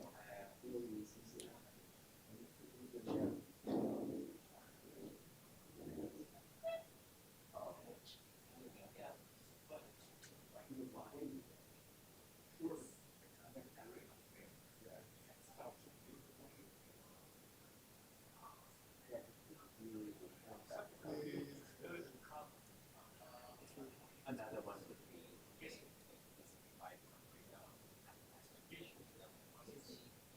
New conference can always appeal.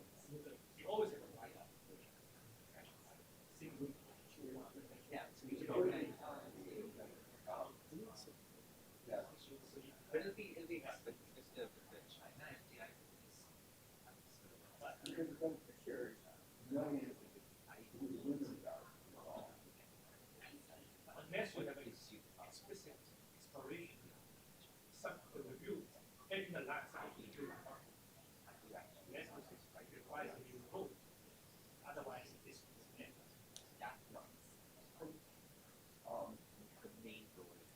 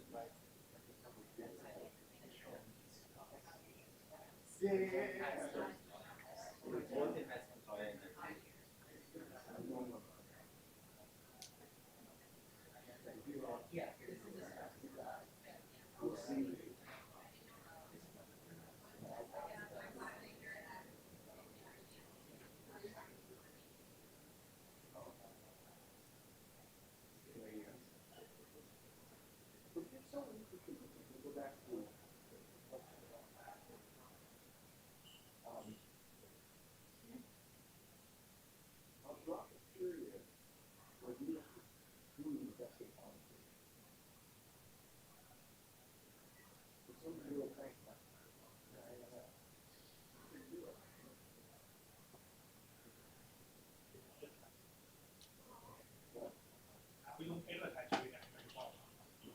We just do it. Can do it.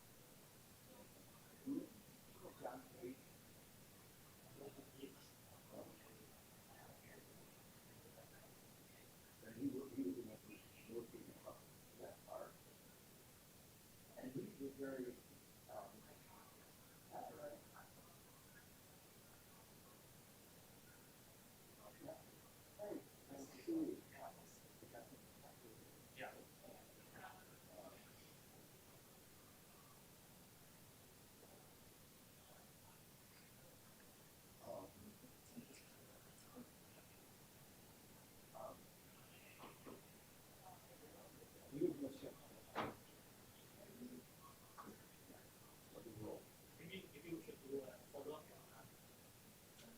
Next stage, go to see tax. US, how much US goes to yes. Yeah. I mean, that part is how we very hard. With macro data, to identify the role. So, is the stock price reaction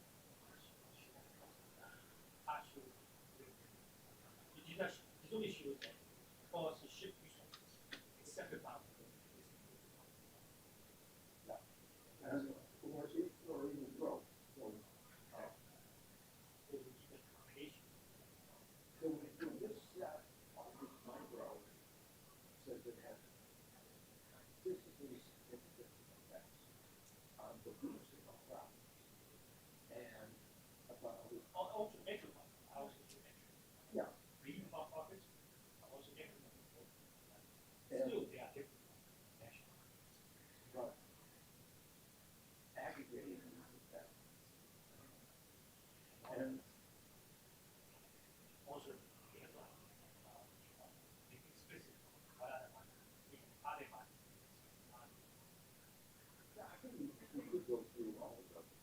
Look, there may seem to have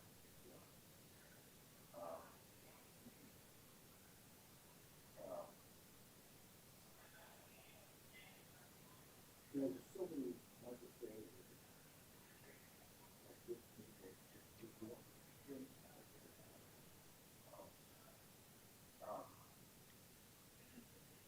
but you don't know whether it's driving it through pure rinsing. That's the big issue. Of the wealth assessment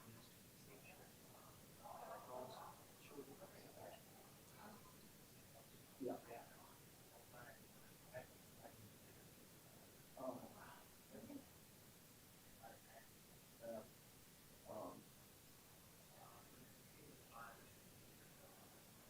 Right.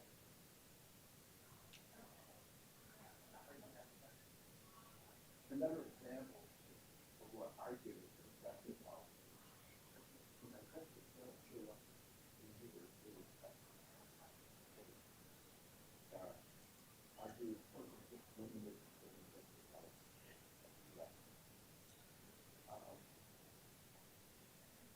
we have like a state so that one, it sounds like it satisfies the way our few users are is that explicit product of sector dimension. The other is the policy satisfies the condition gives us the shift in resources in ways that large so this puts a real one. We also have AI tools. Yeah, based on learning where they feel like that.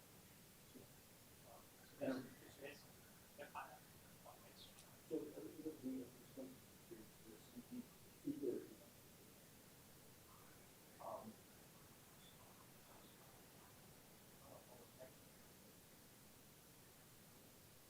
the absence of security,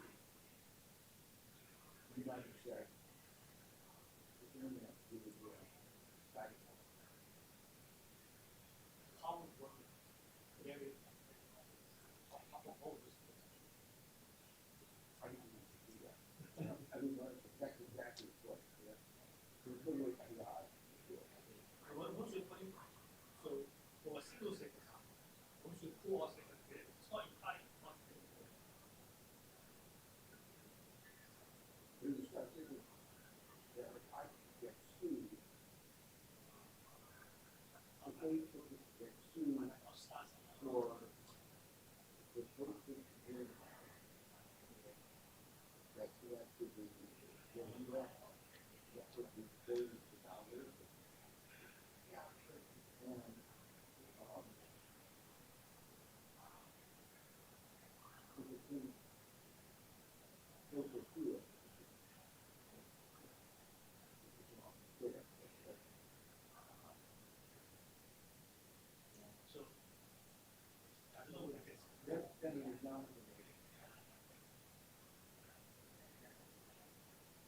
major structural policy in the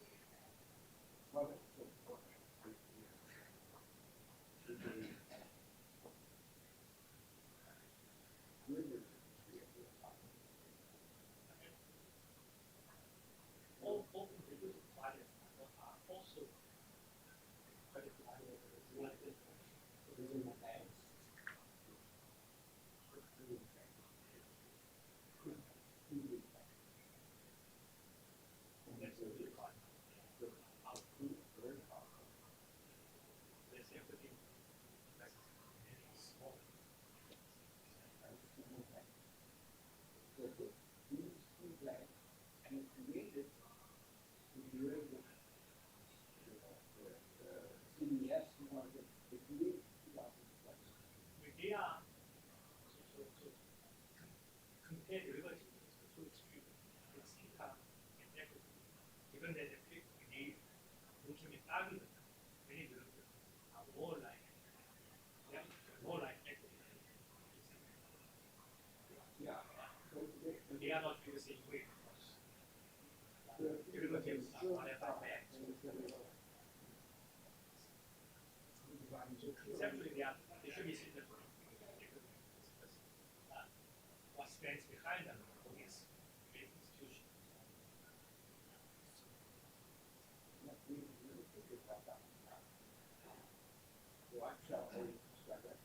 American industrial policy, pushing the big financial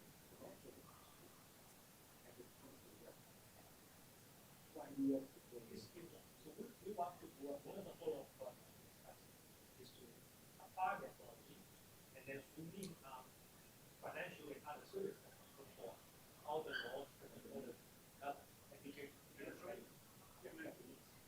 So that's the society. Maybe I can ask you for the reference for right about the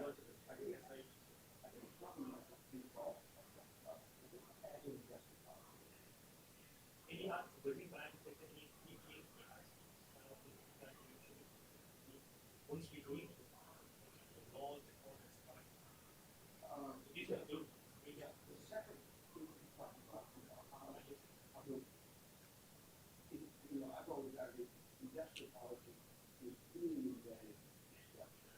Very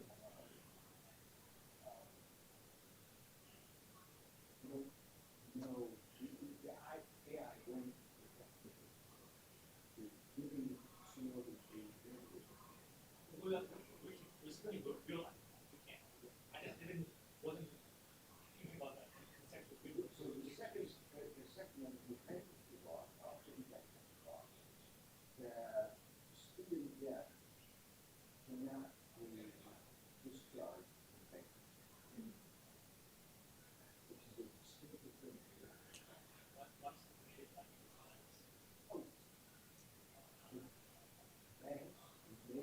banks, also other banks. But on the other hand, there are so many people who have student loans. It would be like a very important.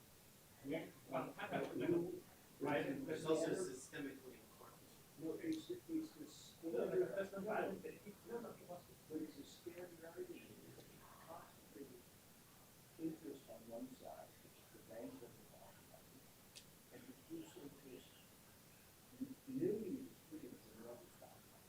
It's why they're not organized. No, but on the other hand, it's a vote. It's a automatic. It's a politician. Do not have incentive. Most people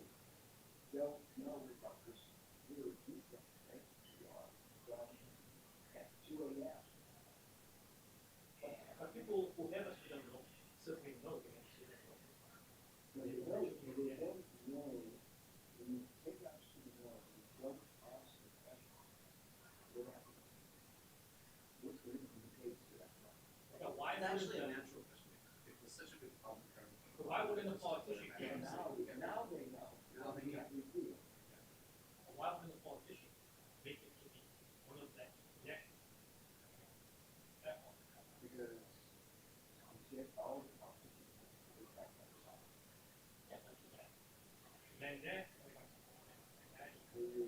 the left, they did that, but they wanted to sort of write it off as opposed to sort of bring it back and see it.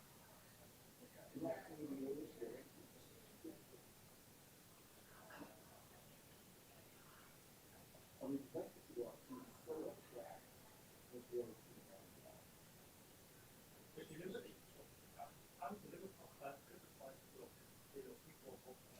Anyone else? The first one open it up and dying to have this delivery.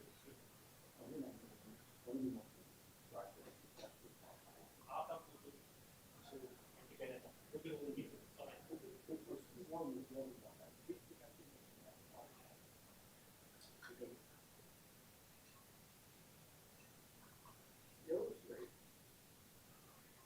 how the legal system they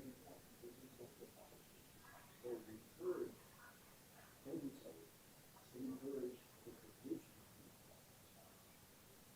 I would say yes, encourage the position because Channeling rents universities built all these buildings.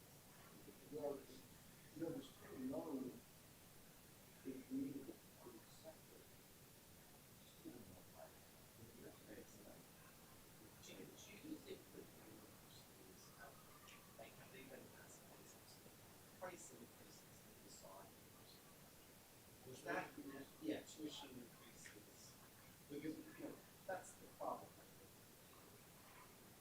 Cost of wages, and I guess that cannot subsidize research at the same time. Another is the law just about building all things in that is money. They need to spend on that. Probably not. Clearly, there was a lot of frustration that meant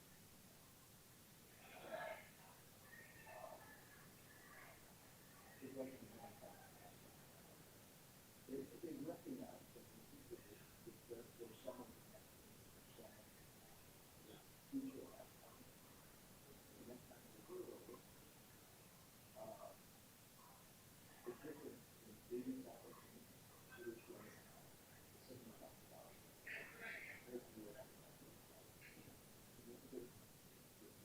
Yeah. So it became more stuff. But that sort of suggests that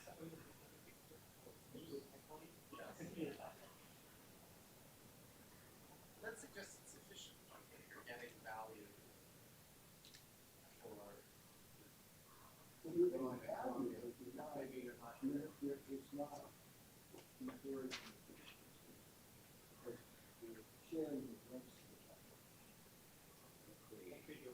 I have to go to the seminar at the 9th floor. At 11. Okay. Cheng, I was going to ask you, you know, it'd be nice to know if you just told the AI, search for all subsidies. Oh, you But it's only subsidy. You can. yeah. I don't. I believe in cheap talks. I don't think looking for what people say is on the Yeah. Send me an email with the reference that we.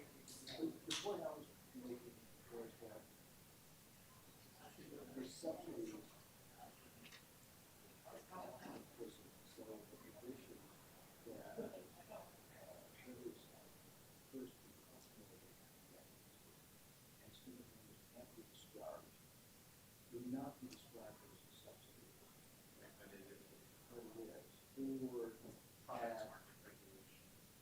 that with the initiative, all of that business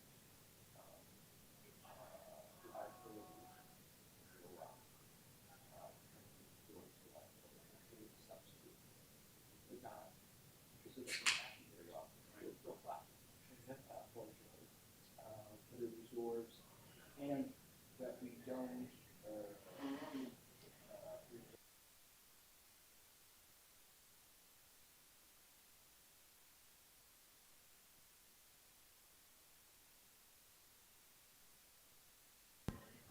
So we're going to get started in like 5 minutes. Oh, I'm ready.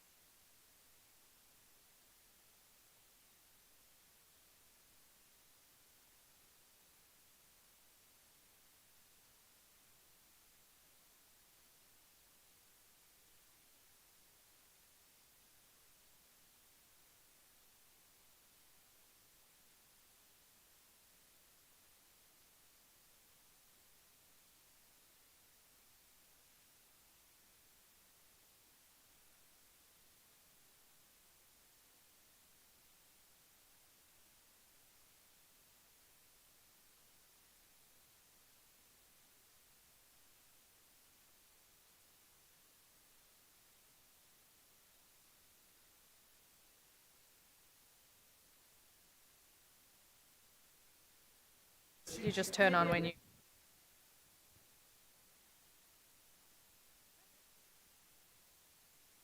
Yeah, but I can also.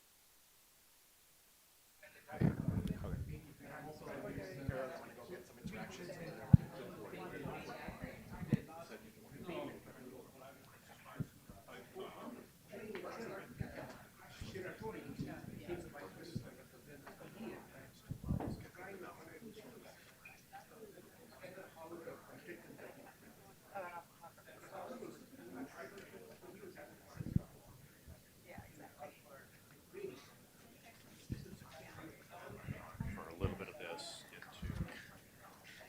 into.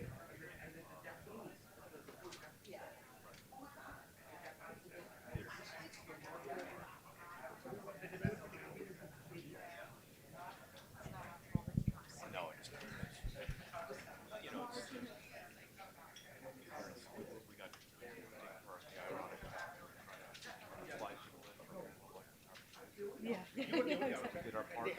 Exactly, yeah, although the flight still went. Oh, it didn't, yeah, right. Yeah. Okay, so we did save.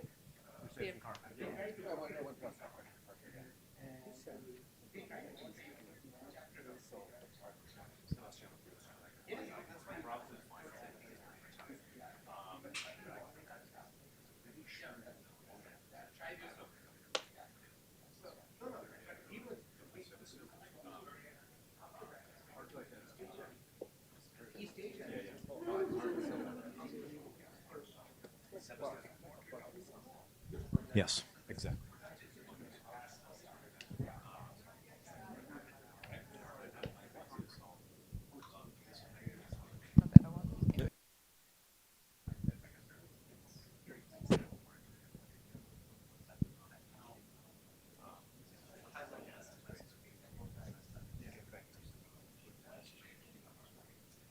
Public service,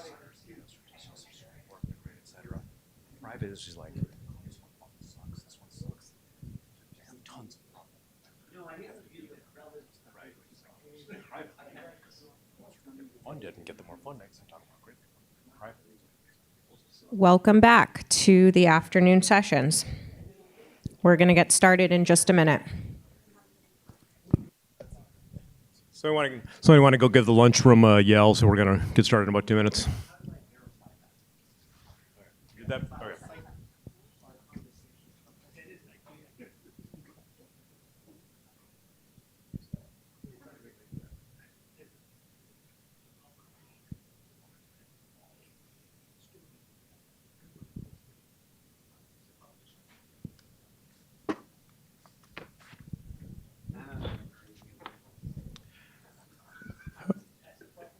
Okay, welcome to the afternoon after lunch sessions.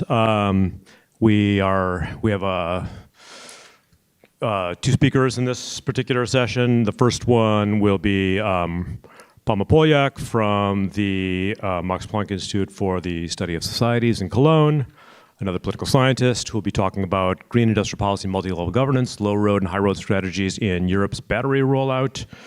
So talking about some of the politics of that in terms of Europe. And then we will have Margarita Walensky from Northwestern, who's going to be also talking about green stuff, but in a different sense. But these papers have in common that they are talking at some level about multi-level dynamics. Margarita will be talking about crop insurance, but at state level, things like that. So with that, I will give it to Palma.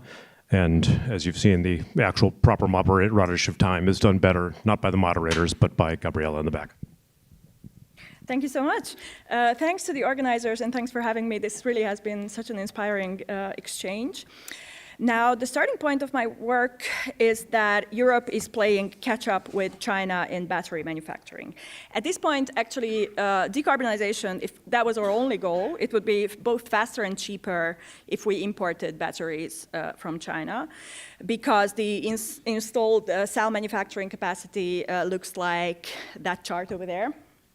China is close to 3,000 gigawatt hours per year capacity, and Europe and the US is hovering around 200, trying to scale up to above 1,000 in the next 5 years. But really, there's a lot of talk about the global battery race in cell manufacturing. It's not a race, it's a blowout victory for China at this point, as you see. But Europe does not want to import batteries for 3 reasons. EU officials say that Chinese production standards do not meet our environmental ambition. We are, of course, concerned about losing our automotive industrial base, the backbone of manufacturing employment, famously. And we also want a piece of this high-growth industry. And finally, there are also geopolitical concerns about import dependence. So this is one of the sectors where Europe switched to a more active industrial policy, very unlike the European Union, actually, doing away with state aid restrictions and setting a target for domestic manufacturing capacity. But here comes the twist. The country that emerged as a champion of this EU-level commitment is Hungary, usually the spoiler of EU-level commitments, certainly when it comes to human rights and democracy. But in manufacturing batteries, Hungary did become a superpower. Korean and Chinese FDI has been flocking to the country. Currently, Hungary supports 1/4 of operational capacity in the EU and has the largest project pipeline. Now, these investments are heavily contested locally because of their devastating ecological impacts, first and foremost, from air and water pollution through the destruction of farmlands to excess water use in desertifying areas. And critics on the economic side also don't really buy that this will be such a growth engine. These are low value-added assembly line jobs. And yes, they are jobs, but the quality of these jobs in exchange for a lot of subsidy money seems very low. And the most bizarre part is that the EU wants to achieve strategic autonomy, so decrease geopolitical dependence, by relying on Chinese-owned factories fueled by Russian fossil fuels concentrated in an autocratic member states. So clearly there is a disconnect here that I wanted to look into. And meanwhile, what is also happening is that more high road, more ambitious strategies are faltering in Europe. You probably heard about the Northvolt bankruptcy in late 2024. So much promise going up in smoke. Even though they did aim for a more ambitious pathway with 100% renewables powered production, lower water use, they have a colder climate, so they need less water for cooling. So a smaller ecological footprint. And the plan was domestic ownership and higher domestic value capture. But what happened was that the project collapsed. The main buyer actually pivoted to Samsung, producing in Hungary. It's not the end of the story, by the way, for Northvolt. Lighten, a US firm, acquired the Northvolt assets a couple of months ago. It's still uncertain how that story is going to go, but it's not the end of it for sure. But in general, what we see as a pattern is that these domestic battery startups in Europe have a really hard time scaling up, go through this valley of death phase. There are also other domestic projects who canceled their plans or downsized them. And this is what prompted me to look at the rollout of the industry across the European Union, so zooming out from the Hungarian case, which I have been following the most closely, and ask why is it so difficult to keep green manufacturing rollout on a more ambitious, more high road level. And I built a data set of the EU cell manufacturing projects. I monitor very closely their status, their fiscal support that they receive, and I also do a risk assessment about these projects. And I also did 5 case studies into all the member states who have operational cell manufacturing capacities as of 2024. These are Poland, Hungary, Germany, France, and Sweden. And turning to the literature, one of the reasons, of course, for the low road is that we are trying to achieve multiple goals here, right? So the compromise is logical.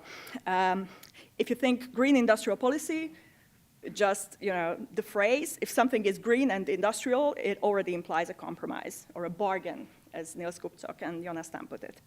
And the political economy literature reflects on that. The story is that we cannot pass climate policy. The political coalition is not large enough, so we enlarge the political coalition with factions of industry, the decarbonizable sectors, as Niels was saying, and with geopolitical hawks, so who are concerned about the geoeconomic race with China. And this is exactly what happened in the EU as well. These motivations really gave a boost to this clean tech rollout and industrial policy in general. But then again, what happens if these aims come to conflict? Who sets the priorities? What are these priorities? And who imposes coherence?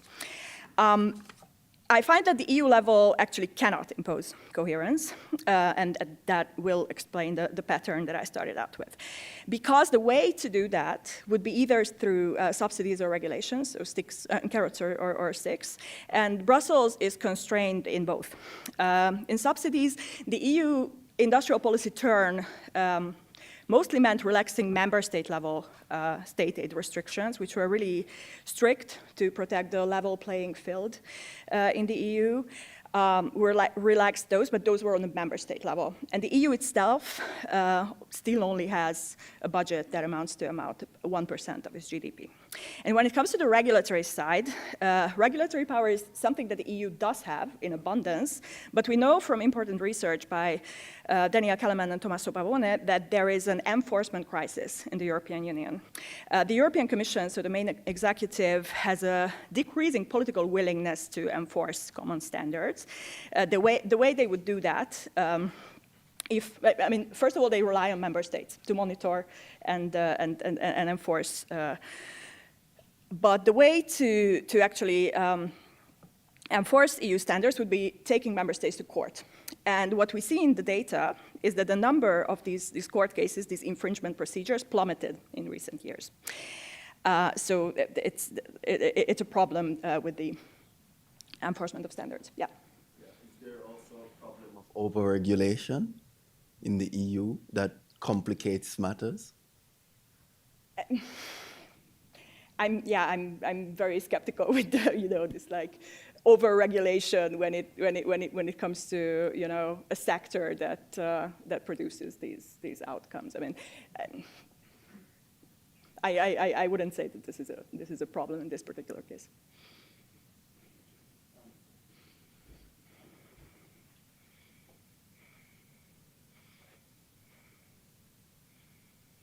So I'm always a little confused by this language of low road and high road.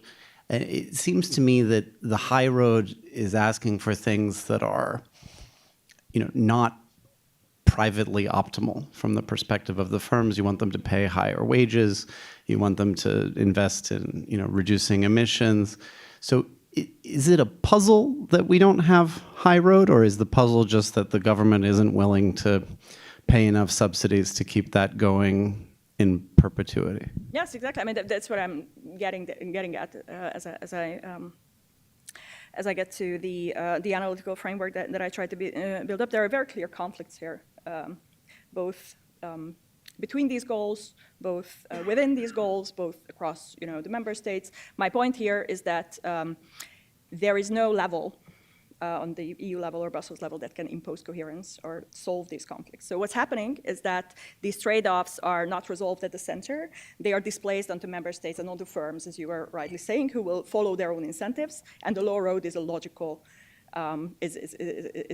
outcome of that. But we are talking about a multi-level polity that is known for being the regulator juggernaut.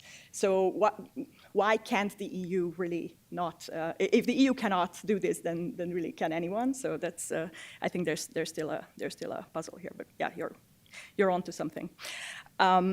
But first, so what exactly are these trade-offs that need to be governed? And the easiest way to capture that is through a trilemma. We like trilemmas, the Roderick fan base in this room especially. So from climate neutrality, industrial competitiveness, and strategic autonomy, so the three aims, you can really only achieve two at best. At this point, it's close to impossible to do clean tech expansion without China, with that level of technological dominance in China, and still remain competitive. or if we want to reduce dependence on China and remain competitive, then walking back on the green goals seems necessary, and so on. But I think the trilemma is still an oversimplification, because there are trade-offs not only between these policy goals, but also within these policy goals, because these are not singular aims. These are clusters of sub-goals, and they contain these nested trade-offs that multiply as we try to operationalize these goals. And instead of a triangle, I think we're closer to a fractal geometry of compromises here. Now, what are the nested trade-offs? In climate, there seems to be a trade-off between fast rollout of clean tech and ecological integrity. It is linked to the well-known tension between climate justice and environmental justice that is theorized by extractivism scholars like Theorio Francos. Green electromobility creates sacrifice zones, lithium mines in Latin America, cobalt mines in Central Africa. I have a paper on lithium mining in Serbia with similar dynamics. And I find that it's not only on the extractive frontier, but also in this clean tech manufacturing that we see this dynamic. Now, in industry, it's also a very difficult trade-off. We have a late development dilemma, basically, at our hand, very similar to the one that East Asia faced, now in reverse. The tables have turned. The question is, do we want jobs and output now? Because the fastest way to get those jobs, get those output, is to do via FDI, and FDI without strings attached, really. But in a single market, this can actually undermine this fostering of domestic champions that the EU also wants to do. And it also undermines higher value capture later on. In strategic autonomy, this is the vaguest of all the goals. There is this interesting trade-off. Europe can secure less remote producers, so basically hedging against the shipping crisis in the Suez Canal, but these will then be Chinese-owned. So if there's a geopolitical fallout with China, we're not much better off. And a big picture here is that the literature talks about a geopolitical turn in Europe. I actually see the opposite. In Europe, many important players, including Germany and Germany's mighty firms, are singularly inattentive to these geopolitical concerns, and really just do not subscribe to this point of view that that we need to care about this deeper conceptualization of geopolitical risk at all.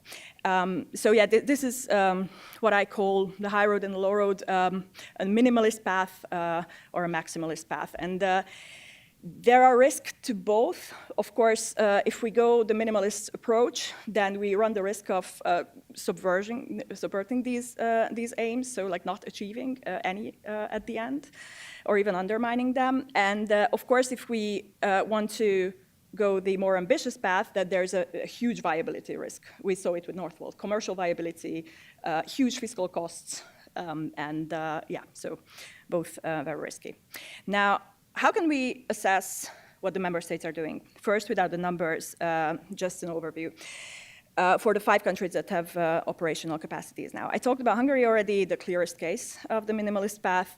Poland similarly pursues a minimalist path, also, although less extreme. Poland has the dirtiest power grid, not only in the EU, but among the dirtiest in the world. It's actually more high emission than that of China, which is ironic, given the fact that one of the reasons the EU wants to CBAM away Chinese imports is that they don't meet our environmental standards. But what are our standards exactly here? And in terms of value capture, it is also an FDI-based model. The innovation spillovers, I think, are not as hopeless as in Hungary's case, because Poland is a larger country. It has a deeper domestic ecosystem, so spillovers can happen. And in strategic autonomy, actually, Poland is very different from Hungary. It is one of the most hawkish EU member states, aligned more with the EU, with the US security posture. But still, they don't have domestic capacity, would be the ultimate shield geopolitically. Now, Germany is a very interesting mixed case, I would say. The rollout is slow, and the Chinese firm CATL is anchoring it. Germany also has a power sector. There is high emission still. But Germany also has domestic players, PowerCo of Volkswagen in cell manufacturing, but also smaller firms. If we have just a region that is there's just a high-tech manufacturing region in Germany, then of course these hopes that these innovation spillovers from this FDI can happen are of course much larger. And in terms of autonomy, Germany has some hedging with domestic capacity, but Germany is also very clearly exposed not only to China, but inputs concentrated in Hungary, actually, which I would also categorize as a geopolitical risk. Viktor Orbán has a demonstrated propensity to use any leverage for blackmail. So, you know, that much concentration doesn't seem very smart. And then we have France. France is, in fact, the only case of a consistent developmentalist, domestic champion-based strategy. Surprising exactly nobody, by the way, that the French prioritize batteries made in France and very willing to invest a lot in it. They are open to FDI, but they are also the only case where we have an explicit technology transfer in exchange for a subsidy deal. So they were the only one who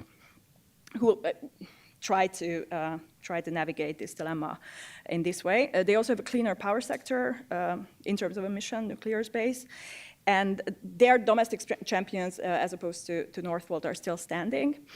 We also see geopolitical hedging in the French case. Chinese FDI is present, but it is balanced out. We see a Taiwanese firm and of course the domestic players. And then we have Sweden, which I term a defunct maximalist, so big ambitions, but defunct with Northvolt's collapse. So all in all, in the numbers, we see that minimalist paths are dominant, and even more so if we look at who has more capacity. These are the operational gigafactories as of 2024. And yeah, these are foreign headquarters, except for the French.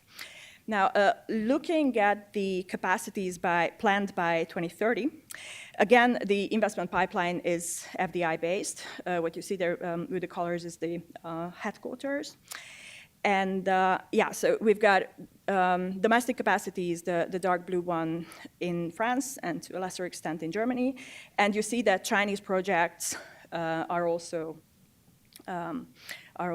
heavily present. So I think this is the big transatlantic divide, that the US has this political effort to keep Chinese FDI out. Europe does not subscribe to this point of view, and it is not just Hungary. The broader stance is shared by Germany, by Spain, by Portugal.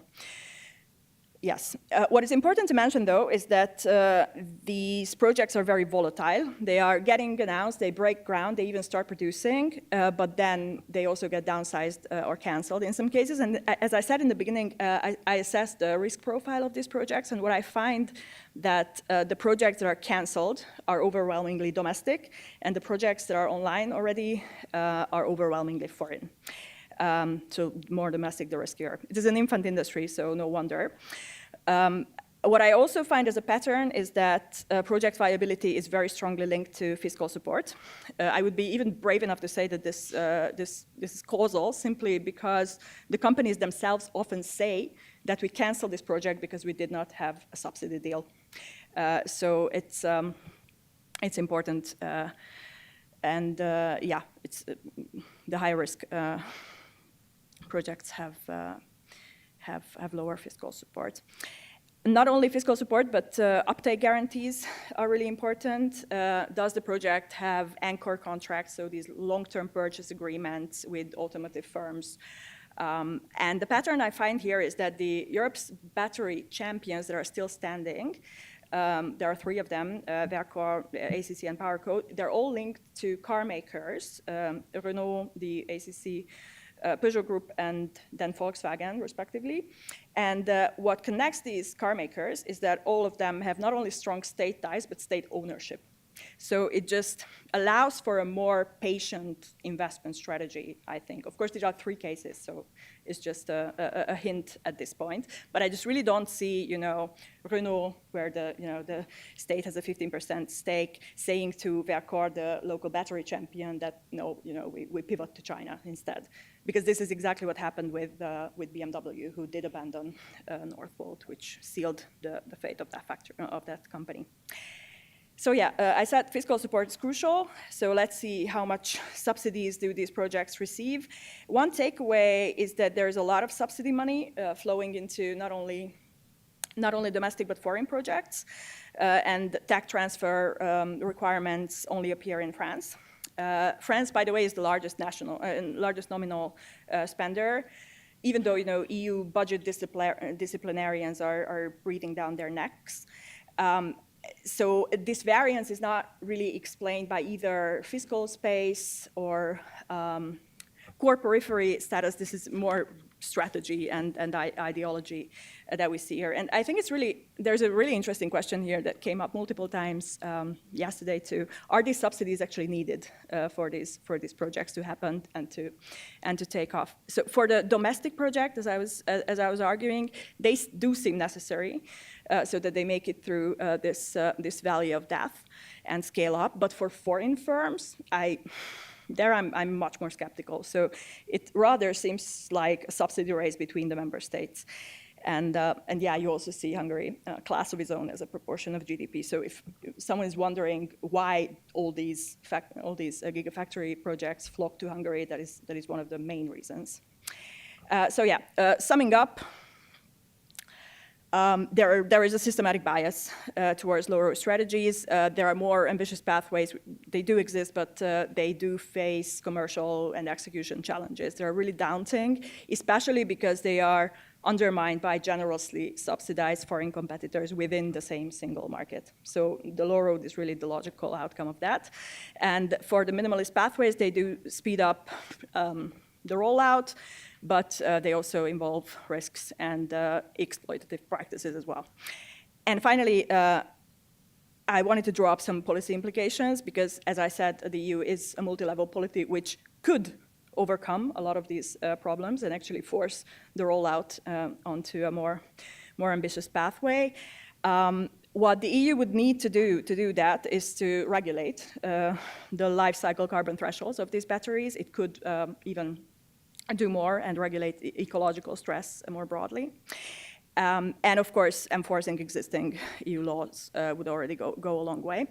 The development trade-off is more difficult, but there as well, I mean, an important step would be to stop subsidizing both the domestic or European champions and their foreign competitors within the same single market. That's very clearly incoherent. So like an EU level subsidy governance would be better in this case.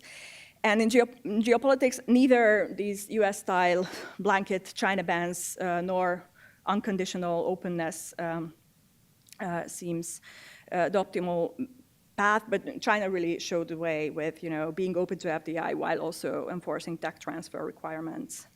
And yes, what is interesting is that the political will at this point is missing clearly from the EU level.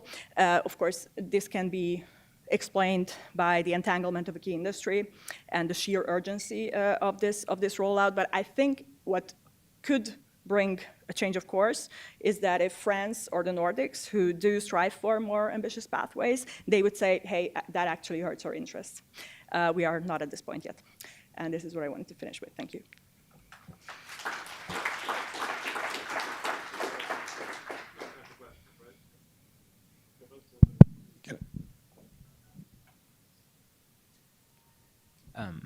Sorry. Thanks a lot, Pamela.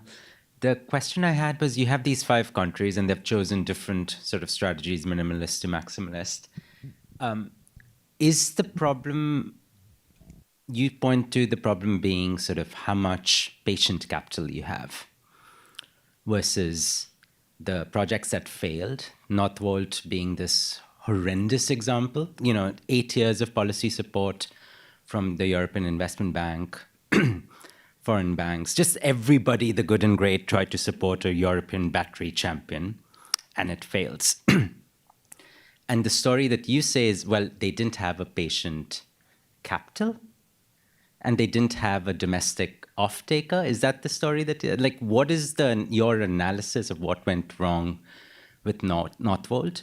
Because my understanding is the failure of Northvolt is sending a chilling effect on all battery investments in Europe. That's at least how it's being interpreted on the industry side. That if Europe tried to give a huge amount of support to one battery champion and that fails, then there's no hope for other things. But what you're presenting is a much more complicated picture. So I really want to understand what your analysis of what went wrong with Northvolt. Do we collect or do I? So it is a very complicated story, and I'm not directly analyzing why Northvolt went bust. Actually, I'm more looking at the outcomes and see is it high road, is it low road? My understanding of the case is that they just scaled up too fast. This is also what the French are saying, that we're not going to try not to repeat this mistake. But when it comes to the patient capital, it really, what sealed the fate of that company was, of course, the buyers. BMW is one of the largest ones, simply saying, yeah, we have alternatives, we can just pivot to them. And why I see, a more optimistic future for Vercor, the French startup, I just don't see that happening in the French case. Now, is it good or bad? That's a different question. It can be that this is just throwing good money after bad, but I think this patient capital story here does make a difference. But when it comes to the individual projects' fate, that is a complicated story. Palma, I just wanted to understand better your second bullet point here about development, where it says stop subsidize both champions and the foreign, meaning only subsidize national champions or only subsidize champions. That seems, given like the experience of Northvolt, it seems sort of channeling subsidies a little bit too much. No? Yeah, what I'm pointing out here is that if we try to nurture this infant industry and want a domestic battery industry in Europe, then being in the same single market with these generously subsidized Chinese companies is just incoherent. So again, either choose one or the other, either give up on the infant industry path, but doing the two together is incoherent. And as I said, I'm also skeptical with the need to give these Chinese companies subsidies in the first place, because these Chinese companies actually want to go to Europe. They are facing a very cutthroat competition at home and low profit margins. So it really seems to be that what EU member states are doing at this point is a subsidy race. They want to grab this investment and so that they come to like one specific member state. But from a broader European perspective, this seems to be suboptimal.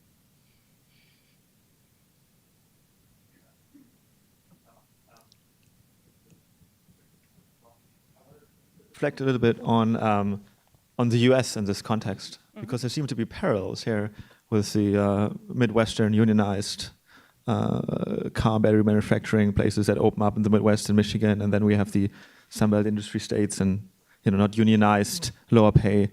And I wondered if there are any lessons to be learned here, or is this just kind of a deterministic story? The high road will fail, and unless France pulls up something that nobody expects, or do we have to kind of accept that catching up and kind of getting industry on board just means compromising on like social and regulatory standards that are in place? That's just part of the bargain if we want to decarbonize.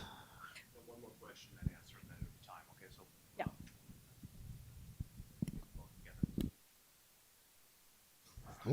yeah. So what exactly is the geopolitical risk for China? It's different than the simple diversification one. You don't want just one supplier. There are lots of suppliers. The political economy of Chinese industry, and especially of the battery industry, is such that there is they're not going to cut it off. The only reason the geopolitical risk arises is if they are not going to be pushed around. So what is the risk that Europe is concerned about? I don't see that. And this question of missing political will this missing political will totally disappear if the Ukraine war is stopped? Halts? Finish? Or is it because I don't see a direct, any analysis of risk vis-a-vis China, I don't see the risk. Thanks. Excellent questions. So if you leave it to the firms, then yes, this is a deterministic story of a low road strategies, as the first question alluded to.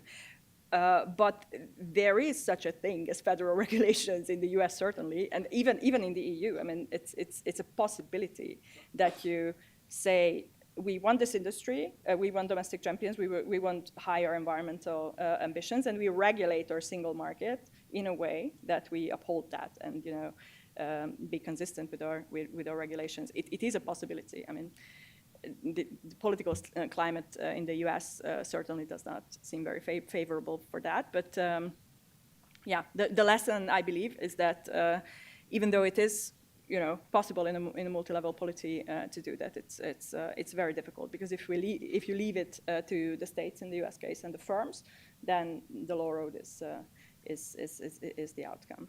And when it comes to the geopolitical risk, so my point was exactly that Europe is not concerned about geopolitical risk. I mean, there's a big difference with the United States, where across the political spectrum.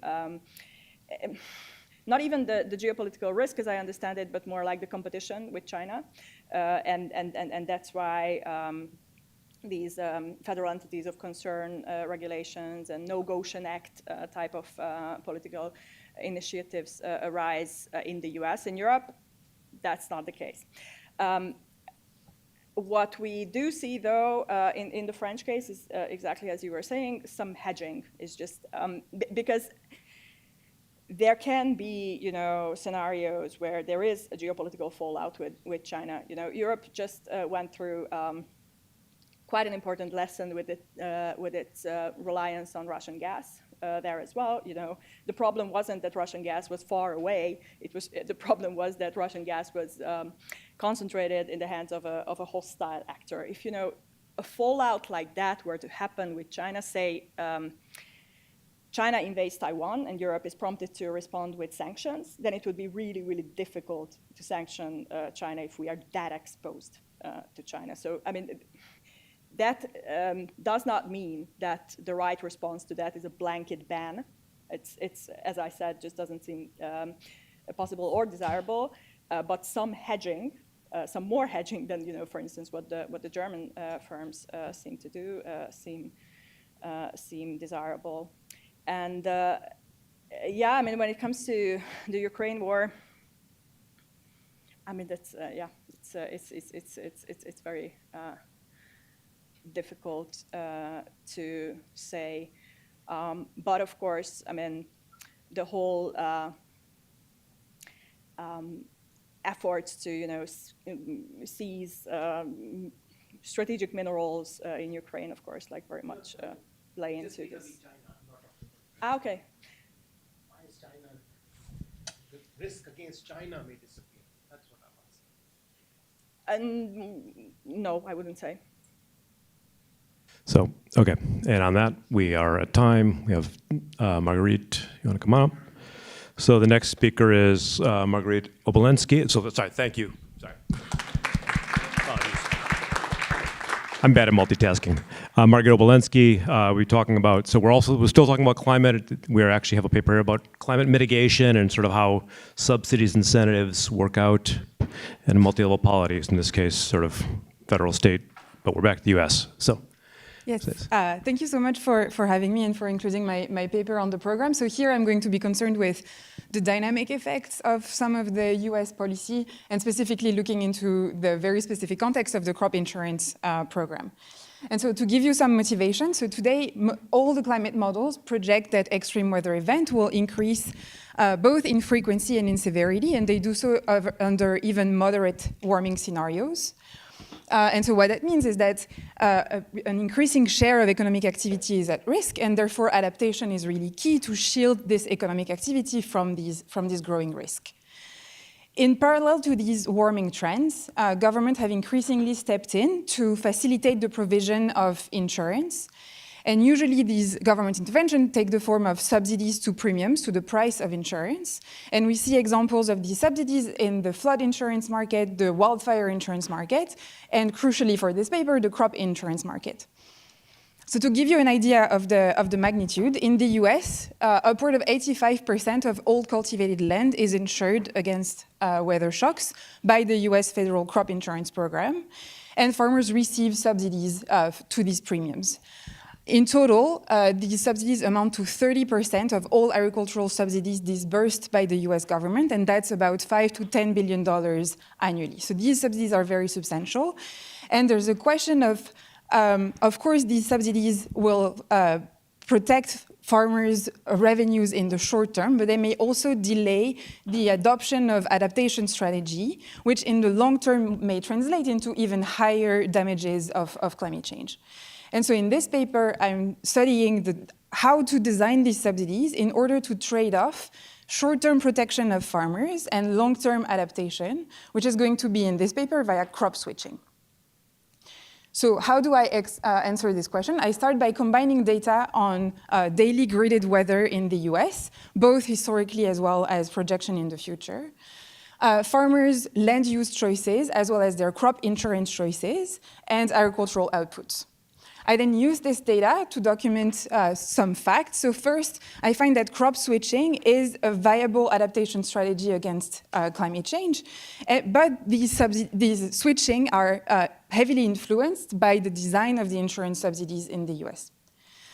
I then build a dynamic empirical framework of the US agricultural system that will endogenize farmers' crop insurance choices as well as their land use choices, and crop prices will result from the equilibrium of global agricultural markets. I then use this estimated model to, in combination with projection of climate between 2020 and 2050, to first quantify the effect of the status quo subsidies on US farmers' adaptation and on welfare. And finally, I will discuss the efficiency and feasibility of alternative targeting scenarios of these subsidies. So let me give you a preview of the results. So I find that the current subsidies, which are proportional to premiums, lead to overall welfare losses of about 2.8% of the total agricultural production in the US. And so while these subsidies improve farmers' surplus because they're a direct transfer to farmers, and they also benefit consumers because farmers enter, which puts downward pressure on prices, they also subsidize farmers more in place when they choose a riskier crop mix and when they choose to grow their crops in riskier areas. This increases the volatility of agricultural output, and these losses due to more volatile output contribute 5% to these overall welfare losses. I then study a simple alternative targeting design, which would be based on future climate risk trend. And I find that by doing so, we can reduce these efficiency losses. And so, for example, focusing on a budget neutral strategy, we could improve the welfare by 0.6 percentage points compared to the status quo of 2.8% losses. What do these subsidies do? They incentivize exit from these high climate risk areas, so think the south of the US, and I'll be more clear about what I mean there in the next few slides. And they also, and thereby improve the stability of agricultural production. However, because these are ultimately place-based policy, they result in vastly unequal distribution of government funds, which may lead to some political resistance. And I will then try to bound this issue by looking into how to target within US states instead of between US states. Yes. Just trying to clarify on the headline numbers. So you're saying that the subsidies lead to welfare loss of 2.8%. It seems that we could increase welfare by 2.8% by stopping them, right? Yes. So how do you only get no additional cost? Welfare goes up 0.6 percentage points? So it's going to be 2.2% losses when you target versus 2.8% when you don't target. I agree that in the model, nothing. So the only constraint for these subsidies is just a political constraint. And the way I'm modeling it is just by saying, we want a budget neutral solution. So the US reveals that they want to subsidize the farming $5 to $10 billion annually. How do we reallocate this money around in a way that might be welfare enhancing? But would you be better off not giving any subsidies? Yeah, we would be better off. I see. Yeah. Barring the political constraint. Okay, so let me just briefly mention the contributions of this paper. So first, I advance existing land use models by incorporating the role of insurance subsidies in land use decisions. So there's a very big sort of IO literature that does that.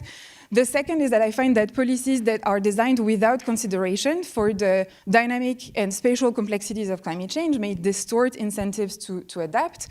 And so in that, I contribute to the very large literature on adaptation to climate change and the fairly substantial literature on what are the limits to adaptation.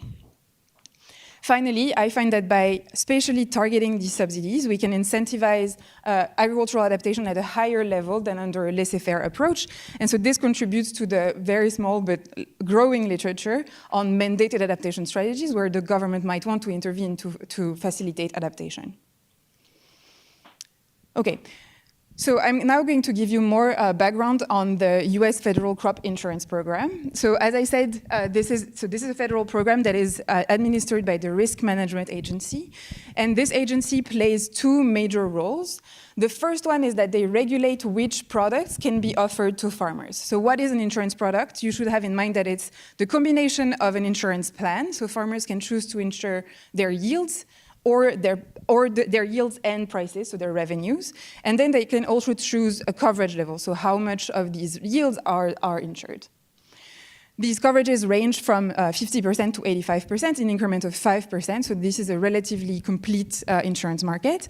And one of the features of this market is that if farmers grow multiple crops on their farms, they will have to purchase multiple products. So this partially motivate why in the modeling part of the paper, I will model farmers as making independent decision over the different crops.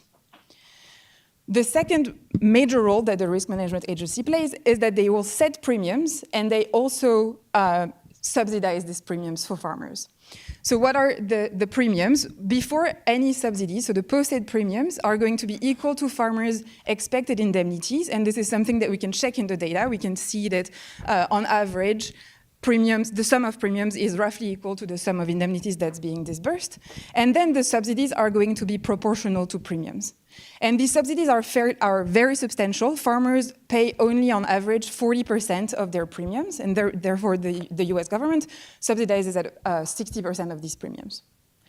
I want to mention that this federal program is a public-private partnership, so there is a role for the private insurers. These are mostly doing the sort of last mile, and they are going to market the insurance product to farmers, but the set of products that they can sell is regulated and the premiums are not set by them. The other very important role that they play is that they will go and audit the farm if the farmer has claimed an indemnity. So this is all done to try to limit the sort of classic moral hazard story that you might have in mind, where a farmer purchases insurance and then stops applying fertilizers and all sorts of preventative measures. So the audits are there to limit that concern. So let me reiterate, under these status quo subsidies, farmers in riskier areas will receive larger premium subsidies just because their premiums are larger. And in the last debates over when we were discussing when to renew the Farm Bill, there were a lot of debates over whether this program was actually promoting climate resilient agriculture, and there was a will to renegotiate. So the Farm Bill has not been passed. It's been expired since 2018, and we're still waiting for it to be renewed. Okay. So let me tell you what data I assemble. I assemble data on agricultural outcomes. This is at the county and crop level. This comes from the USDA and gives me information on farmers' yields, prices, and acres. And I collect this data for the 3 crops that I'm going to think about today, which are corn, soybean, and wheat, which are the major crops grown in the US. The second data set is a data set on crop insurance. This one is also available at the county and crop level, and it gives me the posted premiums for the different insurance products, the subsidies that are being disbursed, as well as enrollment, so market shares of each of these insurance products, and the resulting claims. The third major data set is a data set on land use. So this is a satellite product where each pixel is classified in the different land use covers. And this is only available from 2008 to present, but it's a very well-used data set now in the environmental economic literature, the cropland data layer. And finally, of course, I need information on the climate. Both for the historical period, I use PRISM, which gives me daily readings of temperature and precipitation. And then for the future, I use multiple climate models from NASA. And finally, I need country-to-country trade and acres in the rest of the world to calibrate the global agricultural model. I see your hand. Yes. Yeah. What is the subsidies? What are they as a percentage of revenue? They're going to be about 10% of the revenues. It kind of it varies, but it's on average 10%.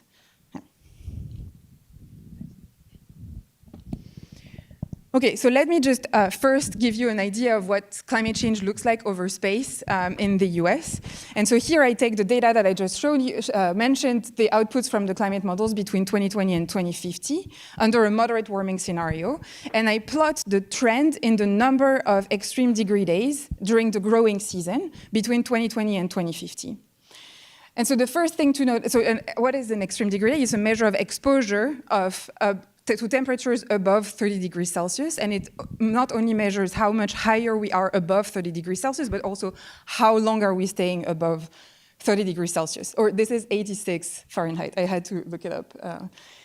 Okay, and so the first thing that you notice on this map is that every single county in the US is on a warming trend. So none of these are getting cooler. But the number of extreme degree days increases much faster in the southern half of the sample compared to the northern half. To give you an idea of the magnitude, an additional degree day per year means that we're doubling the number of extreme degree days by 2050. So it's a doubling between 2020 and 2050. It's not all about average exposure. Here on this map, I'm showing you the trend in the difficulty to predict weather when we are during the pre-planting season, when farmers are making their decision over which plant to grow and what insurance product to purchase, of the growing season number of extreme degree days. And you see, similarly to the previous map, that the counties in the southern half of the sample are getting increasingly more uncertain in terms of what the growing season is going to look like. This, of course, has an implication for farmers' willingness to pay for their insurance. Okay, but so farmers do not care per se about the weather. They care about how it translates into their revenues. And so here I'm going to try to understand what is the implications of these number of extreme degree days on farmers' yield. And so I'm regressing the log of yield of crop K in county M at time t on the number of extreme degree days in that same county with controls for precipitation and county fixed effect and year fixed effect. And I find, which is very standard in the literature, that one additional standard deviation of extreme degree days decreases corn and soybean yields by about 26%. And the effects on wheat are 10 times smaller and not even significant in this case. And so this suggests that corn and soybean are very heat sensitive. Wheat is much less, and so we might expect farmers to adopt wheat more and more as climate trends mean that the weather is warming. Yes?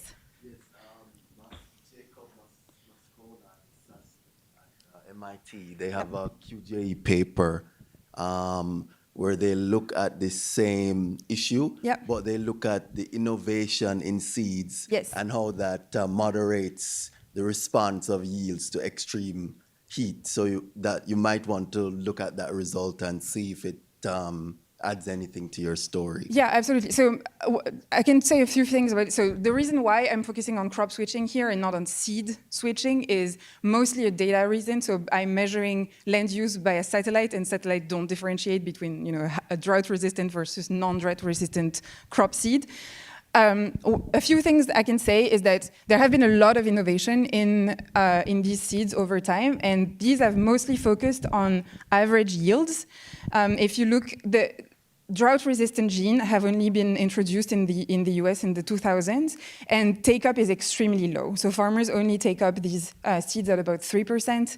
Only 3% of farmers have these seeds. And so it's even, if you believe that crop insurance might have an effect on this, the welfare estimates that I show you are sort of an understatement, right? There could be effects on this, and then even at the higher level on whether we innovate in these drought-resistant gene at all. Yeah. Okay, so soybean corn to wheat might be a viable adaptation strategy. And so as climate warms, we might expect farmers to switch quickly to wheat. However, this depends heavily on how easy it is to switch and whether there are frictions and costs to doing so. And so on this map, on this graph here, each cell represents the conditional choice probability of switching from, can I show something? No. So of choosing each of the actions on the x-axis when you are in one of the states on the y-axis, sorry, the x-axis on the y-axis.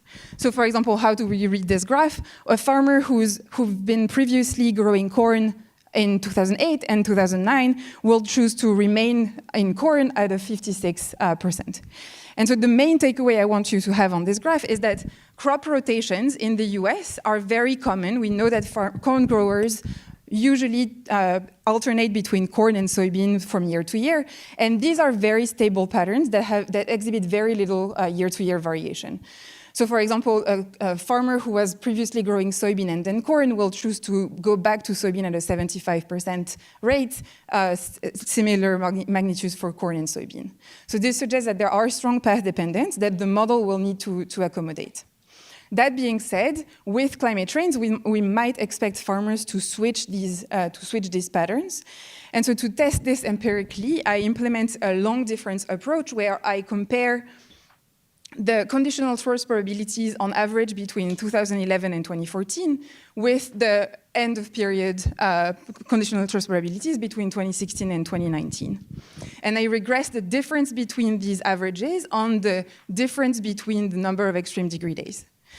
And so here, identifications come from medium run shifts in the number of extreme degree days between counties. So it's a lot of cross-sectional variation that I'm using here. And I'm recovering, a beta coefficient for each of the different triples of crops. So I'm not going to show you 64 coefficients. But what I can tell you is that the median beta suggests that for 10 additional extreme degree days, the probability of choosing to remain in corn and soybean decreases by 1.3 percentage points, whereas it increases by 1 percentage point for wheat, and farmers choose to follow also increasingly. So this is sort of in line with what we've with what I've just told you about corn and soybean being much more heat sensitive than wheat. And so then we can simulate, yes, sorry. The outcome is a given crop, or it's maintaining the rotation of crops? So it's for the K double prime is just it's just corn or soybeans, no? So K double prime will be one of the four, and then K prime will be one of the four, and then K is also one of the four. Yeah, I guess I'm wondering whether you're not distinguishing between like permanently switching to soybeans versus doing another year of soy, just modifying the rotation pattern a little bit. So there also is no, I'm not differentiating between these things. Yeah, I'm looking at the effect on every single one of these. So the probability of going corn, what happens when you increase the number of extreme degree day? And I find that on average, it decreases. So farmers choose less corn, but I have to think about how to implement what you're suggesting, which is, do they switch to wheat? So sort of zooming in permanently. Yeah, this is hard to measure, right? What is permanent? I'm already stretching the data quite a bit. I only have sort of 10 years of data, so I'm stretching the data quite a bit to even implement, 3-year histories. Okay, so I can then, with these estimates, I can then simulate the effect of a homogeneous increase of 10 extreme degree days in the US, which gives me numbers that might be more sort of palatable than 64 coefficients. And I find that they result in a decrease in acres of corn by 2.5%, similar for soybean, whereas wheat increases by 7.5%. So this represents roughly 1.6 million acres, which is fairly substantial. Okay. So let me just summarize the takeaways and give you the model implications. So I've shown you that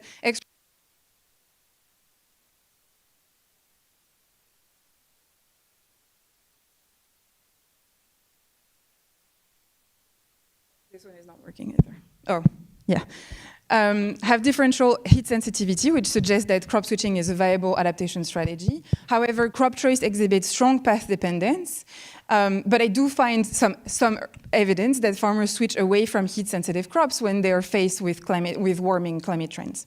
And finally, if you remember the background on the insurance subsidies, these insurance subsidies affect the relative profitability of differentially risky crops, which suggests that I will then build a model that incorporates the links between climate, premiums, and subsidies, insurance choice, and land use choices. So this is where I'm going now. And let me give you a sort of model overview. So in the model, farmers are going to be atomistic farmers, which means you could think of them as a pixel. And they're going to make independent decisions across their monocultured fields. The model is separated in 2 seasons. There's a pre-planting season, during which farmers form expectation over the upcoming growing season weather, both locally and globally, which will determine yields and prices. The government will set the insurance premiums, and then farmers will make a sequence of 2 choices. They will choose first whether to grow anything, and if so, which crop to grow. And then they will choose whether to purchase insurance, and if so, which insurance product to purchase. During the growing season, local and global weather shocks realize, which pins down agricultural outputs, therefore pins down prices because global markets equilibrate. And finally, farmers get their revenues, and they potentially get some of their claims, insurance claims. So very briefly, I want to give you some more background some more details on what I do exactly. So farmer I in county M, who's growing crop K, so now I'm fixing the crop. I'm at the last step of the pre-planting season. Farmers must choose which insurance product to purchase. They have beliefs over their upcoming growing season revenues, which I'm going to summarize with this, their average as well as their variance. And again, these revenues are a function of crop prices, local yields, input costs, insurance J premiums, as well as the indemnities that you might receive under insurance J.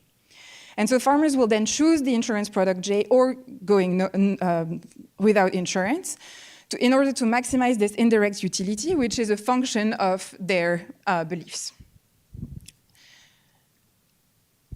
Very briefly, I want to mention 2 assumptions that I'm making here. The first one is that farmers who are located in the same county have the same beliefs over the upcoming growing season, so there is no within-county heterogeneity.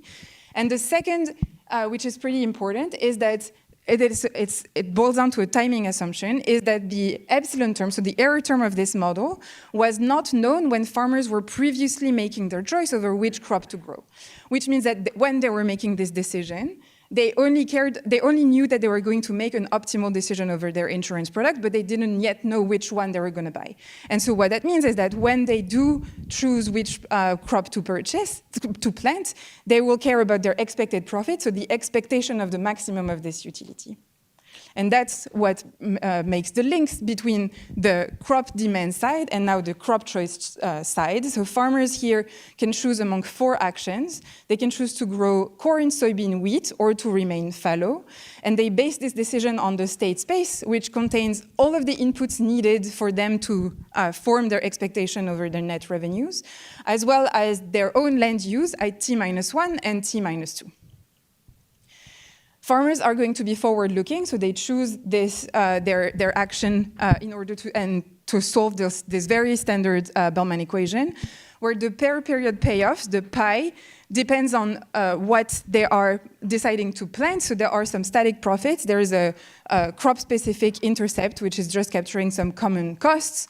There are the static profits that they get from their subsequent agricultural revenues, as well as optimal choice of insurance. And then very crucially, there are these switching costs that can be positive, so it goes both ways, that capture the rotation or the state dependence of the model. And so here I'm not saying that these necessarily are positive switching costs. There could be some rotation that are actually beneficial for farmers, and this is what I'm actually going to recover. Okay, I might skip estimation to show you the model, but so estimation follows the steps that I just showed you very closely. I estimate first the beliefs of farmers on upcoming growing season yields and revenues. I then estimate demand using variation coming from weather shocks, and the dynamic crop choice that links land use histories with differences in land use histories with differences in payoffs between these two histories. Okay, so with the estimated model, I can then simulate the future of the US agricultural system in order first to quantify the effect of the status quo subsidies on adaptation and welfare. So first, somewhat expectedly, I find that the status quo subsidies flow to increasingly high-risk areas. So this graph here is showing you the change in government spending per acre by state over time, so between 2020 and 2050. And so first you see that because every single state is on an increasing climate risk trend, government spending per acre increases everywhere, but it increases much more in the light green states, which are represented on this map on the right, which are the states that are on a very steep climate risk trend compared to the dark green counties that are on a much shallower climate risk trend. And so what does that mean? The first thing is that it means that under the status quo subsidies, farmers remain active in risky areas for longer. So here I'm showing you the time series of the share of planted acres in risky areas under two scenarios, one where we have the status quo subsidies, that's the dark green line, and one where we remove the subsidies. And we see that there is this wedge that is created between these two lines. We suggest that the status quo subsidies are retaining farmers in these risky areas for longer. This is not the only consequence of these status quo subsidies. Under the status quo subsidies, farmers also make riskier crop choices. So here I'm showing you the change in acres between the status quo subsidy and the scenario without any subsidies. And you see that the status quo subsidies increase the acres into corn by about 4.5%, soybean by about 2.1%, and they decrease acres in wheat and in fallow. So there is entry and exit from the heat-resistant crop under the status quo subsidies. All of these lead me to estimate welfare losses of about 2.8%. And so then I ask, how can we design these insurance subsidies so that we better take into account the future of climate risk trend? And so what I do is fairly simple. I told you earlier that status quo subsidies are uniform across space. Here I'm saying, what if we were targeting differently the set of county in the dark green versus the light green? So we're targeting differently counties that are on different climate risk trends. So let me walk you through this graph. So here I'm showing you, as a function of government spending on the x-axis, the change in US welfare, and it's all normalized to the status quo subsidies. So I told you that the status quo subsidies lead us to lose 2.8% of welfare. This is what we see. So if we put government spending to zero, we removed all of the subsidies, we would get 2.8% welfare back. And so this dark green line here is showing you all of the possible allocation of government spending and welfare under uniform subsidy. But now what if we target? We get this dashed line, and the shaded area gives you the gains from targeting. So at any level of government spending, we get higher welfare when we target the subsidies based on future climate risk trend. And when we focus on budget neutral targeted strategy, we could improve welfare by 0.6 percentage point compared to the status quo. And 30% of these gains are coming from decreases in the volatility of agricultural output. So what are the mechanisms underlying these welfare gains? Well, these subsidies are place-based targeting, so farmers are still growing a risky crop. We're not targeting the crops, so farmers under the targeted scenario, which is in the light green here, are still growing a fairly similar crop mix as they were under the status quo. And importantly, they're not growing less crops, so we're not necessarily lowering production. However, what we are doing is we're shifting production towards less risky areas. So this is, again, the same graph as before, but now the light green is giving you the trend in the share of planted acres in risky areas under these targeted subsidies. And you see that there is this massive drop of farmers in essentially the south of the US. And so, of course, yes? I know you're not thinking about this, but I was just wondering how much of the status quo, how much of the status quo is influenced by political lobbying? A lot, I'm assuming. Yeah, and actually, so it sort of somewhat brings me to the next slide, which is that these targeted subsidies, of course, lead to very unequal distribution of subsidies across US states. So here, this graph is showing you the change in government spending between the targeted and the status quo subsidies. And you see that under the targeted subsidies, most US states are losers. And some lose actually a lot of virtually all of the government spending through the crop insurance, which we may think leads to political resistance. And so alternatively, in the paper, the details are in the paper, but we could target within US states, which is sometimes called block targeting. And I find that doing so greatly reduces the gains that we would get under unconstrained targeting. So under this sort of constrained targeting, we only achieve about 15% of what we can do under fully unconstrained targeting. Can I ask a question about the previous? Does it imply a large movement of labor out of those states? If there is less production, that's a big deal. No, absolutely. I think, so this is not something I model. It's completely outside of the model. Here, farmers, you should think of farmers are really it's the land, right? So we're just seeing land being fallow. It might imply very large movements of labor. This is not something that is captured in the welfare analysis that I do. But I agree that this is something that's important to think about. Yeah. Yes? Is your targeted outcome just the same one as if you kept the same amount of subsidies and just converted that to a direct subsidy that was unconditional? So the only market failure is through the insurance market that in a private insurance market, the farmers would make the optimal. Yeah, absolutely. So this is not in the paper yet, but in the next iteration of it, I want to understand how much welfare we would gain back by just giving sort of an unconditional cash transfer. So conditional on insuring yourself, but but not conditioned on your risk. So it's kind of an unconditional cash transfer and seeing what it means. My guess is that it will greatly reduce this distortion, this adaptation distortion, because this is entirely tied to the risk of farmers. I mean, is there another market failure in your model that wouldn't lead them to match exactly when you did the direct subsidy? You would still price premiums lower than the optimal, right? So if you gave them subsidies that are... Why would the private market price the not efficiently priced?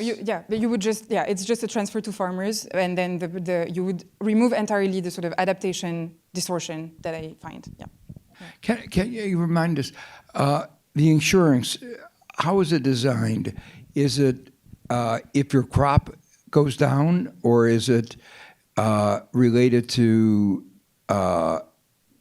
characteristics of the area, or? So the way it works is that premiums are farmer specific. So a farmer will go and report their histories of yields, and based on that, they will get a premium.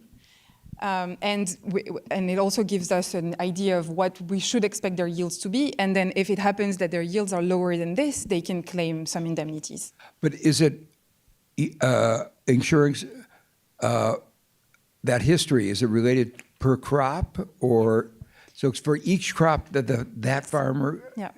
So just to pick up on what was said, if you had insurance that was related to the land and the variability of the risk associated with the land, you get rid of the... You get rid of the crop-based You get rid of the distortion, and you would get a measure of, the intrinsic properties of the location. Yeah. And that would eliminate the distortion in the choice, the moral hazard issue. So it would... I think you're suggesting something slightly different. So here it was what Mark was suggesting was completely unconditional on where you are or what you're growing. What you're saying is you're still tying it to the land. And so I think what this would mean is that you would eliminate the distortion of the crop mix. So farmers would be fully Exactly. free. There's always going to be a moral hazard.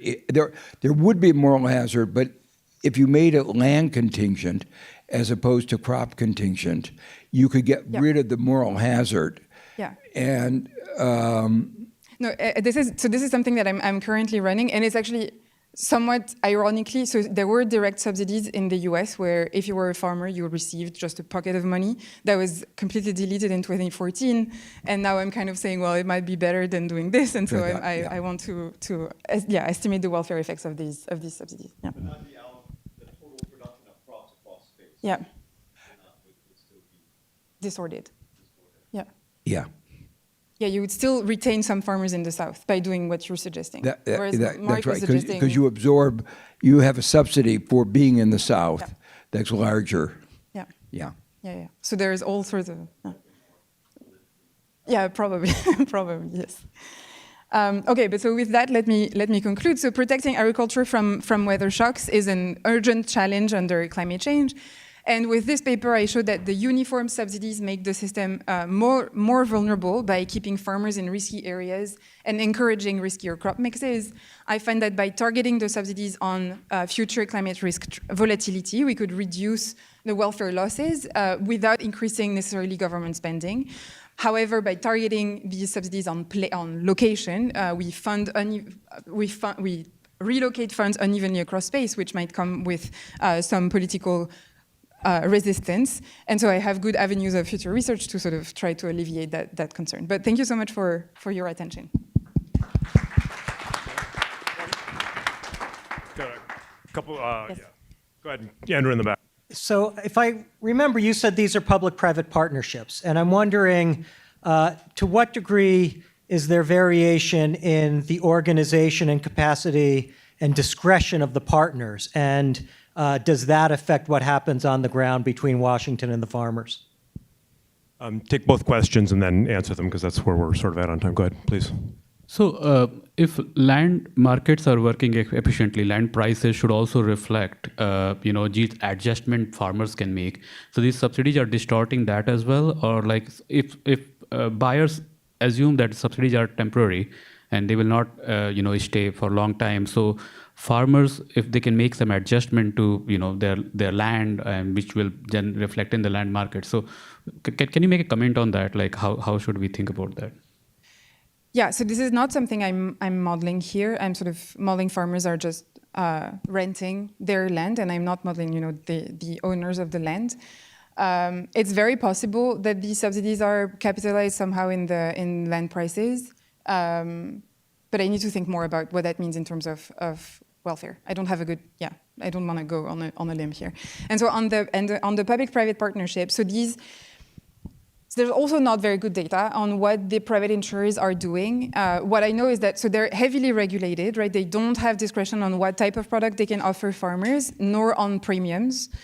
And when you look across space, so the way this was divided was in the 90s, the US government brought 5 or 10 private insurers, and they divvied up the US, and so there's no local competition for these insurers.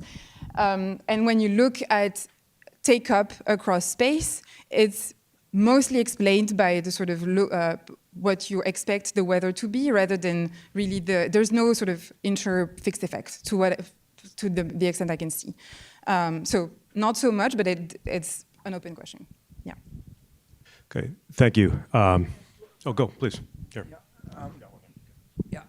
I just want to follow up on the question about land rents, because if you were, say, a big industrial farm, and you were trying to decide where to produce, and you were renting land, and if all of what, if the subsidies are all capitalized in the land value, it isn't quite clear to me. To what extent all of this distorts the production pattern, because the cost of land has adjusted. Yeah. And so the land issue, I'm not sure, can be separated from the allocation issue. No, I think that's right. And I think if everything was fully capitalized in the input costs, then I wouldn't find any distortion, right? So the fact that I find some distortion means that it's not fully capitalized, but I don't know to what extent it is. And I would need some very granular, the input cost data. In general, farming data in the US is very hard to come by, and input cost is particularly difficult. So, yeah. Okay, thank you so much. Thank you very much.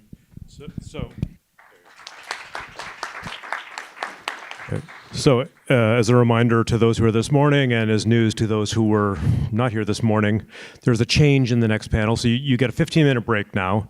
But if you're coming here to see Jesse Jenkins, Kate Gordon, or Jonas Nahm, Jesse Jenkins had a childcare emergency, and Kate Gordon and Jonas Nahm have had planes canceled.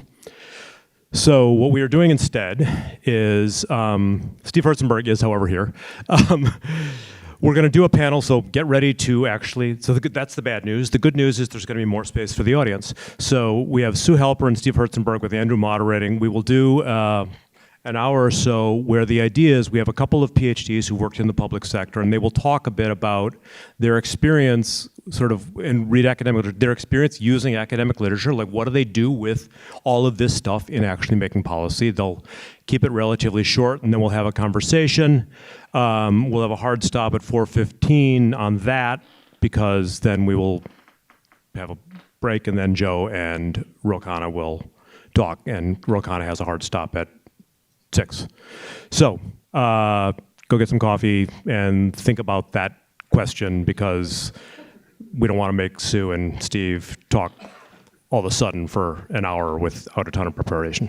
So, okay.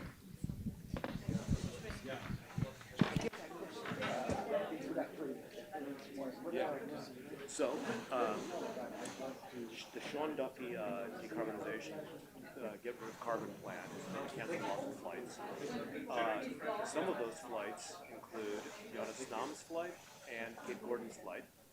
Yes, and Jesse Jenkins is stuck in what he's in Princeton, but it's no school November, which means there's lots of days off, and it stretches child care decision limit that he just couldn't get here for the day, which is a small child, I understand, because he got child care plans, so he's out. So we improvised. We knew about one of them, we knew about 2 of them last night, and we were like, okay, we're fine. We've got Jonas, Sue will come in with the slides. And then Jonas said this morning that one of his flights, because actually they're kind of 10% of flights, but if you think about it, that's about 18% of people will have one of their legs canceled. Think about it, because it's like Jonas' return flight was the one that was canceled, but yeah, it's not just 10% because it's 2 flights. Yeah, absolutely. Yep. So the effective population is significantly greater. But so at least the irony of flying people in for a green industrial policy panel has been, removed from our conscience. Yeah. We know, is it more domestic or No, we don't know. We know what they've said. The airlines have said that to the extent the feds are giving the choices, which seems to be the approach, they're going to be concentrating on the domestic and keeping the international, which is going to be about profitability. So I'm supposed to go to Hong Kong. Yeah, I think if you think about the price, I'm just back of the envelope math of it is the value of a takeoff is greater the bigger the plane and the higher the price. So your international are going to be high profit. What do you rely on? General high profit lines. So that's going to be. You're going to go. When are you leaving Hong Kong? Yeah, hopefully things will settle a little by then. They're going to make right now they're like figuring it out. So something you'll know by Thursday if you haven't read the book. Like Spanish or yes. Yes, this is apparently it helps. Apparently it helps to have competent government. Things run better. And what is your speculation about what this will do to the settlement? I mean, it's not just doing this. So how you structure what they tighten the screws. But it works in an ambiguous way. I don't know if they're doing it to tighten the screws. I think they're really like it's hard to because they were already in a bad place. and they're starting to have sick out. People are getting sick. The second missed paycheck is coming up. My guess is that so. Oh yes, of course. Yeah, just. Never, this government in particular, never let incentive confuse, get in the way of incompetence or something like that. So my guess would be that they're actually trying to get themselves a little slack for Thanksgiving weekend. I mean, they're giving people time off because there are already you have people working 70, working to the max for no pay right now, which is stressful. And he keeps threatening they won't get paid. Yeah, which is illegal, but who knows? But what's the law? That's where they've been.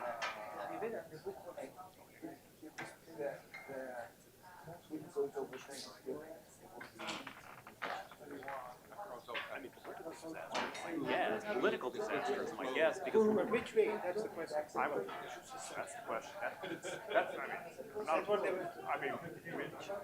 All amateur political scientists on this one. My own, I read the news thing every minute. So far, the polls say for the Republicans. And I would guess that one of the things that happens over Thanksgiving, right now, it's business travelers, to a greater proportion of business travelers versus casual travelers shifts radically. Right now, ordinary people aren't traveling. Yeah, as a proportion, yes. And also the way that they're sort of, way punching at the Democrats feel that it's not registering, people are not blaming this. They're trying to get the population to basically, population at large, to blame the Democrats. That message is sticking. Especially with the assertion, Trump's assertion that I run things and I can make these decisions. Once he's asserting that, he makes the decisions. I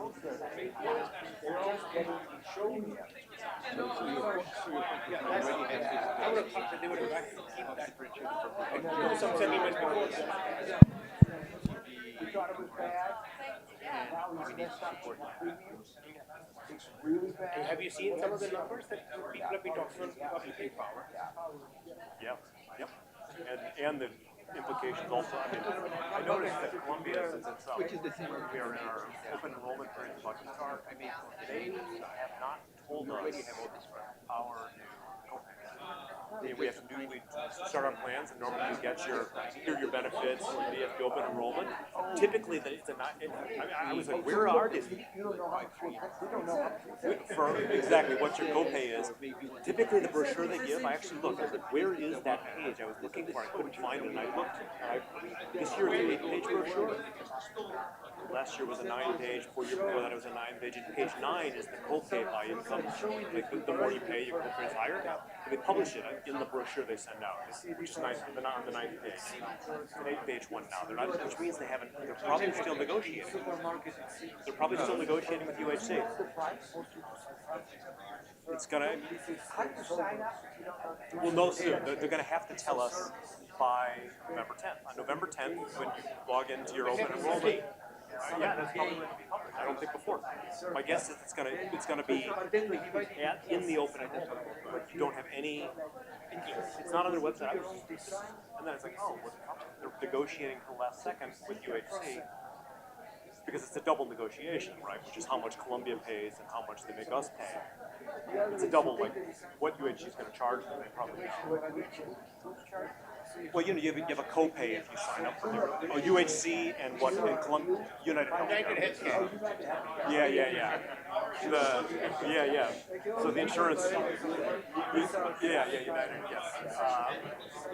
But it's probably an open negotiation, partially because UHC's, they have Obamacare plans too, and they cross-subsidize stuff. I mean, nobody knows. I don't know what's going to happen to our retiree plan.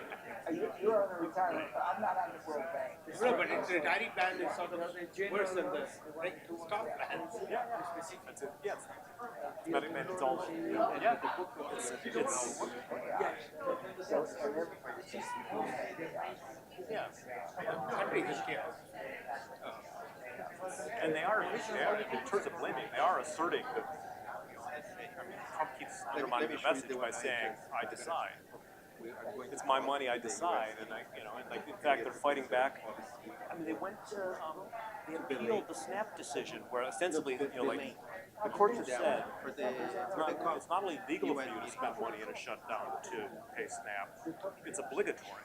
Yeah, I mean, mostly I thought that was yesterday. They're appealing. Oh, they're appealing that? Yeah, so they're appealing. I thought it was a pretty clear cut. They're appealing. I mean, is it that everybody here is like, everybody has to be holy of the school, everybody's socially it?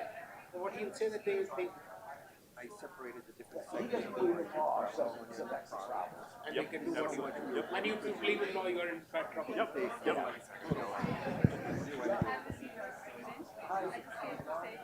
What do I need? Oh, sure. You want me to take it with you? Yeah, I'll take it. She is a brave one who made traceable. Okay. Oh, you mean I have to take all three? Yeah. Okay, we better have. Do you want it like this? Yeah, because I should find it. Yeah, you check and see if it works.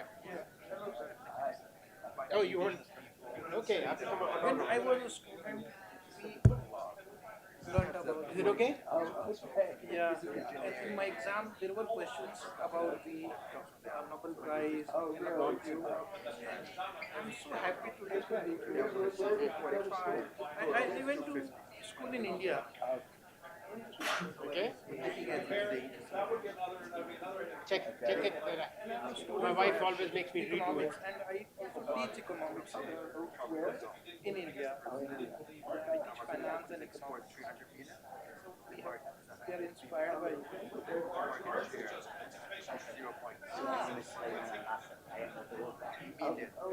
Yes, I'm doing my economic policy. But this one I separated. I added a syllabus. That's microeconomics. It's separated. Your autopilot also works with Oh wow, 100 meters. 100 meters. Sure. He used to work with you or still working? One more, okay? Well, how do we get that to? I'm not sure it's got all that. I'm sorry. No. Thank you so much. Sure. Joe, I'm sorry.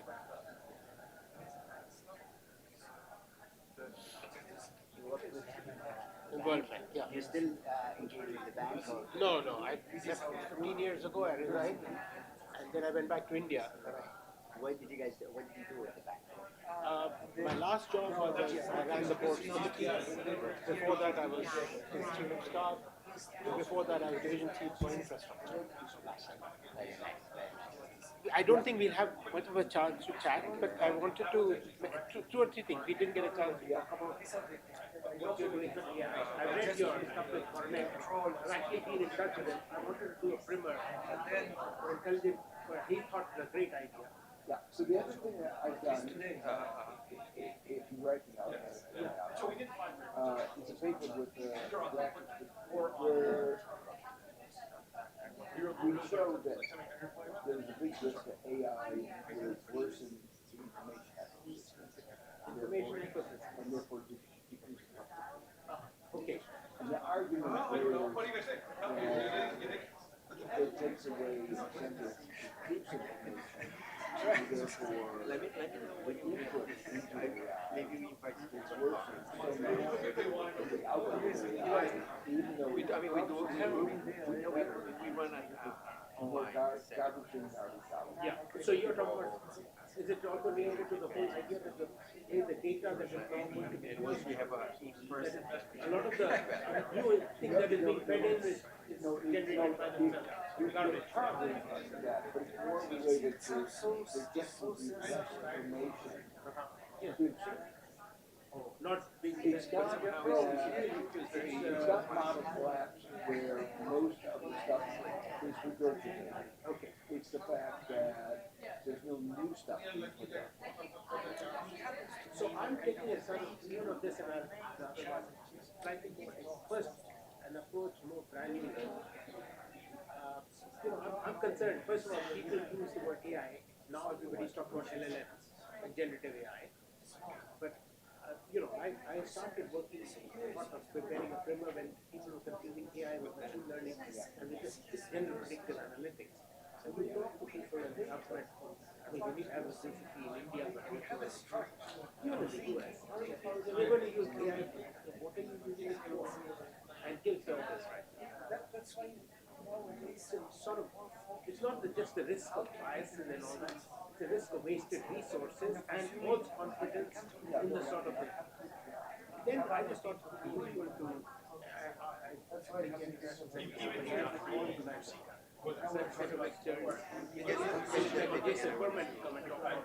CMA, not talk very good I wanted to go back. What is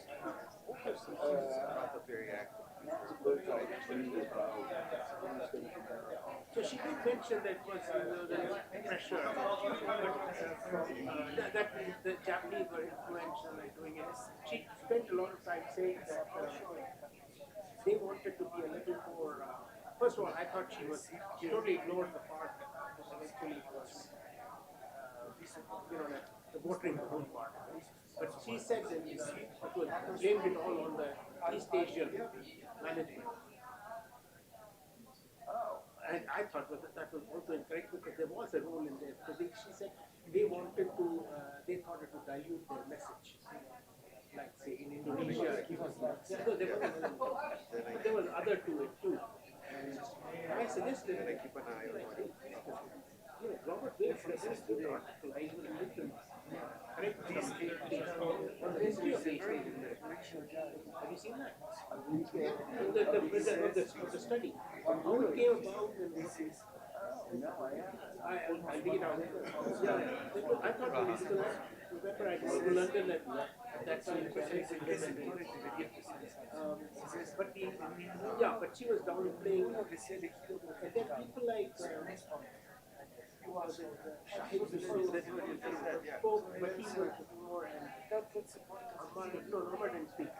Vikram Nehru was they were some of the questions were how come China didn't figure it out? I have no idea, but I happen to know the story of that. China was a pariah state and has just begun later on because when it was done in 1991. Yes, exactly. And China had begun the Navy extension, and we didn't have any data. And no, but in terms of how this was the discussion. This was the reaction. It has just come back from China. I had argued that one idea was that China doesn't have any data records, but I said the Chinese are very interested in this. Oh yeah, do you remember? I know. I went with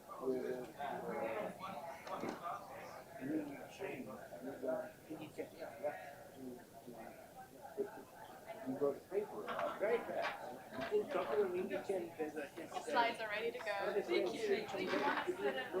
I think they have it here. Oh, I didn't know also like so much of totalitarian, as he says.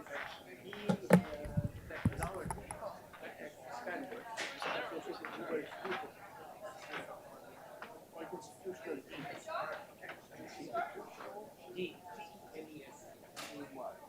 Why is it that totalitarian regimes, I think I don't call it an authoritarian regime, which could take root in China.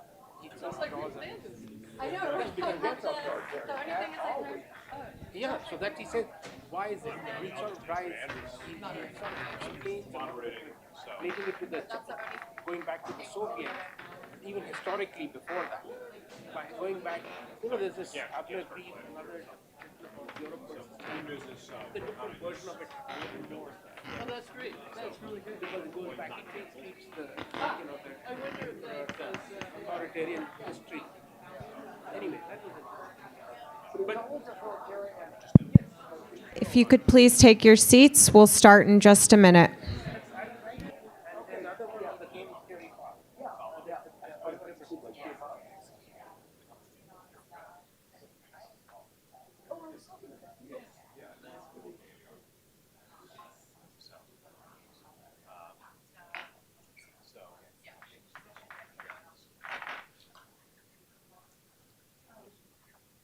No, we're not starting yet because we don't know all the people. So, but we're about to.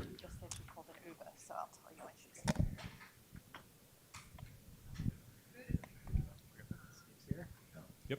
And okay, I'm gonna hard stop on this one at 4:15. Okay, hard stop at 4:15. So Kana is in the building. So his flight was not canceled. So wait, do I sit over here? Is this the way this goes? Yeah. Before I step up there, I just want to ask Steve. Oh, you can use that one. You feel Okay, touched. so I feel terrible. Then you but just that's what push it on like so that. much looking forward to you. Okay.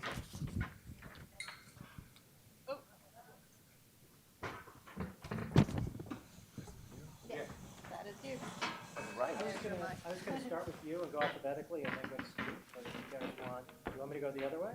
Sure, I'll go first. You sure? Is that? Or, I don't know. That's fine. Yeah, that's absolutely fine. Welcome back, everybody. It's my pleasure to moderate the penultimate session where we have Sue Helper of Case Western and formerly of the Obama and Biden administrations, and Steve Herzenberg of Keystone Research in Pennsylvania to talk about their experiences in industrial policymaking. And I'll turn it over to Sue, and then we'll go to Steve. Actually, on the slide, I put together some slides, which, hopefully will take just a few minutes. What I wanted to do is kind of just describe the electric vehicle case, which is I've worked on the auto industry for a number of decades in my academic career, and then was thrust into policy, and we had also these very interesting papers. And I think that the key question I just wanted to talk about is, all kinds of goals. And the Biden electric vehicle policy had some, but not infinite, domestic content requirements. So I just want to kind of describe the requirements, talk a little bit about why, both the theory and evidence base for those, but also the political economy base for them, and then have some lame thoughts at the end about improving linkage between academia and policy that Steve will do a much better job on. So why domestic content? I think the European battery paper by Professor Polyak was really good on this. So I think one thing is the idea is that it's feasible. And part of this, I think, was different assumptions than some of the papers we had in the talk, which is that there's not a kind of inherent competitive advantage that Korea and China have. A lot of it is based on economies of scale and learning curve. We could do that. So not only feasible, but also desirable. The U.S. should not allow, to the extent that the Chinese competition is really based on exploitation of labor, no free labor unions, the environment, that we're kind of undercutting our own competitors, our own firms. Also, political reasons, the U.S. companies and unions thought about this, as Nils said. And then it promotes national security and innovation, particularly as a key source of demand for things like batteries and chips, but also older but still foundational technologies like machine tools, tooling, that kind of thing, forging, welding, stamping. Some empirical questions that we were faced with answering and kind of trying to design this policy that we had really not very great tools for answering. So one is kind of how fast could we move without stranding capital? So we had to learn something about, turnover policies for assembly plants and how often do they retool assembly plants anyway? How much dislocation would there be of workers? And so then this was a lot of granular stuff about and going beyond this idea that, EVs have fewer parts, they must need fewer workers, which is not true. There is a lot of dislocation because of the change in the nature of the industry. There was also, I think, Professor Polyak's paper also talked about this too, that the kind of assumptions about job quality, that these have to be crummy jobs. And I think that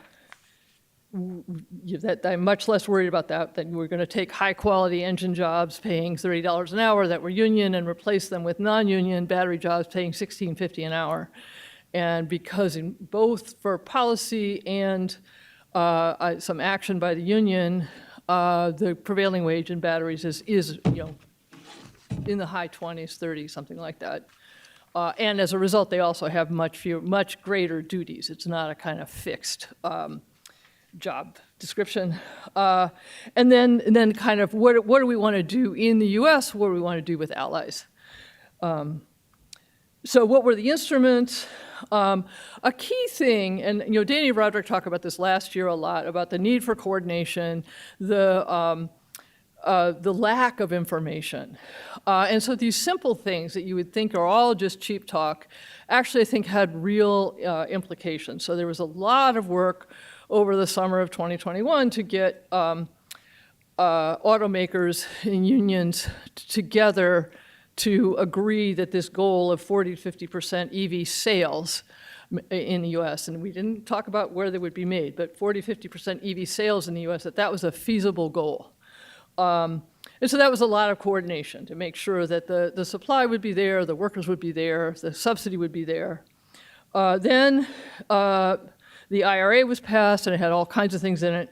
So it had this consumer tax credit, which was, actually, I guess I shouldn't describe these. These are the ones I'm going to describe. I'm going to describe a little bit more detail. So the consumer tax credit had these conditions on it. And so it was North American assembly, not just American assembly, and which was a change from some initial proposals, but it was held we had to do that because of our obligations under the free trade treaties with Canada and Mexico, niceties that the current administration doesn't pay attention to really. But it also was kind of adding labor to the climate coalition. Then there was a really interesting one. There's a bunch of things for battery production. Part of the consumer tax credit was that the batteries had to be made, and the upstream part, from non-foreign entities of concern. And so depending on how you defined this, so this was very important to Joe Manchin, in part because he thought he could kill the whole thing. So it was a very interesting, you had people who wanted this, including people who cared not at all about EVs. So a lot of granular work about what definition leaves in who, leaves out who, over what time horizon can we get investment in friendly countries. There was no conditions on other kinds of domestic content, even though the supply chain actually accounts for more than half of the employment. And some of that was just lack of awareness in the administration and kind of a refusal to listen to those of us who knew. Also the fact that this is an almost entirely non-union sector, so there were no labor advocates, and the firms are small and disorganized. As was mentioned in Felix's paper, there was this leasing that had none of these domestic content. And that was in there kind of a coalition of folks, again, that there were people, the climate folks, who were worried that we would have no action on electric vehicles unless we were importing. And so this was a way of getting imports. And it was designed to go away. They had this great faith that battery costs were going to fall, which they didn't as fast as was thought. And some people just assumed, well, gee, nobody leases. It's not going to affect, kind of thinking not like about incentives, and if you pay people to lease, they'll lease. There were some retooling loans and grants. These were quite interesting and kind of get at some of what I see as our financial system really making it hard to compete in these areas of this real focus on short-term returns and financial metrics and not operational metrics. And so the very low-interest government T-bill loans that the legacy automakers could get was very valuable to them. Tesla didn't need it because they were darlings of Wall Street. There was a retooling grant program. Because it was a grant program, we could put in all kinds of conditions that, and I think this was actually quite helpful in creating this good battery sector. And we developed, and actually if Kate Gordon was here, she was one of the people who did this, a methodology around how do you measure and create labor and community benefits from these grants that are largely going to large companies. There was a subsidy for charging. So that's addressing consumers' range anxiety directly. Here was a case where there, in fact, was no trade-off. I actually did this research. I spent a bunch of time calling up battery company or charging companies. There was no slowdown because of these conditions in the availability of charging. I mean, Ezra Klein has a whole thing about why charging rollout was so slow. We could talk about that. But this is a case where we could actually have our cake and eat it to meet the climate goals and the domestic content goals. So then that's just kind of a description. I'm happy to go back and talk about any more of these if you want. I think it's still relevant to think about these policies. First of all, just in general, this is very complicated industrial policy, and what can we learn in general? But even for the US, there's long-term impacts of the IRA and lots of questions about, if you really think the only problem is catalytic investment, well, we did the catalyst for a couple years, maybe that's enough. And then there's some state-level potential, and how do we think about these policies, assuming that there's future federal elections. So anyway, I think it's an important question, remains an important question. All that is to then get to this. And so I think there are some really key things that, and I think really understanding this financial issue, I think short-termism is too simple. Clearly, in some cases, we can invest long-term, even Tesla and Amazon are examples, but other cases, it's very hard for General Motors, for example, to invest now, even though they know that their future competitiveness is in the electric vehicle sector. We also have authors in the room of people who know about network failures as well as market failures, Andrew and Josh, and just how do we, this convening and overcoming these information issues is really important. How do we do a better job? I talked some about job quantity and job quality. There's a lot of talk about friendshoring, and the U.S. doesn't need to do all this in-house, but it's completely theoryless as far as I can tell. I really don't understand when we do it, when we don't do it. We had these papers on trade policy. I learned a ton about them and let Felix respond to, and I guess Mark left, but I thought it was really interesting to see this increasing sophistication of demand side, the theory and the measurement, and this really cool data about the second choice model and leasing versus buying. And I feel like the supply side, the theory is getting increasingly realistic. We have economies of scale, we have learning curves, we have supply chains, multi-step production, spillovers to other sectors, all these great things. But I can't think, that backing out costs based on assumptions about market structure, when you have very different strategies among firms and nations and views about discount rates, that didn't seem convincing to me. And I think there is actually data. And so one thing that we can do, I think, and just in terms of making these linkages more concrete, is think about how do we improve data, both just access to existing data, but also ability to collect more relevant data that, I think we as economists and social scientists have ideas about what kind of data should be collected. That's not always the same as the way engineers collect it. So I think that would be one kind of way to improve this. I also recommend, just as a guide to boost to research questions, if you have a chance to work in government, doesn't have to be federal, can be local or state. It's really valuable on a bunch of levels. But let's turn it over to Steve.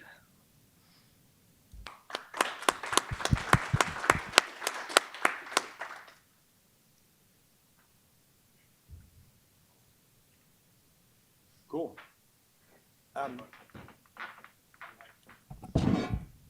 Okay.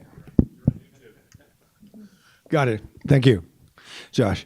Okay, I'm very sorry that Kate Gordon is not here, but I'm delighted that Sue Helper and Andrew Schrank have joined this panel. I want to thank Alina Jennings for printing out my remarks, and thank Sue and Josh Whitford for inviting me and inadvisably telling me I could talk about what I wanted.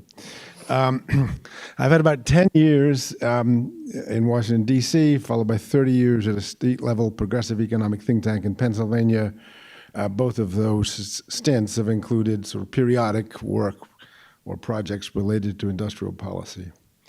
I want to reference Eric Verhoeven's call at the outset of this conference yesterday for attendees to be less polite. It reminds me of my daughter suggesting a couple of years ago that in my toast at her wedding in Devon, England, that I engage in a little light bullying. I said at the start of that toast, that's something I think I can do. I say now that less polite is something I think I can do. Or at least I can be less blunt about the importance of academic industrial policy work, A, informing and connecting to policy on the ground, including at the state and local level, and B, making economic challenges on the ground one of the starting points for the topics of industrial policy research. One way to achieve these complementary goals is for academic industrial policy researchers to redouble their efforts to interact with and include in these gatherings policymakers and think tanks addressing economic and industrial development on the ground that will ensure that industrial policy researchers are not siloed in the academy. A step in that direction, I think, was the organizers' creation of this panel, however restructured. And I encourage you to double down on the impulse to create an industrial policy network that includes a rich intersection between the academy and industrial policy practice. That could lead organically to more of your research agenda coming from the challenges of promoting industrial development on the ground, and less of your research agenda coming from evaluation of only, at least from evaluation of what research will lead to peer-refereed academic articles.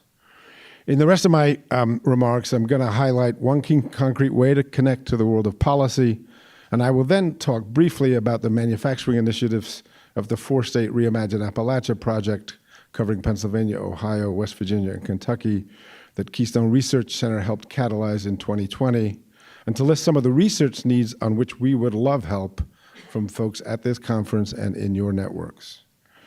The one way I suggest you connect to the world of policy, and I'm sorry he stepped out of the room, is to emulate Professor Stiglitz. He, the Roosevelt Institute, and others produced a book called Rewriting the Rules of the American Economy, an Agenda for Growth and Shared Prosperity, released November 2nd, 2015. Project 2017, as it were, which became Project 2021. This book made a lot of economic research more accessible for policymakers. The Stiglitz Rewriting the Rules book was complemented in 2020 by a federal recruitment effort by the Roosevelt Institute and other nonprofits and progressive stakeholders in Washington, D.C., including the AFL-CIO. That project mapped critical second and third tier positions in the federal government and identified and matched experienced, committed professionals with those positions, folks such as Sue Helper and Kate Gordon. In stark contrast, my earlier experiences of Democratic executives staffing and administration started when I was employed at the U.S.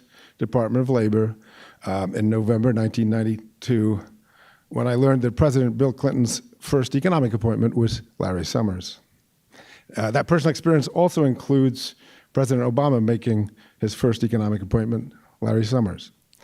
And that personal experience also includes observing the staffing of the executive branch by three Democratic governors in Pennsylvania. Governor Rendell earned a B. He brought a bunch of pretty smart, experienced people from Philly.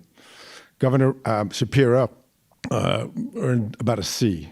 And my friend and former board member, Tom Wolfe, a PhD in political science from MIT, earned a D, except for my wife. Happy to elaborate on those stories, but I'm not going to do that now. My point with these comparisons is that the wisdom of President Biden's appointments into his administration was off the charts. The implication of this example, led by Professor Stiglitz, is that the book that this next year's conference gives rise to could be called Writing the Rules of a New American Industrial Policy, an Agenda for Making America Competitive Again. Your call for papers could require co-authorship of papers by someone in government and someone in academia. And you could ask your foundation backers to also fund the personnel project for the New American Industrial Policy. That would create a cohort of folks from the academy and from nonprofits like Keystone Research Center, and then have an effort to place those folks in local, state, and federal economic development agencies over the subsequent 5 years. This cohort in key industrial policy positions across the country could use the agenda for making America competitive again as their guidebook. 6 years later, you could produce a second book evaluating how well it worked. The personnel policy component of the U.S. industrial policy project that I just outlined would be a tiny effort to address a key challenge of American industrial policy.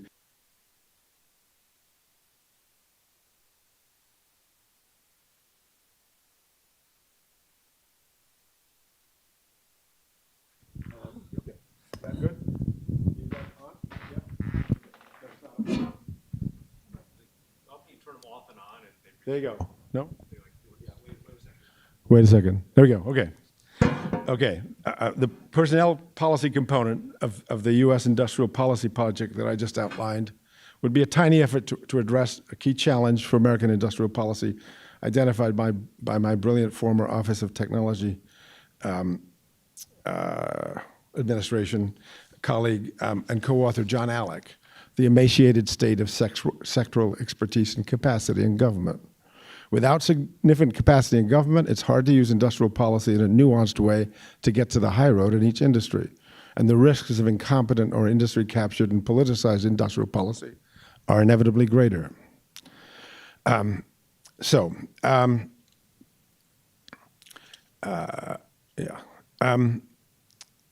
few words about Reimagine Appalachia's manufacturing work and research needs.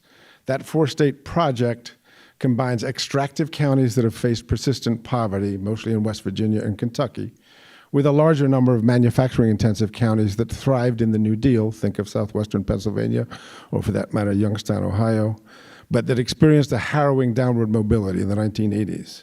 The economic travails of the region, also known as Trump country, profoundly shape its anger, its politics, and its affection for high-paid fossil fuel jobs today.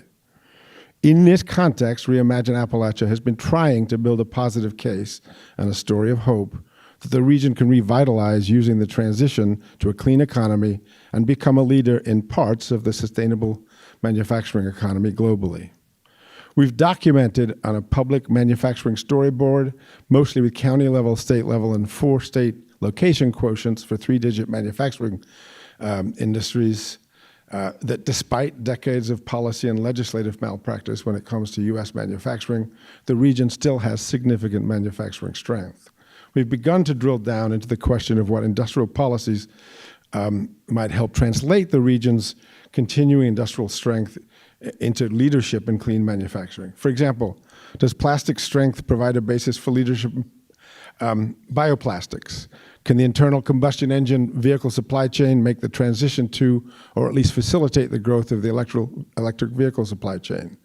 Can the north central Pennsylvania area near St. Mary's, the greatest concentration of powdered metals production in the globe, transition and thrive in the electric vehicle supply chain and a clean economy more broadly? Is the investment in several innovative battery plants in the region an opening to national and global leadership, capitalizing in some cases from rare earth minerals in coal ash? Can the forest and wood manufacturing in northeast Pennsylvania and southeast West Virginia become big players in the cross-laminated timber/mass wood industry? Related to this, is there any set of sectoral policies that could revitalize other value-added wood products in the region, including kitchen cabinets and furniture, rather than just shipping Pennsylvania's gorgeous hardwoods to China? Broadening beyond individual sectors, what does a real manufacturing work policy look like, as opposed to some mix of pretending wages in manufacturing are still a lot higher than other sectors, videos explaining to high school students that this is not your father's manufacturing sector, and wishing manufacturing apprenticeship would grow, but ignoring that the number of apprentices relative to employment remains stubbornly at 1/20th the level of the region's construction industry? Can some mix of branding in-region products and Buy Appalachia policies built into state and local procurement policies contribute to revitalizing regional manufacturing? I'm going to add, before I make a couple of closing comments, I'm going to add 2 more non-manufacturing industrial policy research questions we'd love help with. Can someone help us address the job quality in the ecotourism and recreational economy? I speculate that the elasticity of demand for services of this industry is likely low with respect to what frontline workers are paid at the kayak rental, the restaurant, the hotel, and the outdoor store. That hypothesis is based on the guess that frontline labor costs in the rural area are a small fraction of total trip costs. I would like a real economist to research and prove this, and then to help argue for the labor standards linked with subsidies to this industry. And the second and more recent, but really critical in rural areas, issue is what's the potential to grow the post-COVID professional service industry working from a distance in rural areas?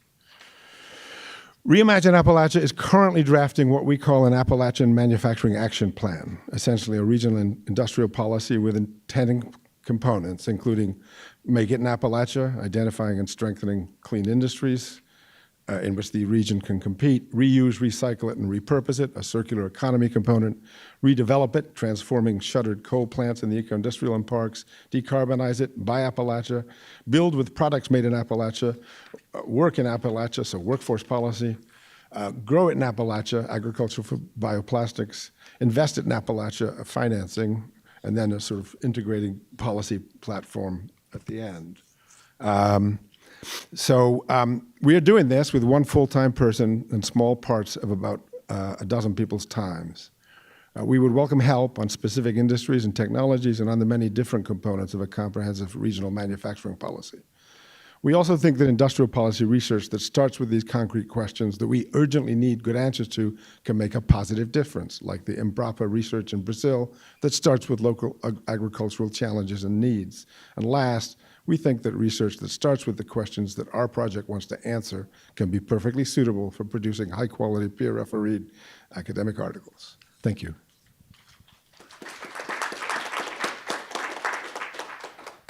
So, is it working now? Yeah? Oh, good, it's back. So I've been asked to kick off the conversation with a couple of questions for these guys and then turn it over to you all. So here's my question or my reaction, not only to what you have said, but to the entire 2 days. We have heard, or in some cases given, a series of analyses of a variety of policies and programs in a number of countries, mostly quasi-experimental analyses. We've heard about producer and consumer subsidies in the United States. We've heard about venture capital at the EIF, marketing support in Denmark, export support in Argentina, R&D in Brazil, industrial zones in Turkey, bunch of things in China, et cetera. We've paid less attention, albeit not no attention, to at least two things. One is the relationship among these different types of policies. To what extent are they substitutes or complements, right? Tariffs versus subsidies, or the fact that the CHIPS Act includes both producer subsidies and workforce development initiatives because the plants aren't going to work unless you've got workers to work in them and the workers need jobs. Substitutes, complements. And secondly, political economy considerations. Polya has talked about this, Niels has talked about this, but I'd say overall, it's gotten less attention than the sort of quasi-experimental analyses that we've paid a lot of attention to. And so my questions for you guys, Steve and Sue, are how do you take the lessons from these sorts of analyses and put them into practice in a world where you have to think not just about the discrete policy, but the ecosystem of policies and the entire industrial strategy portfolio? And those different discrete portions of the portfolio might be substitutes or complements. They relate to each other in different ways. They're not independent of each other, and also have political economy considerations that might not be the same in Pennsylvania as they are in central Turkey. And have you thought about that over the past 2 days? And if so, do you have reactions? Well, I mean, my reaction is it helps to be embedded in the policy process. I mean, in our case, it's from the outside. But so, I mean, in the end, I think you need capacity in government. You need engaged stakeholders. If you're lucky, you've got labor, and management, and maybe at this point in history, you've got some environmentalists as well. So in the end, I feel like it's to design good policy. You have to bring folks with the knowledge into a conversation, and you have to orchestrate. I mean, in a way, it's a little bit like how Reimagine Appalachia designed its original blueprint. We were making recommendations, not actually designing industrial policy. But we had a bunch of convenings, virtual because of COVID. We assiduously reached out to our labor allies and a bunch of environmental allies. We drafted a blueprint. We shared it as a Google Doc. My colleague Amanda Woodrum made endless changes. She kept having to take out the vegan edition from Monroeville or modify it, But so in the end, between like the first convening in March and the release of that document in July, we got a whole bunch of stakeholders to agree on a way forward that would achieve environmental objectives and job quality objectives and racial justice and community benefit objectives, right? So, I feel like that book that Chuck Sable's student who wrote about Justice Brandeis is also sort of that captured. It's a long time since I read that book, but that captured a particular process in the International Trade Administration or ITC. Anyway, it was sort of an argument about. It's a Sable student, so it was an argument. It was an argument about why mass production wasn't inevitable, and we could have had flexible specialization, but that was a requirement for each of Chuck's students. But what it described was a sectoral engagement process. So in the end, I feel like that, and that's hard to do, but that's my reaction. Yeah, I guess I would say that the academic training actually helped in a couple of ways. I mean, one is, I was looking for complementarities and impacts of things, one policy on another, and it wasn't like, oh, here's this RCT, we got to do that and that only, that'll fix EVs. No, there was going to be a bunch. I think I learned a ton from convening, and I really was surprised, I have to say, by kind of how poor the information was, and that people, were like throwing money at people, and the manufacturers didn't jump, partly because they didn't know, partly because they didn't trust, which is not crazy now. But also it helped me kind of interpret what I was hearing. I mean, so I guess, the manufacturing job quality thing. I mean, if I have to hear one more time about the only problem that we have in manufacturing is that our image is poor. And, it's a great, it just like, no, look at this. Look at the manufacturing wage premium and how it's decreased. Any other thing, if I want a Cadillac and I'm only willing to pay $10,000 for it, we don't say I have a Cadillac shortage. So I guess that was one kind of thing that helped me sort of interpret where people were coming. I guess I was impressed, I guess, by Juan Carlos. You're talking about the selection of people for the RCT for the export promotion. And at first I was listening and I had my academic hat on. I was like, oh, he didn't get any results. That's why he's doing this. And then I realized, and talking to you later, that this is actually a key thing that policymakers need to understand is who is really eligible for what policy. And that actually comes out in your paper, Nathan, around the RCTs.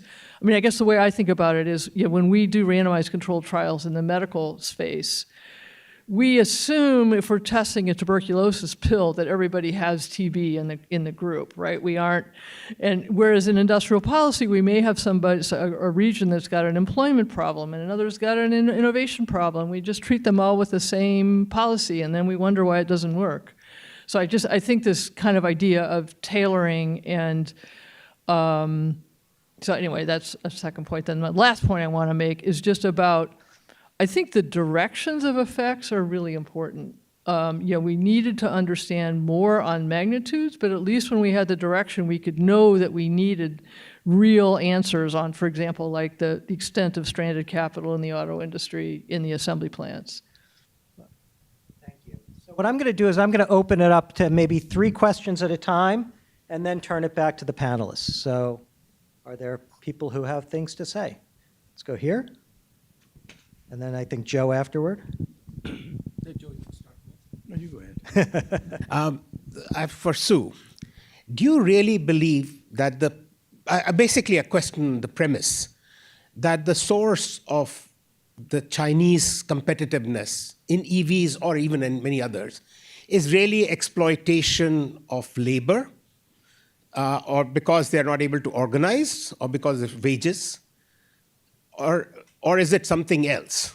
Because if so, then if you're talking about wages, then you should forget about friendshoring. I mean, forget all about comparative advantage, forget all the economics you have.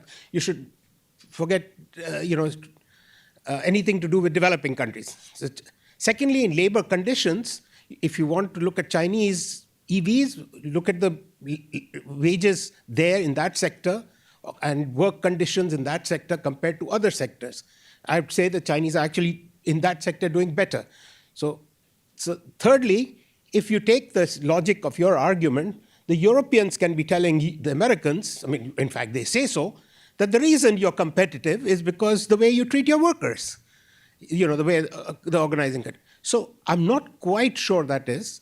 On the other hand, there's an elephant in the room which everybody sort of mentions it and then runs away from, which is the financial conditions, which is, you always couch it in terms of financial frictions. But if you do a serious cost analysis, you find that the costs are incredibly sort of overwhelmed by the financial sector related costs. And that's the big problem, and nobody wants to know. The rents are actually being captured. And I'll say in the EV industry, you can go to the semiconductors, Intel, anyone. And even in the so-called AI industry, and look at the Chinese versus here. The difference is how much of the rents are going to the financial sector versus, I'm not talking about other capitalist class. Owners should get certain return on the capital. But I think there's a real big distortion here which nobody seems to talk about. Great. So let's go to Joe and then Juan Carlos and back to Sue and Steve. Yeah, so I have two questions. One is a follow-up on Anupam's question, which is, I think there is another set of comparative advantages that China has very strongly. They have more engineers. We work very hard to get a comparative advantage in MBAs who learn. There is an important study that showed what is the big thing about MBAs? How you suppress wages. So America is actually, we've trained people how to suppress wages. They focused on engineers and they just, secondly, they have a larger market. And with Trump showing domestic market really matters, you would say, well, having a larger domestic market is really important. Thirdly, they were forward-looking. They started talking about the importance of EVs 20 years ago. I was there when the premier talked to Ford and said, if you don't become electric within 5 years, you're out of here. And Ford paid no attention, and the other people in that meeting did pay attention to what the premier. So I think there are some intrinsic reasons why China has done better, and we shouldn't be really, it's not, I think the other things like subsidies are second order, and these are first order. I have a question for Steve, and it's related really partly to academia. Academia has long said that you shouldn't subsidize location. And so Appalachian policies have really been long criticized.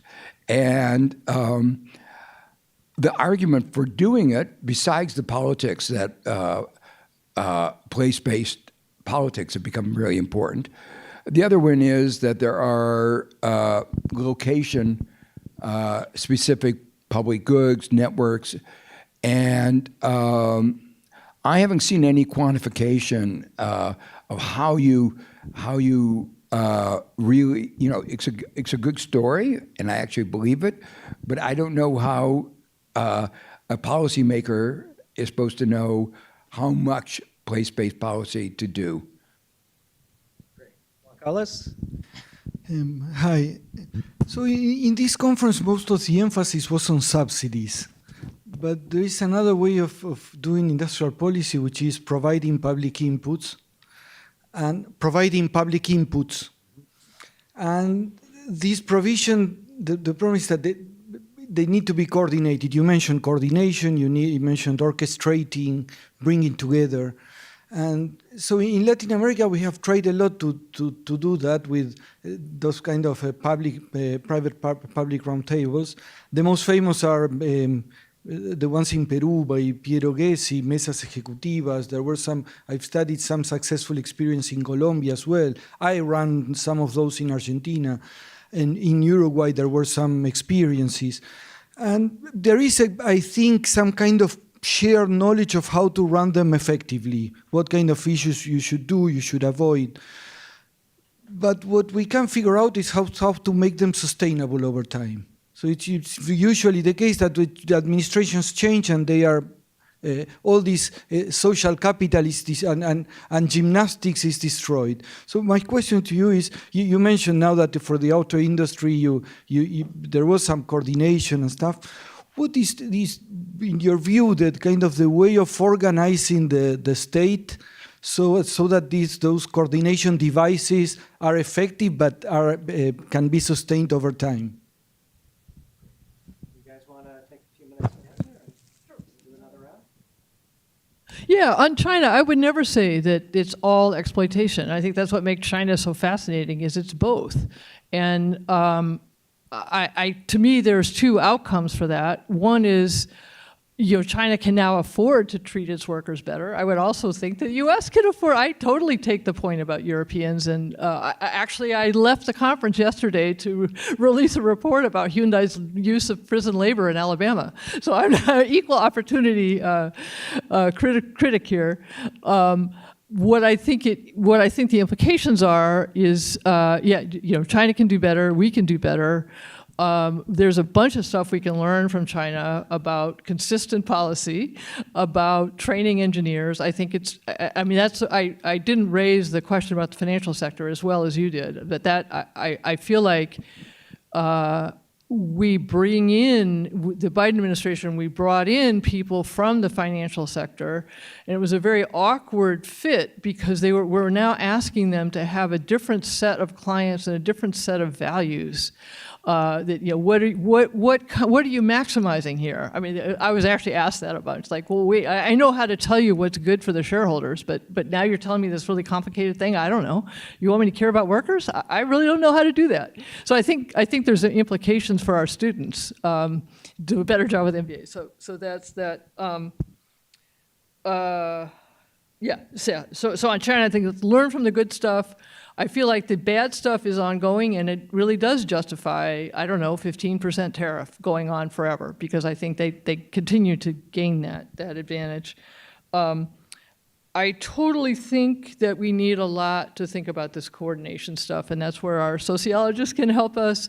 In the US government, there are these advisory committees that are longstanding and did actually survive, and they are, even though they're very scripted and they are useful, and I guess the other thing, there's a bunch of trade associations. I think Andrew told me were actually funded during the New Deal. I didn't know where they came from, but they're a great source of aggregating. It's the only way to really find out what small business thinks. So anyway, I think it's a great research agenda.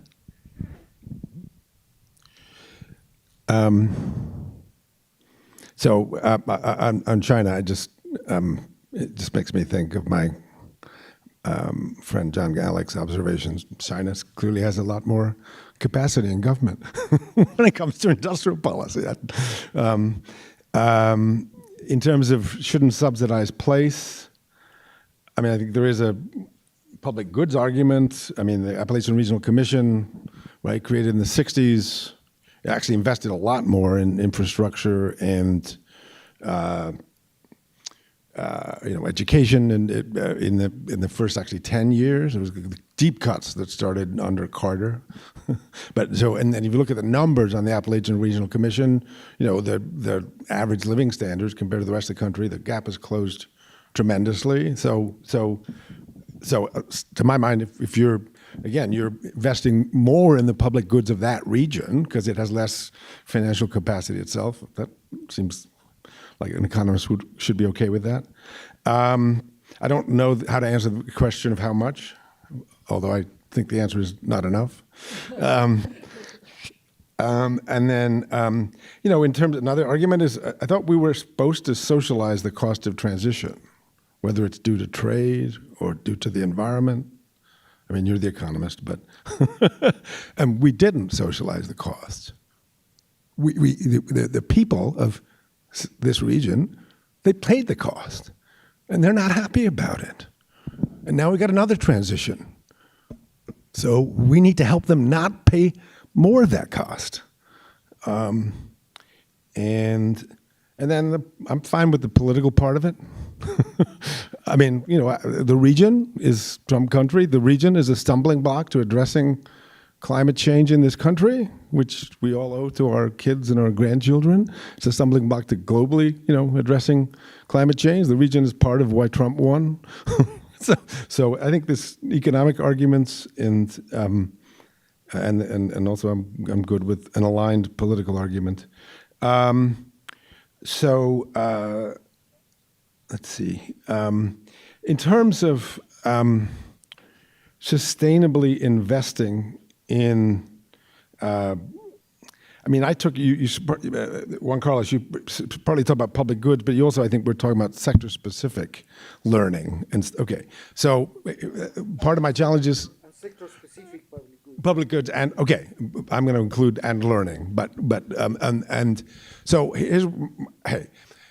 we got the Rendell administration to restructure workforce development around investing in industry training partnerships called industry partnerships. We even got them. I got them to create a statewide healthcare sectoral council and manufacturing sectoral council, just copying some of the stuff that had gone on in Canada. We fought like hell and kept a little bit of that policy going in the next Republican administration. I still remember that policy started in 2003. 2010, we were lobbying for putting that industrial policy program in statute, which we ultimately got when we got it signed by the Republican governor after a press conference with 6 industry associations and me hiding behind a pillar. But I remember the testimony of a couple of the food processing manufacturers from a partnership in Northeast Pennsylvania that had stopped getting industry training money. But he was there to say they would rotate the meeting to go to another company. And these 2 folks were just poetic about the learning benefits of that, being in a room with someone else who's kept up at night by the same problems and that you learn from. So our field, I won't say your field, our field, all the stuff about sectoral policies, that agglomeration economies that we've all talked about, there's still not a single, at least in my view, powerful, distilled sectoral policy success story in which the government role is conceived of ahead of time, executed, and positively transforms the industry. Fine, Stanford is part of Silicon Valley. MIT and Harvard are part of, high tech there. But the stories we have seem like they're stories about after the fact you recognize the government investments that were critical to it. Now, again, hopefully someone's going to come up to me and say, hey, old man, you're out of touch with the research, and here's 6 examples, so please do. But when you're trying to argue at the state level for investing in industry partnerships, or we tried, and I had a Republican manufacturer who was a friend of mine, had a great Bill Clinton imitation, who at the same hearing about industry partnerships said, isn't your argument about workforce partnerships, isn't the same argument make sense for economic development and kind of innovation and learning about new technology? And I said, yes. So we need to collectively make the arguments and accumulate the case study and quantitative evidence, and I think we need to do better than we have. We have a hard stop in about 8 minutes, but if there are a couple of more quick questions. In the back, I can't see who it is, but is that, yeah, Niels? Okay. So let's do Niels in here and then wrap it up. We can start over here and they got a mic front to you. Sorry. Yes, I was just thinking, given that sort of by nature, a lot of academic research is backward looking, how useful is it to policy which tends to be more forward looking? I did want to say something, yeah. I sort of feel like we need to grapple with this question of like what activities are we going to promote? So, I mean, the consultation sounds great. Getting a bunch of people in the room to learn from each other is great. Often when I do that, when I've talked to people though, they, like taxes are too high, and I want benefits, and so it's no guarantee you're going to arrive at something smart that's actually going to affect decisions in a valuable way. And so I'm sort of groping for, I'd like more of a decision rule or an algorithm or something for arriving at what are the things, where do we want to be invested, what public goods, is it that we want, or what kind of, targeted subsidy or investment tax credit or whatever, what are the activities that we want to promote? And I'm not sure that we have that. Yeah, I actually had quite a similar question, which was looking forward to potentially another democratic or like more pro-industrial policy or more rational industrial policy administration. What would you say are the kind of the priorities you think where industrial policy should go in the United States? Doubling down on like the IRA, bringing it back, what was just left? Or is there an entirely new vision for the United States in terms of industrial policy, focus on different sectors, focus on different technologies? Do you have any idea about where to go? Well, okay, given time, I'm going to lay out something you guys can all, but I think one thing that could work is an idea that we should be focused on cheap electricity. We've got electricity prices are rising, data centers are pushing the costs on everybody else, so we could get wind and solar, which are cheaper, so we get more green, we get lower prices, we get some innovation and domestic manufacturing. And so then if we choose that, then there are, I think these private returns to time and collaboration are higher when there's something at stake.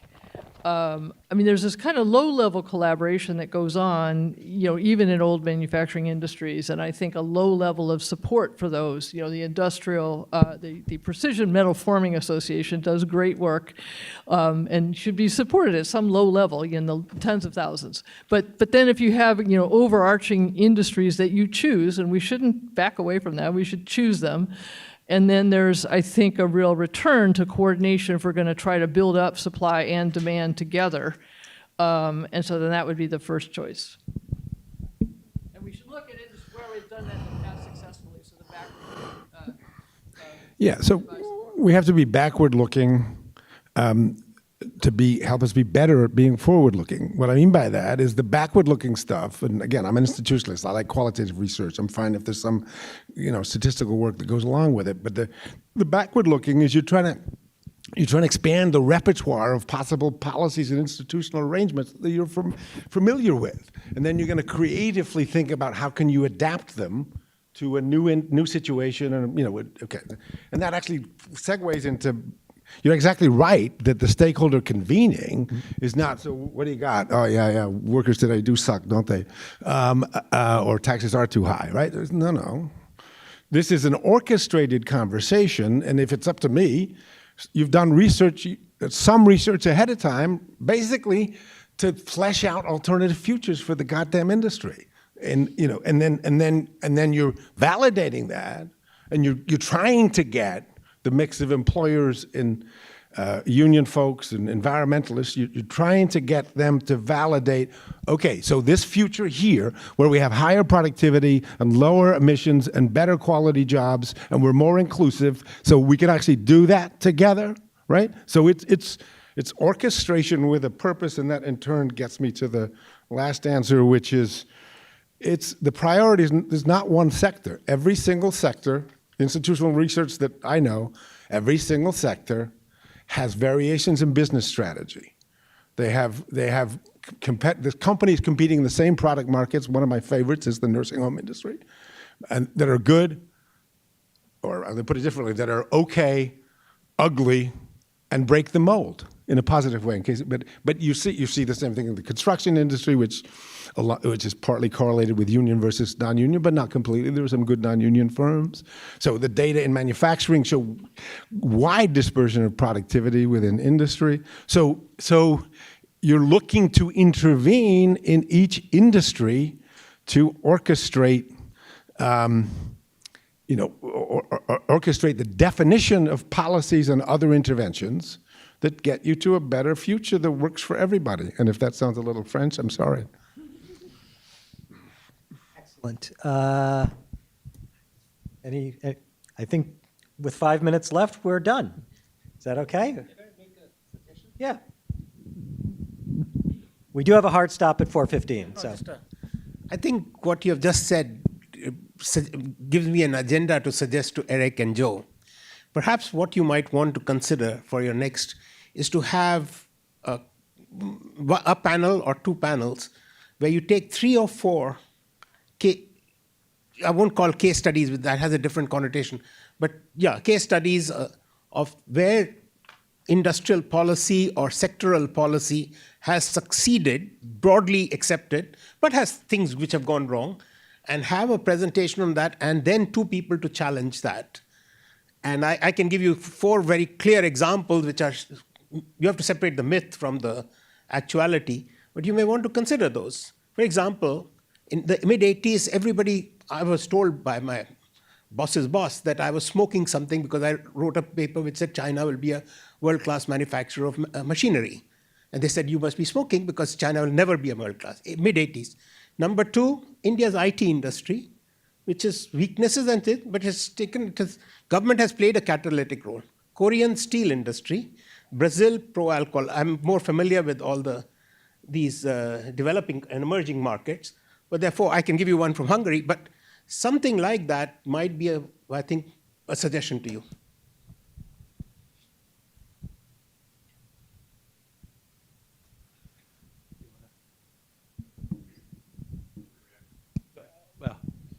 Just to say, I mean, so there I'm thinking we're trying to, the trade-off that Steve mentioned between, like what's publishable, for the academics and what is, good for the world. And unfortunately, those things don't always line up. But I agree that we should maybe raise the returns to doing this careful, descriptive, work. That's useful, even if it's not necessarily publishable in a top journal. But and so a community like ours could be something that places more value on something like that than a standard academic conference. And I'll actually say another thing, which maybe I'll talk to you about after. Is another thing that we might do, and what we're doing here at some level is convening, right, and curating who's in the room a bit, and we can think differently. And there's trade-offs. They're always, you sort of think, like a thing I've thought about doing is actually having workshops, bringing in people at state level, think what we could do now, which is a different kind of, it's not just an audience, but a set of people and things like that, which I think might be of some value, which we can, but that's, smaller things where we're actually convening workshops of people, of academics and policymakers, which is not exactly the same thing as this. It's sort of this, but it's also papers, which is not quite the same thing.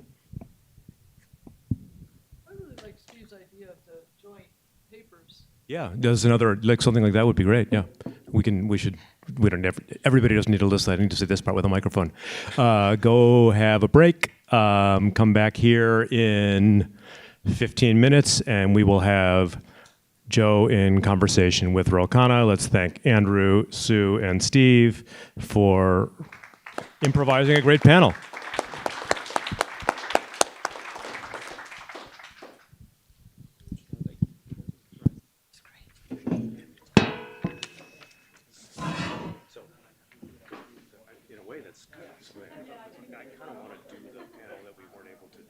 Yeah.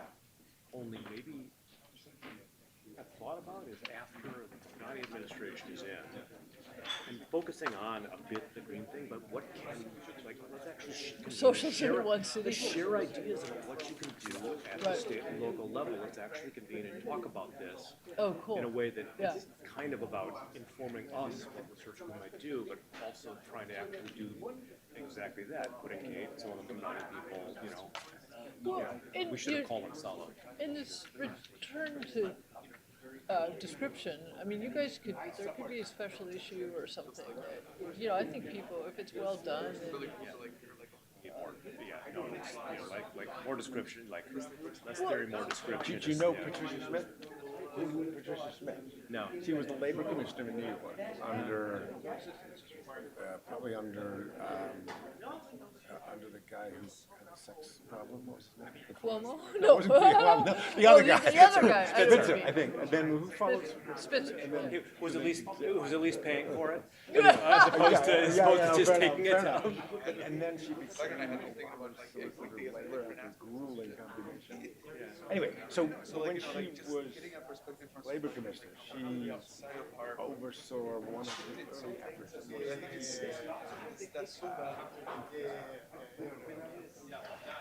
The kind of thing that sort of is wild, but sort of, but sector specific. That's car wash stuff. And green. Yeah, he did. I mean, I think like green resources were, I think, heavily. Just made me thought.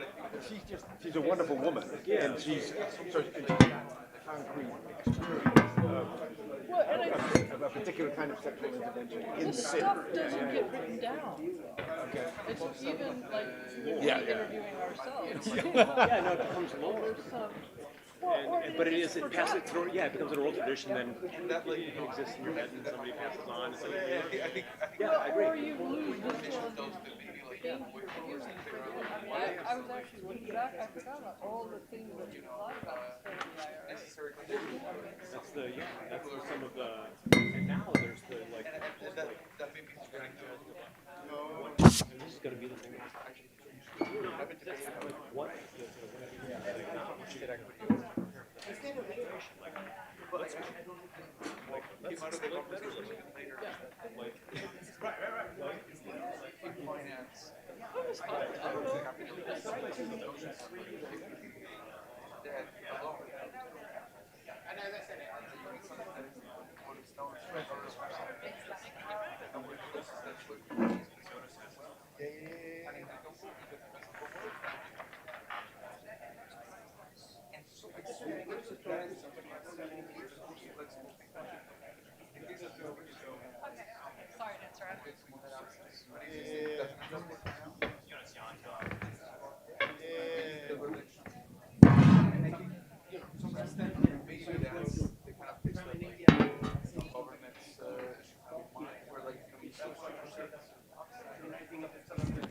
Sorry to interrupt.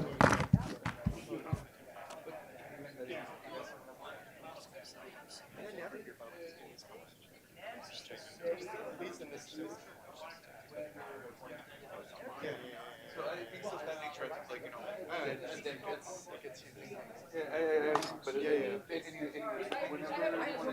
whenever you need to learn. No, 100% likewise. Yeah, also. Yeah.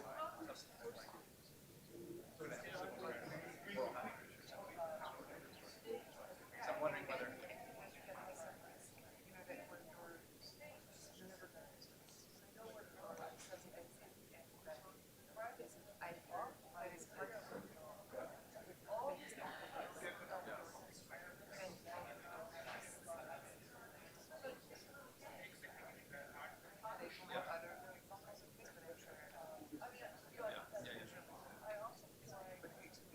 Right, yeah. I mean, I don't know that it matters for your paper. Sometimes you don't think it's your paper as a technical artist, but part of the larger kind of agenda.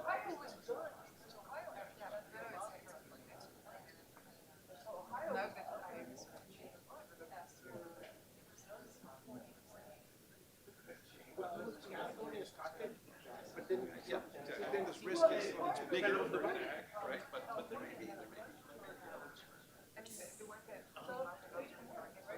That's right, many didn't work.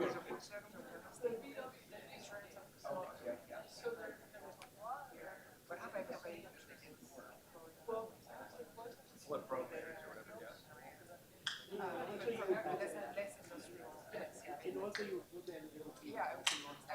I ran into those ones.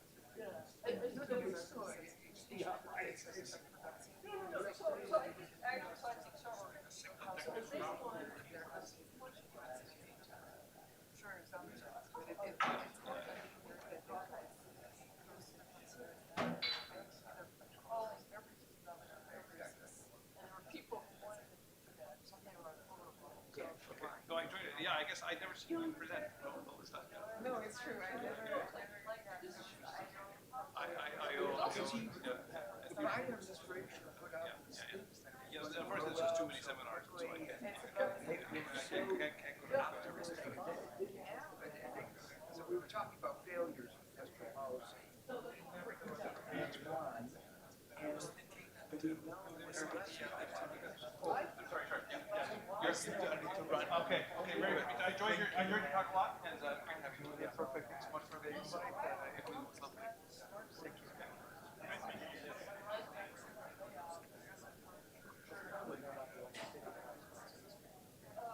So there were other states who were somewhat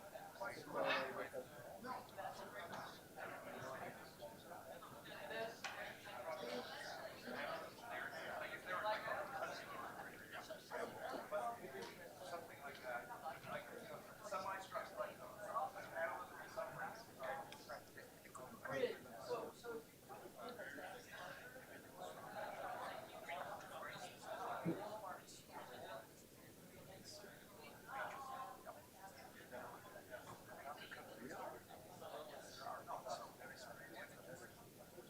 well, that was This is your point, it's actually like, this is coming down. That's amazing. I mean, that's a real, at a higher level, real failure of policy. Because if you have a policy that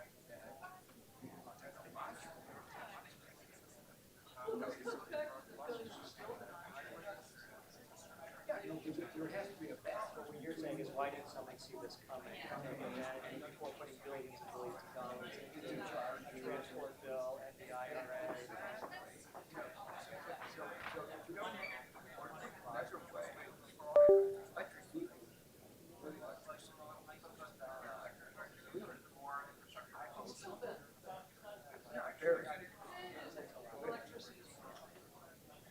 But I think part of the structure of the U.S. personnel that we don't have engineers, we also have no place where we'll be together. Right? Some of these are being done by NIST, and others are being done by.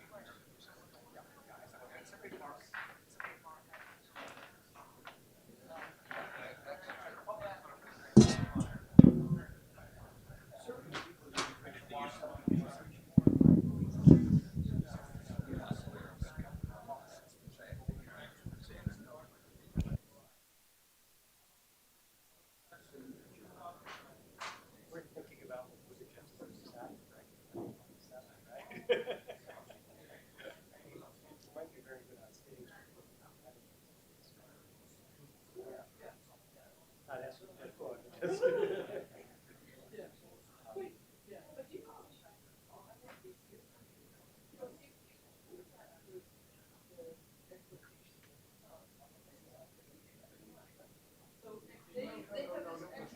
That's like saying, our exploitation of not having a union workers, just get rid of it. It's counterproductive. Let's not do that. I think the expenses that are high college Well, but they're an autocratic country. oh, we are labor. Yeah. No, but Uyghurs are. Tens of millions of people.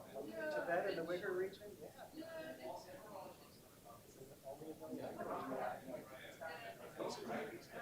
Population.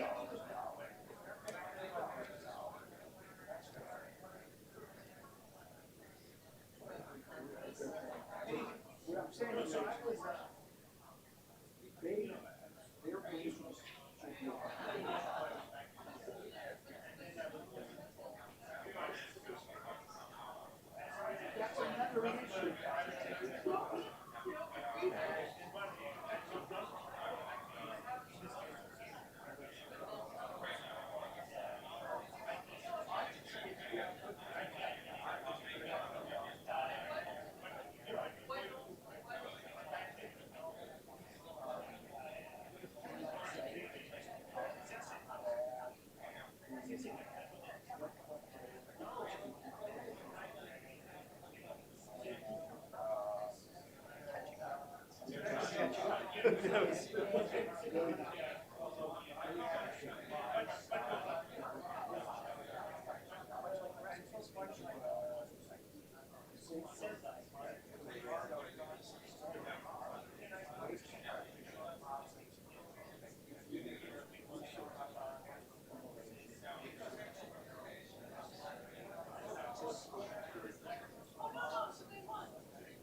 think it would be critical of moving investment in the US and still think that China's moving investment systematically. It's under autocratic government. Ours now.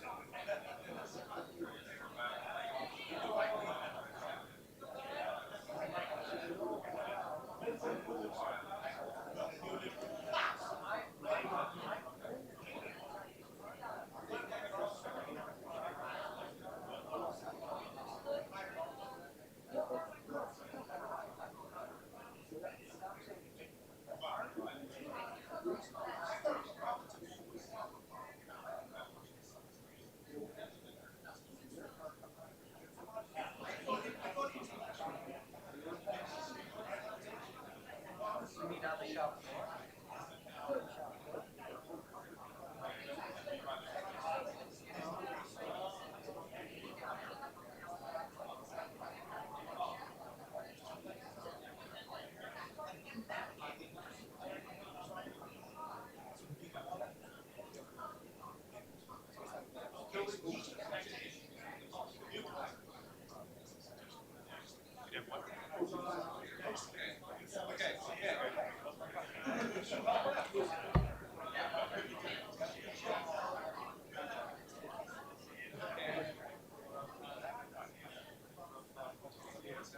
All these are on the organ.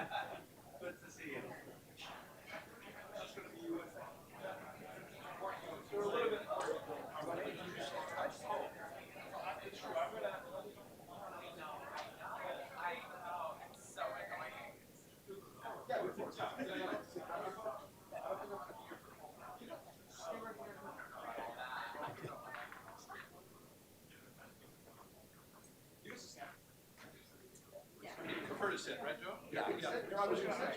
Oh, that works. Yeah, this works fine too. Perfect.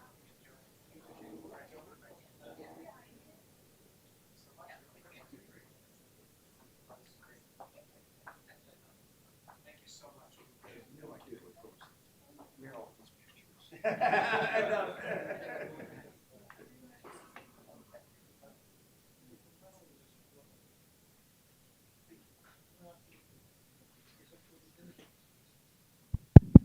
Okay, we're very honored to have Representative Ro Khanna here in conversation with Joe Stiglitz. We're going to have a relatively free-flowing discussion. Let me also say, before we forget, we'd like to thank Olena Jennings, Savannah Lucas, Gabriella Plump, Ola. I don't know. You have to tell us your last name at the end. Okay. Thank you. Thanks very much for your help with the conference, and a little round of applause, I guess, for them. So it's been great. Without further ado, I'll just let you get started. Ro Khanna is a leading thinker within the Democratic Party on these issues of industrial policy. And so we're very honored to have you here, and look forward to your thoughts.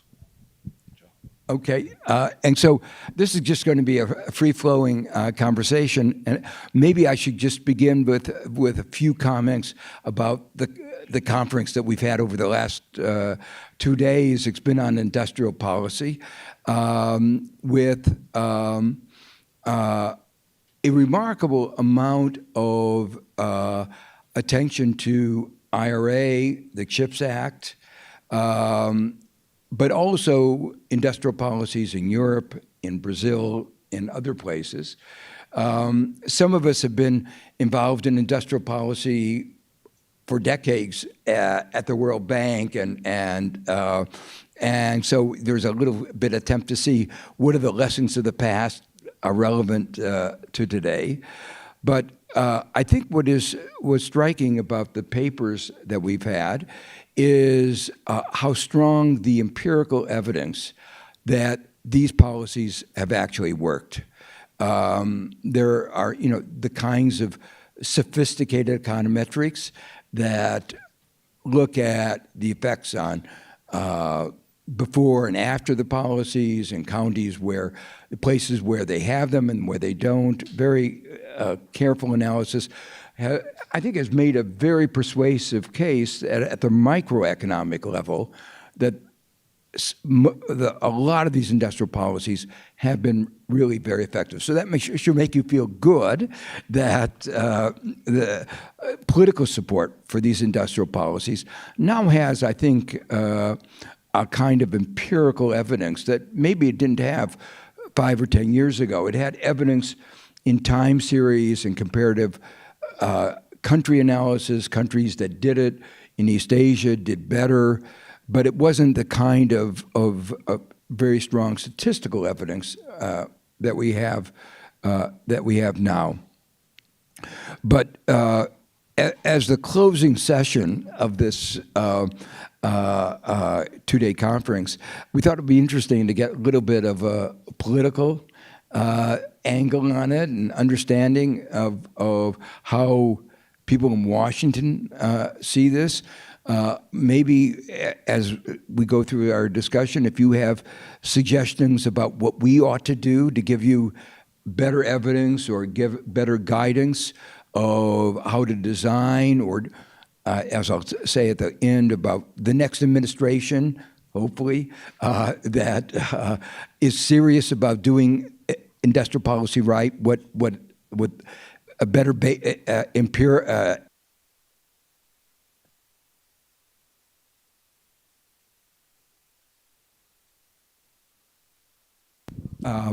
for designing industrial policies, directing industrial policies. And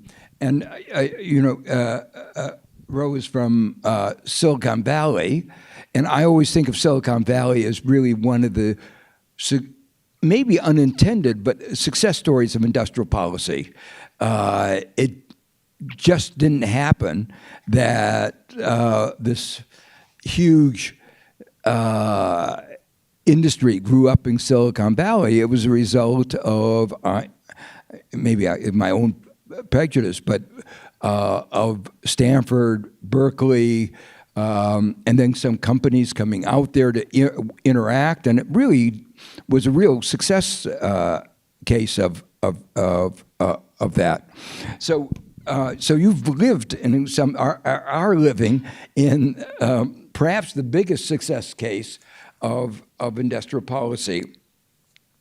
So I want to go back to the time the two important industrial policy bills were passed, the CHIPS Act and the IRA. What was the politics like? One of the things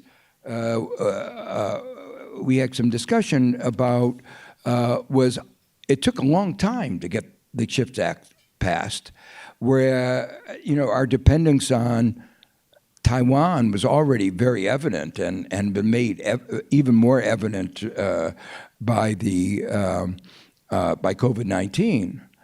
Why did it take so long? And then also the comments, a similar discussion of the IRA. What was the politics of getting that passed? Besides maybe some comments about Manchin. We've heard a little bit about him, but okay. Well, first of all, thank you for inviting me. A great honor to be here in conversation with Professor Stiglitz. I've borrowed his phrase of progressive capitalism and have been a great admirer of his work about how we make the economic system work for everyone. I was talking to a young person who had voted for Zohran Mamdani, and she said to me, the problem with capitalism is some of us don't have the capital. And it struck with me, but a lot of Professor Stiglitz's work has been tackling the challenges of economic inequality. When Trump won his election, I think that was a wake-up call to the governing class that places around America that had been hollowed out, that had faced deindustrialization, that had faced a lack of economic hope, did not feel part of modernity, that they were told to move, they were told to go get other jobs, and that this was not something that they wanted as communities, and in many ways they felt abandoned. And so when President Biden came into office, he had a clear sense that we had to speak to rural America, factory towns, communities where there was a decline of economic hope, that we had to speak to people who were not going to have college degrees, but also had generations of doing things and building things and making things, and that we needed to do so in a way that was thoughtful and smart, that we weren't going to be able to manufacture everything in the United States, but there were areas where we needed self-reliance, and that should coincide with bringing these jobs into communities that hadn't had them. And that was really the genesis for the CHIPS Act and the IRA. Now, why did it take so long? Well, for the longest time, there was a consensus, I think, since Reagan, that the government intervention in these areas was not economically smart, that we should let capital go where it should go. You had the Solyndra example under President Obama. People didn't talk about Tesla, but they talked about Solyndra's failure. And so there was a reluctance to be willing to have that kind of an investment in Congress. And it was really Trump breaking the mold, that saying that the free markets weren't working, that gave the opportunity to do things like targeted industrial policy. And then you had Ohio itself, the governor and others setting up the Ohio Fund, the Jobs Fund, where Ohio's government bought the land that Intel used for the chip plant. They basically subsidized it with Ohio tax dollars. And so you had both Republican governors and Democrats saying we needed to do something on industrial policy. Now, what were the challenges? The implementation was slow in some of these places. There was perhaps not enough thought into who would buy the product. So there was a large sense of how do we build the supply side, but not is Apple going to actually buy these chips, or who's going to buy these chips? Some of it was very high tech. So People wanted a steel plant, or they wanted a plant that they understood. They didn't necessarily think they were going to get the semiconductor plant. And the places that we had these things were not exactly small towns or rural communities. They were Columbus, next to Ohio State. So they were places that were already thriving within the state. So it didn't seem like it was affecting the smallest communities. I read in the paper just a few days ago that Logan, Ohio, today has a plant that's closing, the Tops paper plant. And Burlington, Iowa has a plant closing that makes construction. 200 jobs lost in each of those communities, hollowed out. One of the things that would be interesting for the economists here is to say, well, what can be done in a community like that when that happens? Should there be massive effort to have a national economic development project there? Should there be intervention before a plant goes out to see if there's a market failure and have some intervention or not? But the problem still stays with us. And so while President Biden, I think, made progress on chips, there was not the sufficient focus that we had on small towns, rural communities, deindustrialization. The second thing is that, and then I'll talk about IRAs, that there was a concern about the immediate. People want a stimulus check. They want their grocery bills to come down. They want childcare. And industrial policy takes time. It's, Silicon Valley took decades. And so in a political environment, the president also didn't get as much credit as probably he or the White House thought they would get for this industrial policy. That, yes, it was slower in implementation, but it also was not a clear political win. And there are a lot of cross currents when you're having that kind of a policy. Do the people want to give up their land? Are you creating competition for small businesses there? Are you creating competition for STEM, where other businesses now are going to have to pay more? So the politics within communities is not always easy. And then how do you get the permitting, and how do you get the approvals, and how do you get labor on board? So I think the politics of it turned out to be more complicated. On the Inflation Reduction Act, I was involved, and many people were with Senator Manchin. He basically was the key vote on that bill, and to his credit, he voted for a significant package. But again, I would go into Western Pennsylvania and say, we're going to build new steel plants, and people would clap, and I'd say, and there are going to be hydrogen and clean, and they'd stop clapping. So the climate is become such a polarized issue that thinking about how we can talk about industrial policy that is not just climate-based, I think, is important, though I share a lot of climate concerns. A final point before handing it back to you. I think we need broader than manufacturing as the approach to how do we revitalize these communities. Yes, we need manufacturing and industry, but we also have to look at the care economy, child care, elder care. We also need to look at universities and extension of universities and education. We also need to look at tech certifications, people who may do drones to measure roofs, or animators, or folks who are going to do surgical technicians or apply AI to small business. And I think that just the focus only on manufacturing did not come off as future-oriented enough in some of these communities. Yeah, let me just agree very strongly. The fact is, as you know, manufacturing is less than 10%, 9% of GDP and of employment. And, a 21st century economy is going to be a service sector economy, a R&D, knowledge-based economy. And there is actually a stronger argument for industrial policy in those sectors, including, by the way, construction, which is related to the living cost of housing. And the reason for that is in manufacturing, you have large enterprises, not all, but you have some. And therefore, they can internalize, they can do R&D at scale. If you have small firms, which are the typical in the service sector and in construction, they can't do R&D. And in my mind, it really takes us back to the 19th century, where the major sector of the economy was agriculture. And the farm was too small to do R&D, and they didn't have the comparative advantage. And so the U.S. government and the Morrill Act set up, in 1863, set up the Agricultural Extension Service for a public good of producing knowledge and then transmitting it to each farmer. What would be the modern analog of that? So the modern analog would be in construction, doing exactly the same thing, having construction centers in various places in the world, doing R&D, new designs of housing, materials, construction methods, and then disseminating it in an extension service. The same thing I would say is in a number of the service sector.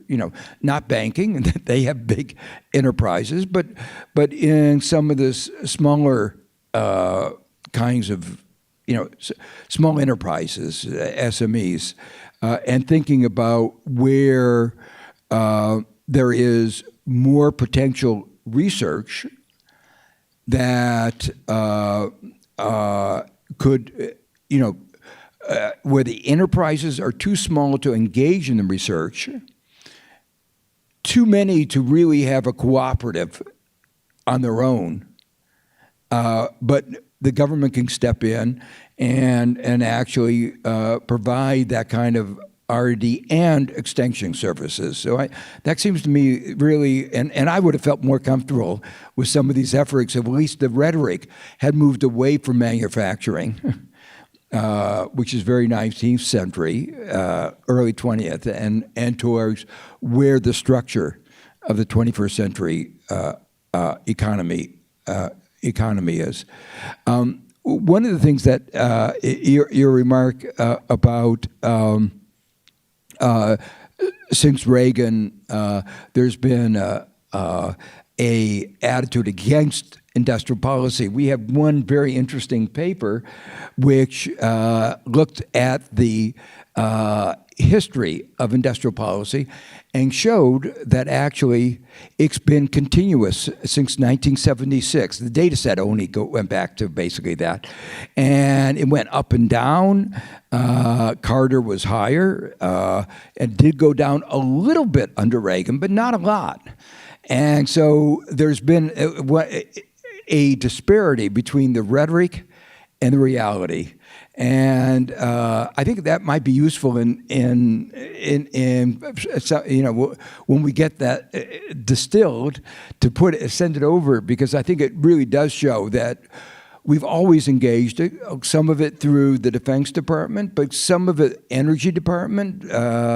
It was a really interesting study that how pervasive it's been over the last 45, 50 years.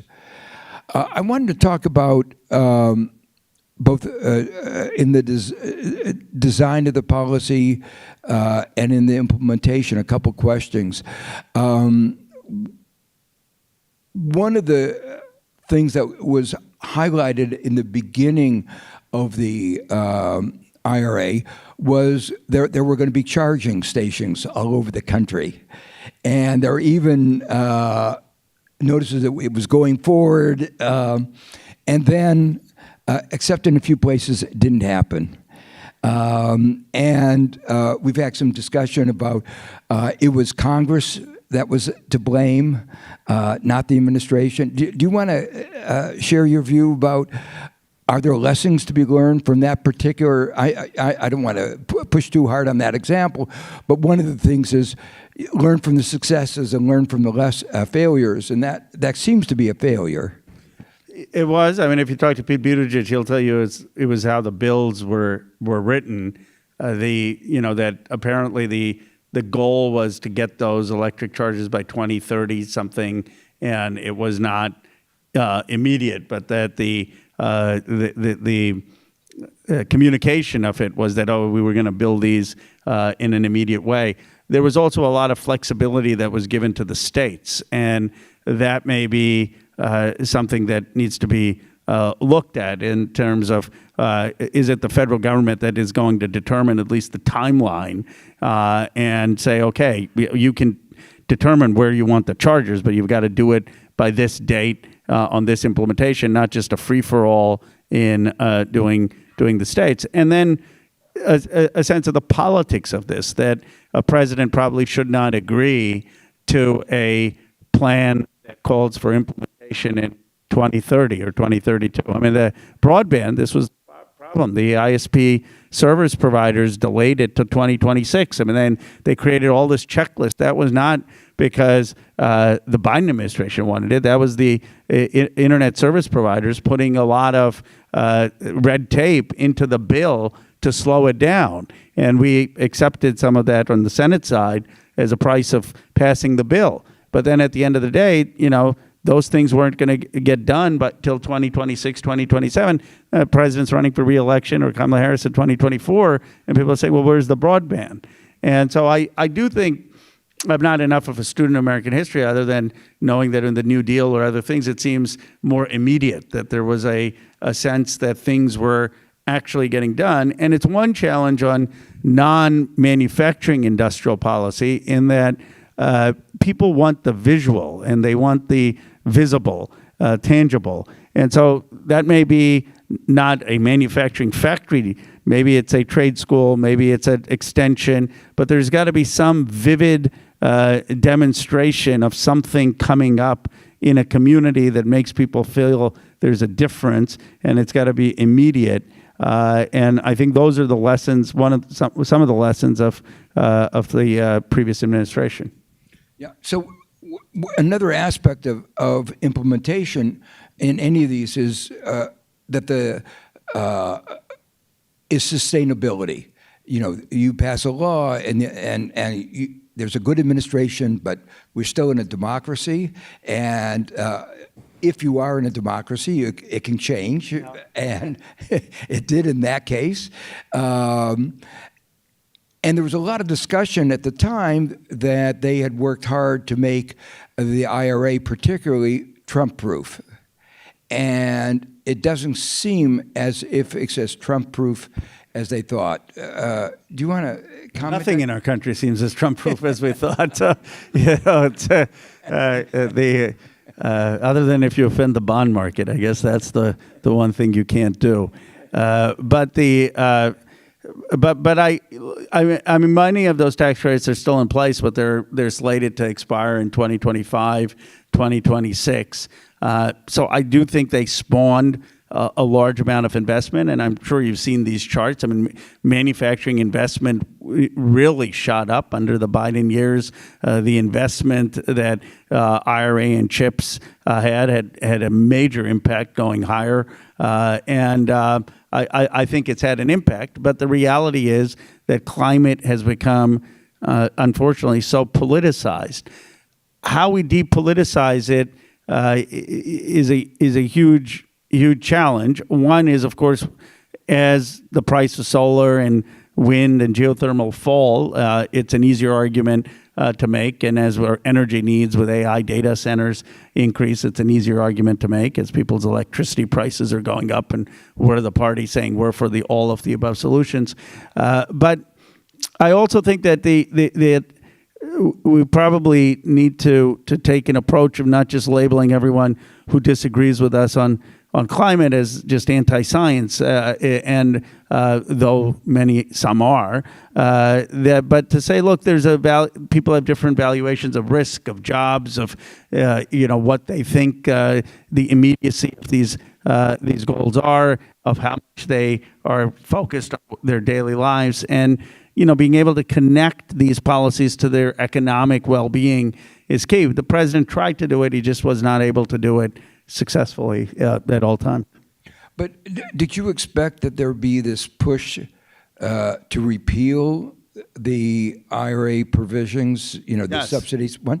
Yes. I mean, we didn't expect necessarily that we'd lose the House and the presidency. We thought we would have the House, even if we lost the presidency. But there's no doubt in my mind that if there was going to be a Republican trifecta, they would have gone after the IRA, because for them, the Affordable Care Act, because it's affiliated with Obama, and IRA are just two issues that they will repeal. They will fight to to repeal them.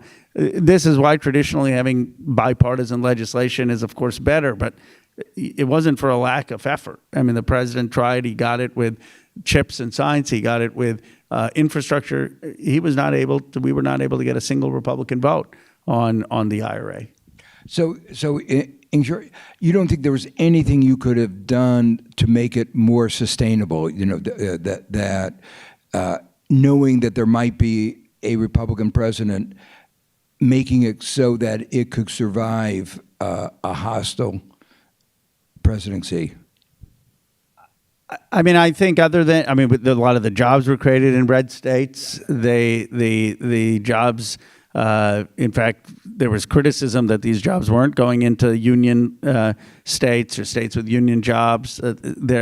I suppose you could have tried to draft things more broadly as production manufacturing credits and not the climate part. But in my view, there's just an irrationality to the opposition to the development of renewable energy on their side. I mean, even put aside the climate, why wouldn't you want this new market in the United States as opposed to in China or other parts of the world? But there is not. I'm open to ideas, but I can't think of another way we could have designed it that you wouldn't have had the opposition in a trifecta the way we've had. Could you have designed it, for instance, to be more focused on the purple states so that if they went after those jobs, there was a higher probability that they would lose seats and stakes, and therefore, if they did that, there would be bigger political consequences? I mean, we probably should have focused some of the projects more on Pennsylvania, Ohio, Michigan, Wisconsin. I mean, a lot went to Georgia.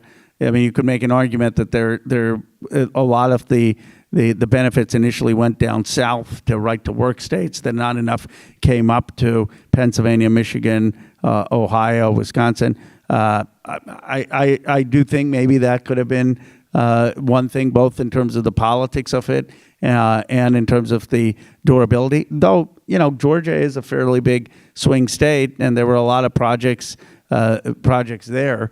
And some of the solar projects have been protected up till at least 2026, and some of the production tax credits have been protected till 2026. But on energy, I mean, it's a sad state for the country because there just is such Republican opposition to anything dealing with climate. Yeah. So I want to switch to another aspect. The IRA and the CHIPS Act have, for the most part, very different ways of putting out money. One was through a tax credit, one was through allocation of money, grants.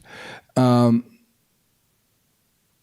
you want to talk about the rationale for those differences? Was there a lot of discussion in each of those two bills about design, whether there should have been, having more allocation on one and more credit on the other?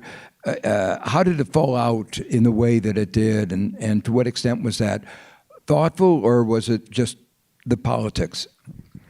I think in retrospect, people feel the CHIPS Act, or at least I know some of the companies feel the CHIPS Act should have been more weighted towards the tax credits than the grants, and because the grants took almost a year to get out, and it was a huge challenge logistically. And why, they wanted some grant up front to compete with what they were getting in Europe and what they were getting in other countries, and that's why there was the initial grant. But I think that the two lessons of the CHIPS Act were that we should have probably had more heavy tax credits and should have had some tax credits or some assessment on buying what those chips that were being produced. That there was not enough thought about who was going to buy these chips if they were made in the United States. On IRA, the tax credits we had positive input about the solar tax credit, the production tax credit. These were things that were dramatically increased, that were extended, and there really wasn't much thought about doing the grants, especially given the Solyndra example and some of the examples in the past. There was a clear sense that, well, if you did it in a tax credit way, you're basically neutral. You're not having the government sit there picking a particular company.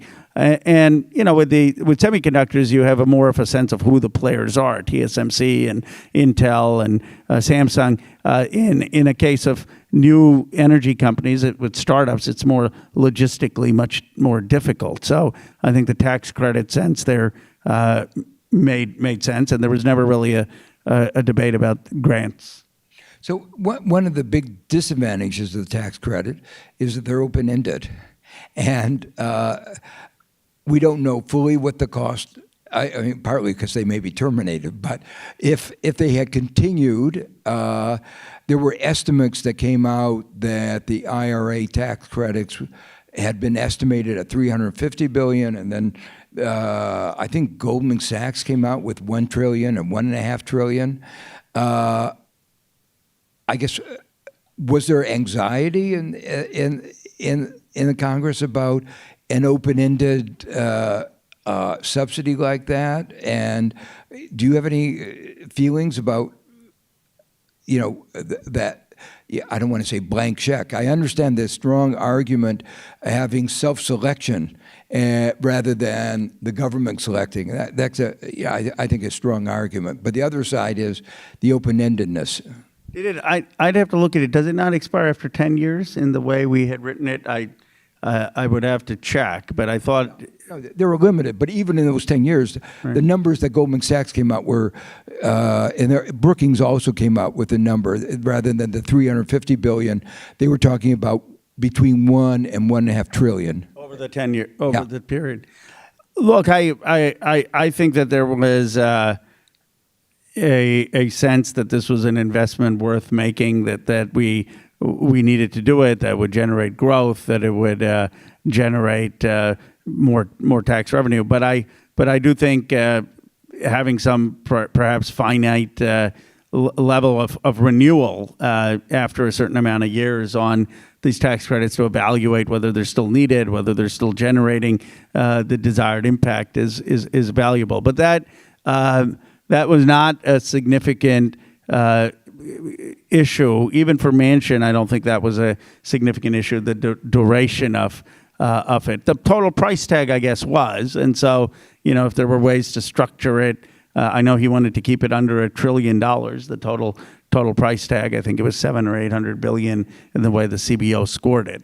So that was, to that extent, it mattered. Yeah, I mean, that's the scoring, but the question a little bit is there any way of thinking, if you do that, whether you can, for instance, you could have a provision that said the length of time is related to the take-up, and so if there's too much take-up, we don't want to spend more, the CBO does the best job in scoring, but they make mistakes both sides. And so you can say, we think it's worth spending $1 trillion, but not $2 trillion.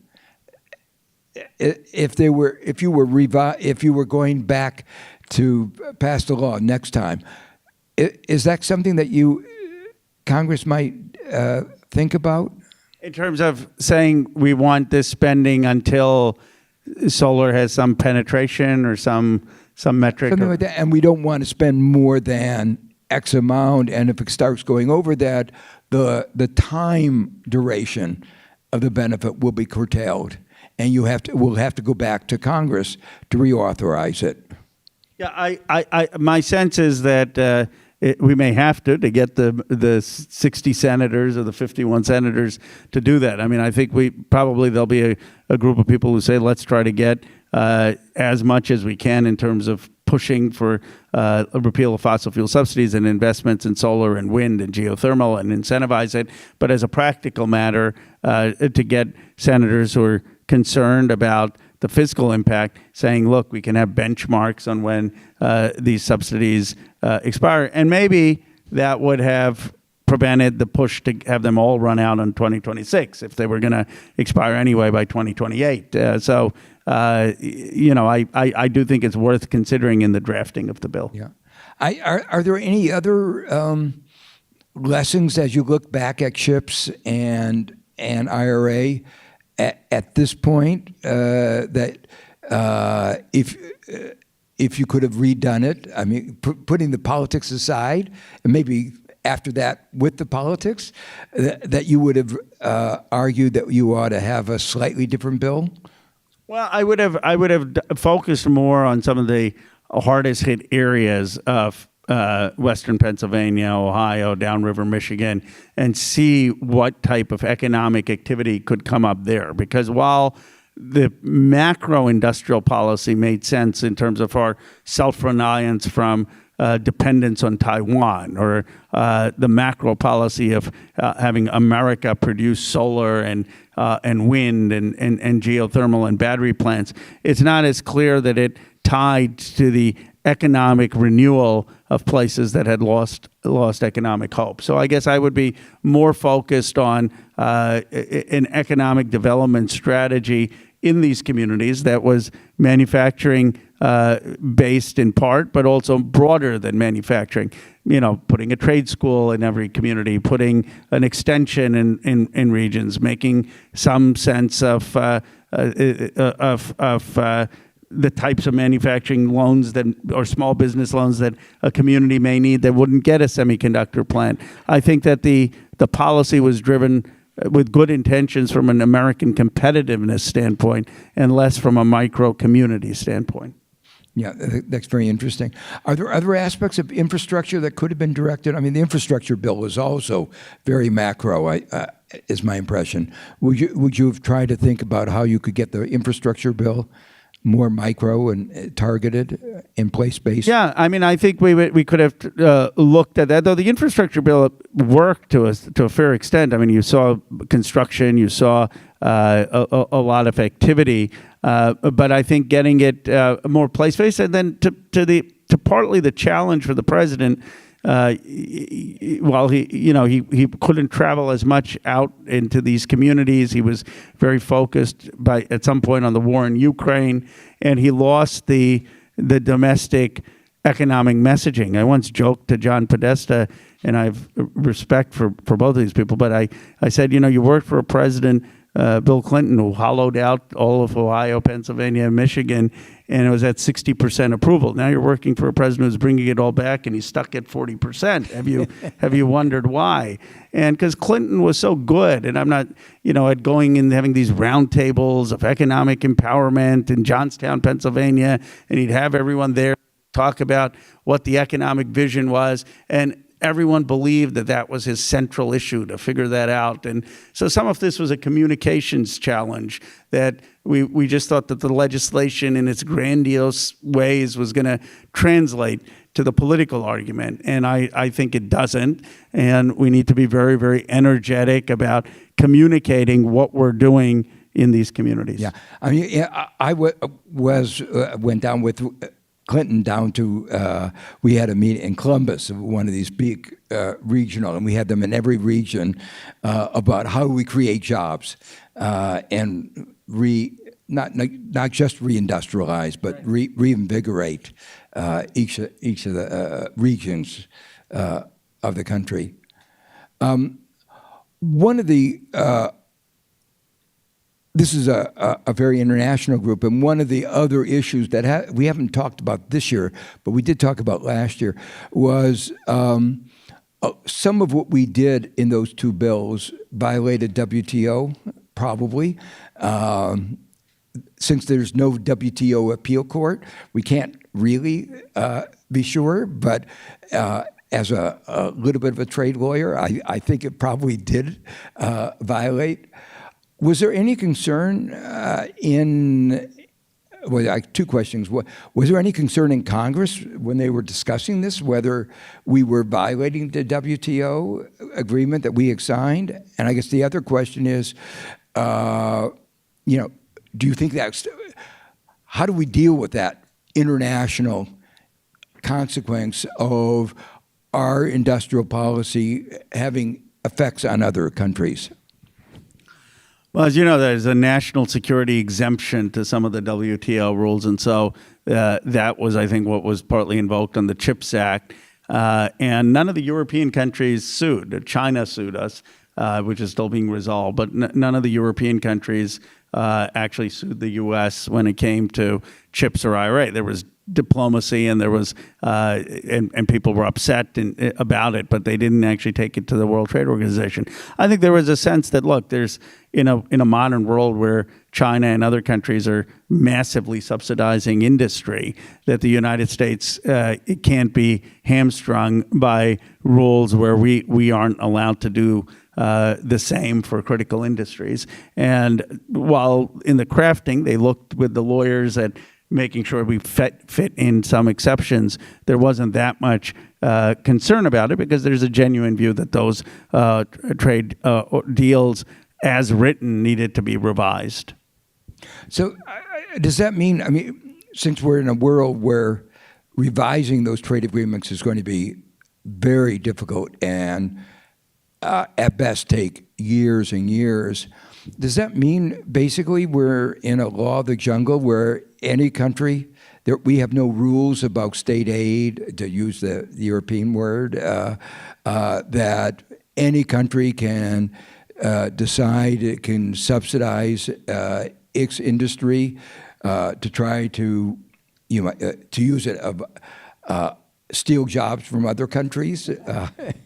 I do think a lot of it is going to be bilateral trade negotiation and the types of trade negotiation that we're seeing now. I mean, I don't agree with the blanket approach to terrorists, but I think that there's a sense in many countries of similar problems to the United States, the economic concentration of wealth in certain areas, deindustrialization, economic inequality, a recognition that nation needs to have some level of self-reliance. This doesn't mean autarky or just an aversion to trade, but a sense that globalization didn't work out in a way that was balanced enough for hollowed out communities. And so my sense is that, and this is going to be a very difficult balance for the next Democratic administration, is how do we not have a tariff-oriented blanket policy and yet still recognize that when it comes to state aid and when it comes to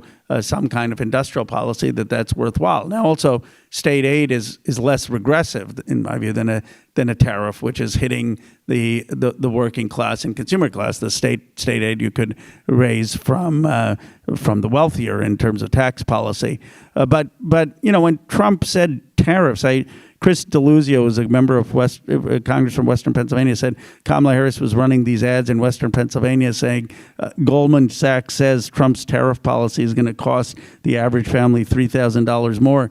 And he had to go and tell her, you're hurting me every day. Take that ad down. Because for a lot of people, tariffs meant jobs. And they didn't trust the economic elite, which they thought had resulted in the outsourcing of those jobs. So now I think the pendulum is shifting, where they're saying, well, these tariffs have, led to higher grocery prices, and there are higher input costs for manufacturing, and the factories aren't really coming back. But I think that the balance of our engagement with the world economically is one that we're still trying to figure out. Yeah. So, I mean, one aspect of that is obviously we have resources, much more resources than developing countries. In fact, I hear from the senior officials in Europe that they complain that they can't compete with the United States, that they didn't have the resources to compete with the IRA. But developing countries clearly don't. Do you have any sense? I mean, should we? How should we? Assuming a next Democratic administration that cares about social justice on a global level, how do we deal with this problem that we want to advance industrial policy for a whole variety of reasons? You mentioned resilience, national sovereignty, and growth and green transition, but it gives us a comparative advantage, artificial, you might say, because of our wealth over developing countries, and that generates resentment, and and in terms of our broader setting in the global community. Do you have any view about how we should handle that? I think the best thing that the United States could do for the world is to be a functioning, cohesive, multiracial democracy. And I think that the neglect of communities in America that at a time of more cultural diversity was a big mistake in the project of becoming a multiracial democracy, and has led to a isolationism and a cut to U.S. aid and a moral callousness in some of our foreign policy, whether it was in Venezuela or Gaza, that has had much worse repercussions in the world. So what I would say is that our highest priority should be the economic independence and success of people in our community to see that the future is possible, but that it should be then supplemented by an engagement with the rest of the world, where we're helping through aid and economic development, where we can't make everything here. I mean, there are probably certain consumer goods and things that we can still import, and that we are actively encouraging the economic development of other nations in the way China tries to do in Africa and the South, but without with it being clear that the economic success of our community communities are the highest priority. And in this, I think a healthy patriotism ultimately is necessary for a more just cosmopolitanism. And I think if there was a mistake of the 90s, and I'm not saying if I were in Congress or in charge at the time, I wouldn't have made the same mistake. It was perhaps that we were rushing towards a just global society without recognizing that the massive inequalities and resentments within would make that project much harder. I couldn't agree with more with everything you've said, but it actually leads me to ask the question, which is not really on industrial policy, but what are some of the things on the first part of the agenda of really successfully creating a strong multiracial, multi-ethnic society in America? Well, I do think that the looking at the jobs and the economy in these communities that have been hollowed out are so important. So I tell the story about, which I've shared with President Obama directly. I said, when he was running for the Senate in Illinois, he went down to Galesburg, Illinois. The Maytag factory was closed. Jobs were going to Mexico. And people remember he went there without a press release. He sat down, he had beer, he had pizza, and no press. And he left and he listened and he cared about it. And he spoke about it in his 2004 convention speech. And 20 years later, they still remember that. And I said, but the bad news is that Galesburg is worse than when you were president. And so, the challenge is, and it's not an easy challenge, what are we going to do to reverse the economic possibility in these communities? I don't think it's just industrialization. And with AI, it's even more challenging in what's going to happen. But some combination of construction and care jobs and healthcare jobs and education jobs in diverse ways in these communities, I think is critical. And by showing that we care, by simply saying, we understand that the American dream was possible, you now don't think it's possible, and I'm going to bring it back. That's basically Trump's message. And there's a great book about in Western Pennsylvania how doctors voted for him and engineers voted for him. It wasn't just working class folks. And it's not just that they wanted a higher minimum wage. It's that they felt that their whole communities had been lost the sense of economic pride and economic possibility. And Trump said, I'm going to bring you back. Of course, my view is 19th century tariffs and land wars isn't going to do it. But we have to convince them that we have a real roadmap to how we're going to build it back. And that economic concern of their being able to have the American dream, I think, is a cultural concern. It's saying that we understand that sense of loss and anger and pain, and we care about it, and we're not neglecting it. And so that economic foundation, I think, is the prerequisite for building a multiracial democracy. Yeah. So, I guess it goes back to saying we really need place-based industrial policies as well as sectoral-based industrial policies, and that was really something that was not included as strongly as it could have been in the CHIPS Act and in IRA. Yes, I think we definitely need place-based industrial policies. We need place-based policies. I don't know if by industrial, does industrial policy incorporate service sector? Yeah. Yes. The word industrial policy is in academia. It's a really bad word, but we haven't been able to figure out a better word. Right. And all we mean is intervention in the market allocation of resources in production, and so it's a peculiar word. Yeah. I agree. I think place-based makes a huge difference, and then I think some intervention that's felt more broadly about the vast economic divide, where people feel that the $5 trillion companies in my district, and they have the American dream, and others don't. I mean, I think those two sentiments. I mean, whatever we can do to make the American dream, which I believed in growing up, feel more possible. Now, I hear all these economists, and you may know more, saying that materially we're better off and things have improved. But when you talk to people, they don't feel that way. They feel that the American dream, based on having a job that can support a family and support healthcare and education and childcare, was much more accessible back in the 60s and 70s. And Trump has kind of combined that with a racial nostalgia. And so we've got to sort of show how that economic future is going to be better. I mean, that's just one example where I think the GDP statistics don't really reflect what people experience. One aspect of that, the minimum wage today is lower than it was 60 years ago, adjusted for inflation.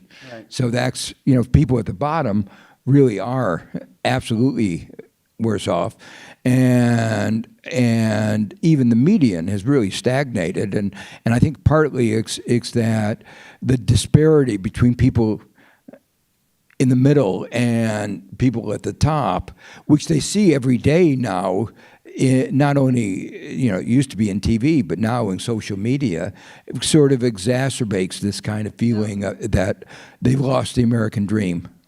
And I think that inequality is really putting stress on our politics.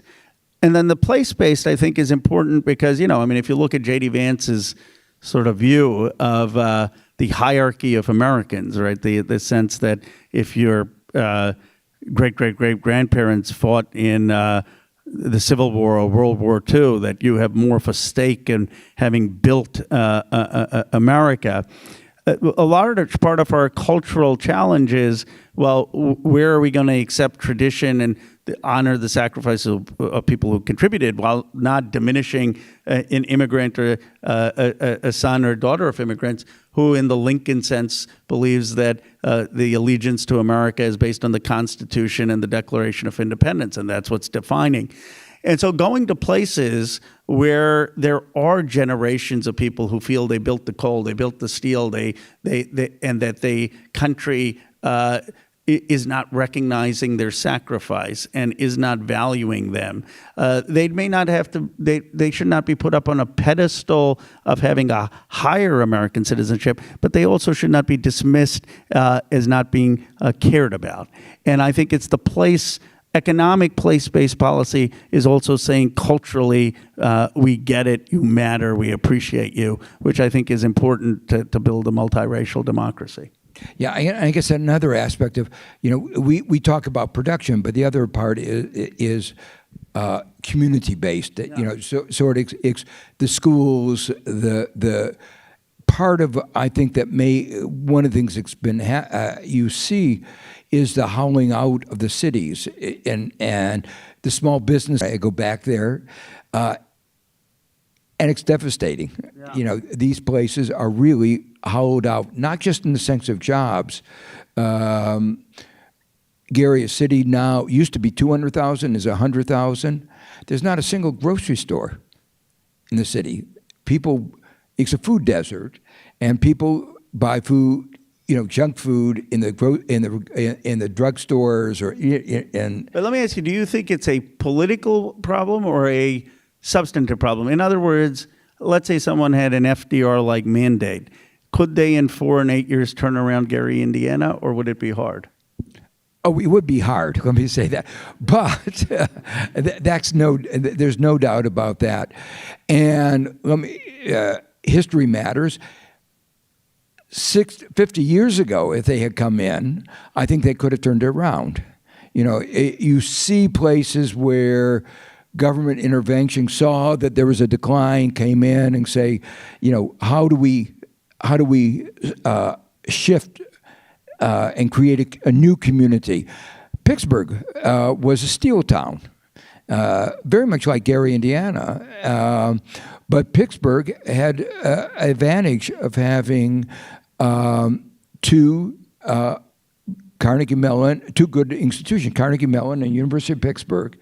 And those two institutions became the focal point of a revival of what, when I went to Pittsburgh, we had relatives there, and you didn't really realize you were in beautiful mountains because you couldn't see anything. And the benefits of deindustrialization is now you can see the hills and the green. But it was the universities that really played the central role in industrial policy. So they were lucky. If the government had come in 50 years ago into Gary, I think they could have found some other, could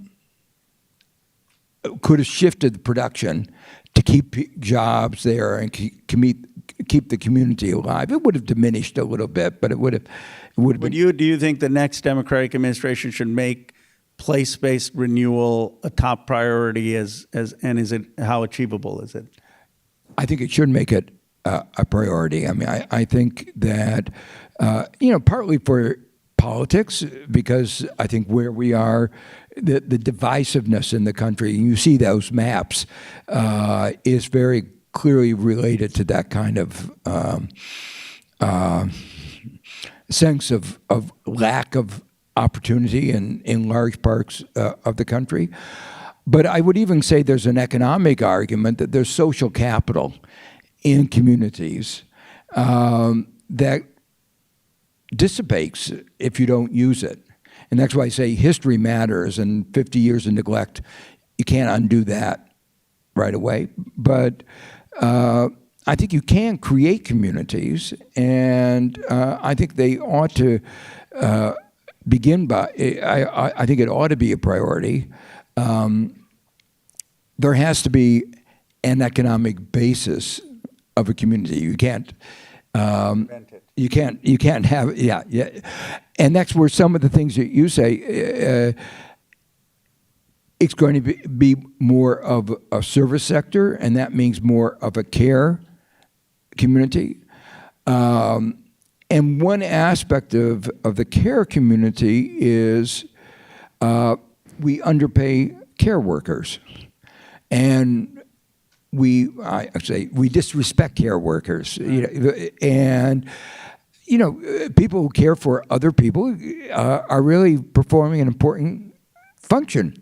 No, absolutely. Someone had asked me what I think of Elon Musk becoming a trillionaire. I said, well, if there's a 5% wealth tax, we could pay for universal child care, $10 a day, and and $20 an hour for child care workers. The challenge is there's a gendered component to it as well. And we want to have care work, we want to have elder care. The challenge is just, what if you've had a father, a grandfather who's built stuff, and you've gone into a steel factory and you want to make things, what do we say? And you don't want to do care work. I'm not saying that there's anything wrong with care work. It's, of course, probably the most important work. But what do you say to those folks? Well, I mean, we still have construction needs. We still, nice communities. I mean, like New York, have parks. You need to take care of the parks. That's So I guess what I would say is that there are lots of other jobs as well, but we are moving into that kind of a care economy. The gender aspect, though, is another. We should recognize that some of the reasons that the wages are low in the care economy is gender discrimination, which has been part of our society forever.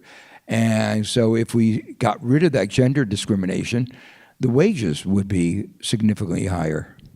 I completely agree. But this, I think, is to the older people here. You asked what are the areas of research or places of study. My sense is whoever comes as a Democrat, and after Tuesday, I'm more hopeful that not a foregone conclusion that a Democrat's going to win, but at least a possibility in 26 and 28.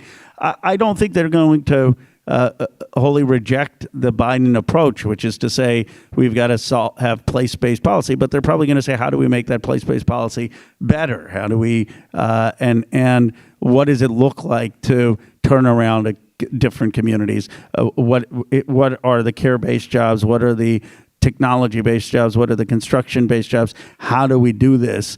And how do we do it in measurable time frames, in 6 months, in a year? What are things that we can show that are working, even if it takes a long time to put up a factory? I think all of that research would be consequential in actually mattering. Not that, a lot of academic research, you don't do it just for what's going to matter for policy. But in this case, if people had that interest, I think it could actually have an impact, because I don't think there's been enough thought about it. That even if you had, that's why I was thinking, even if you had the political mandates, how would you actually do it? Yeah, so that brings back a little bit. We were talking about extension services, creating research centers. Different, construction is going on all over the country. You have some research centers, and we talk about right now affordability of housing, a shortage of housing, and so you have. I know this is a radical, but social housing, government. From Vienna, the Vienna sort of. The Vienna, exactly. I was going to, and it's worked there. And you ask the question, why can't we have housing that actually works? And that would create jobs of building it and installing it. What do you make of the argument for where the private sector is? In other words, I was struck when I met President Sheinbaum was there with Don Bacon, and Sheinbaum is arguably to the left of almost anyone in the American political sphere. But the first thing she asked me was, well, can you get some of the tech companies in your district to invest in Mexico? And it struck me that if you're not from a wealthy country, even the political left has an interest in attracting capital, that you can't take economic development for granted. And in some ways, we have in this country, to your point, places that have been neglected, taken the economic development for granted. We just thought we didn't need to do it because we were wealthy. How much do you think the private sector, if at all, should have a role in the capital allocation in the development, or do you think it's really for the government with social housing and other areas? So, I think I would redesign our financial system. Is where I've been arguing that for a long while. But part of where our financial system went wrong was creating these big New York national banks. But also Charlotte, North Carolina. And the point of that was that it took capital away from the rest of the country. And there's actually a lot of evidence, both in developing and in the U.S. on this, that banks' important role is to lend to small and medium-sized enterprises, but they can only do that when they're locally based. They can only do that well, because there are information asymmetries.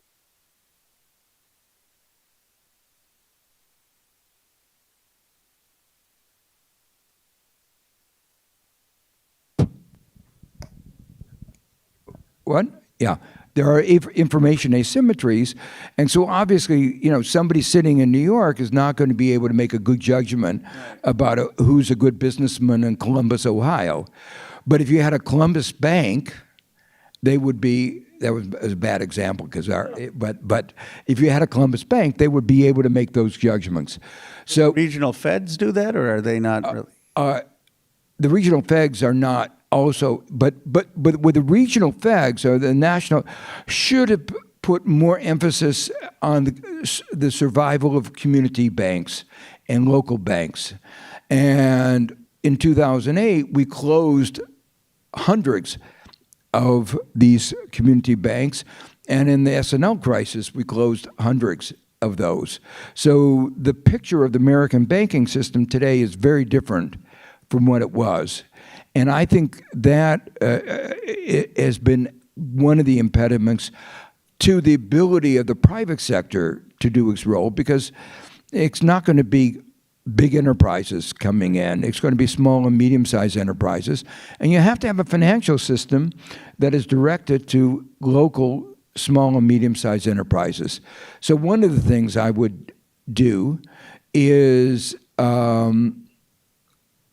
actually two things, try to reinvigorate the community banks, small and medium-sized. Some of them can be... was the CDFI not an effort in that direction? It was an effort in that. Yeah, exactly. And so reinvigorate that. Right. So we these are not new ideas. Some of these are... Okay, yeah. Some of these are old ideas. No, old could be good. One state has a state development bank, and so it's like a World Bank, but at a state level, and those kinds of institutions can play an important role because they have a longer, it's more patient capital, they're longer term, they're thinking about how can we had a talk about the high road versus the low road for development, EV battery creation. And so the State Development Bank could push the high road of development, high wages, high technology, focusing on spillovers. And if you were to prioritize between two choices, an administration that said, we've got to compete with China on semiconductors, EVs, batteries, and the technologies of the future, or we've got to compete on, or we've got to focus on regional place-based economic renewal. I get that maybe the best case is that there's a convergence, but let's say there's not. What would you prioritize? I'm a two-handed economist, so I say do both. And I don't see any reason why you can't do both. You're too much of an economist, so you're trying to focus me in making the trade-offs between the two. And I guess I would say that I would echo what you said before. If we don't solve the ability of our country to act together, we won't win. There's no way that we can, if we are as dysfunctional as we are right now, I view the game as over. So for me, restoring some sense of national unity, and if we did that, we had the best universities, the strongest research establishment. We had good entrepreneurship. We had good VCs. So we had the structure, but we didn't have a society that functioned together. So if I were a doctor and diagnosing what was the major problem, I would come out with the same diagnosis that if we can solve that problem, the other part will come together.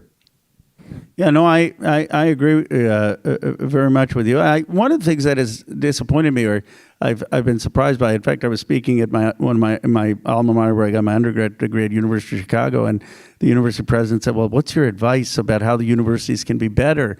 And I sort of said, "Well, I always viewed universities as sort of the crown jewel of American society. I'm not saying that they can't be better. I'm sure they cost a lot of money, and there's there should be extraordinary room for argument and debate.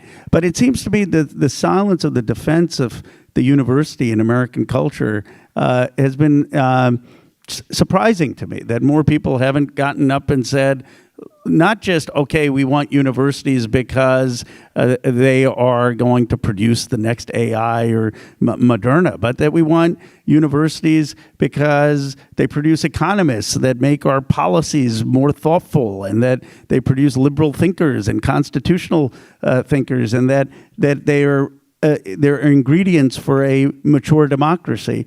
But we haven't heard much of a defense of universities. Yeah, no, I've been disappointed too. You may see that we're wearing a pin here. Keep your hands off our students. So we're part of the resistance. But I mean, I feel a self-interest in agreeing with you very strongly that our universities are our critical institutions, and to me, at the forefront of creating an integrated society, and our institutions where discrimination is probably the lowest of any of our institutions to be attacked, because as if we're discriminating, I just find. I mean, it seems to me that part of the challenge with the anger at the elites has been that two things. One, the country has dramatically changed. I mean, you've got an Indian American of Hindu faith representing Silicon Valley, and you had Barack Obama as president, and women. I mean, there's just a cultural change that it was never going to be a linear line to multiracial democracy. It's a very hard project to do. And then you had a real anger that we got into the war in Iraq. We got into these overseas wars. These communities were abandoned. And for all of these Ivy League educated economists and lawyers who were our governing class, they missed this. They didn't really deliver for us. And so the Trump phenomena is, well, just tear down these institutions because these institutions have betrayed you. And I think for the university to say, well, what we get with that is blanket tariff policies where they're tariffing coffee and they're talking about, which we don't produce here, and it's not really helping the community. But what is the role of knowledge, not as determinative, but as informative of democratic decision making? I just think that has to be thought, because it's undeniable that elite governance had mistakes, but it's also the answer can't be governed by ignorance. I mean, there has to be some balance. Yeah. So we have just a few more minutes. Do you want to make a few? We just had an election that made some of us feel optimistic, but we've seen over the last 9 months violations of the rule of law that many of us thought were just inconceivable. We have troops in the streets that we think of as inconceivable. Do you want to give us a word of optimism or just some conclusion? Well, we're not arrested for having this conversation. That's, I was in China with Adam Smith. We first China Codell that went there in 6 years. I'm on the China Select Committee, and we had a meeting with Bob Iger 2-3 years ago as the CEO of Disney, and he said, "How many of you have been to China?" And there wasn't a single hand that went up on this China Select Committee of 15 members of Congress. He said, "I've been there 40 times. Why should I listen to you?" So I said to the Republican chair at the time, I said, maybe we should just go to check the box, and it took 3 years to go there. Anyway, we were there, and a lot to discuss, but one of the questions I asked the Shanghai mayor was, or the party leader who was more important than the mayor, is, well, people consider you as one of the successors to Xi Jinping in a flattering way. Is that true? And you could have heard like pin drop silence.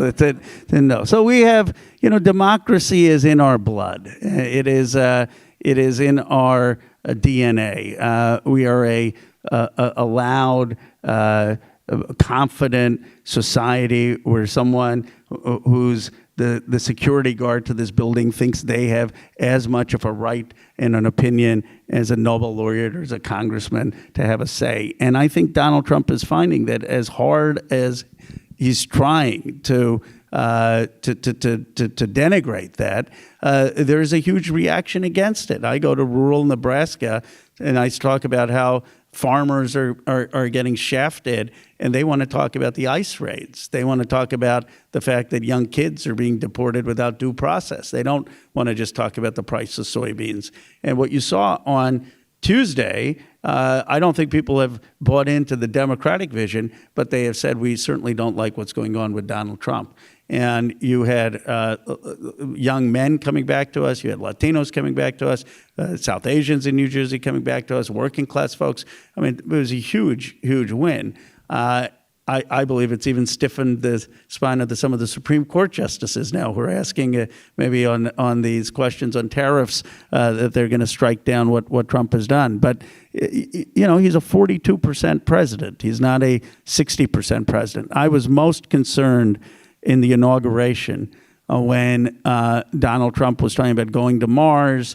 And, I know everyone thought, oh, he has these tech leaders behind him. He's got oligarchy. But Trump was invoking Kennedy-esque themes that we're going to build America. We're going to build a golden age. He was at 50% approval. And then he's gone and he's done things that I think, 60% of the country disagrees with. So my hope and belief is that if we continue to be active, if we continue to mobilize, we're going to have a very good chance of prevailing in 26 and 28. I think the harder question is, can we build an enduring governing majority? Or are we just going to get in and then lose the Congress in 2030 because people are upset? I said to President Biden when he was campaigning, I said, the biggest mistake with Bidenomics is that FDR in his fourth term was still saying the country sucks and it's all Herbert Hoover's fault. You can't proclaim victory in this year. So we are in an anti-incumbent time. We're in a time where people are upset. They fundamentally feel the American dream is declining. And I think, yes, we've got to win, but to paraphrase Churchill, we have to deserve victory. We have to figure out how are we going to build a coalition that is actually going to make a difference in people's lives and convince people of that. And that is a generational challenge, which hopefully all of us will contribute to. Well, thank you so much. Thank you for coming. I really enjoyed it.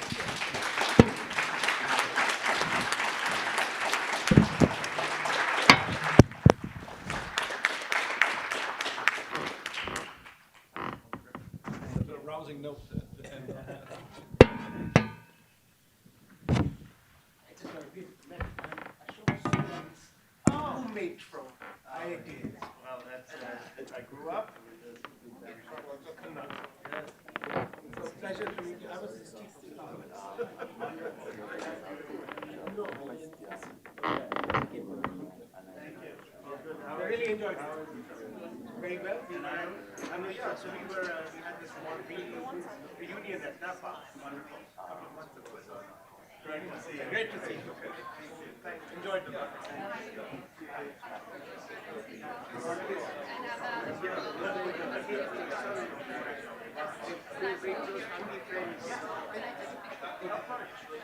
my roommate.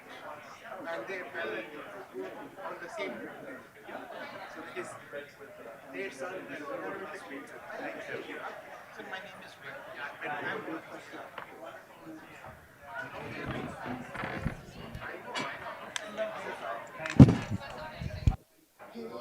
also speak with that. That's so curious that in your tradition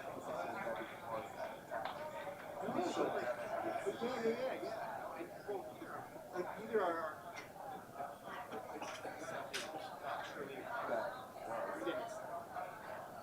UK. So I think like that's what but I think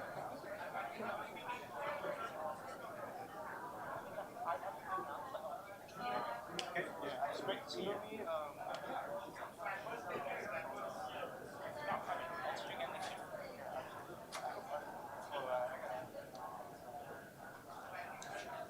So yeah. So I think like yeah, like I think if there's this like the R&D program yeah, but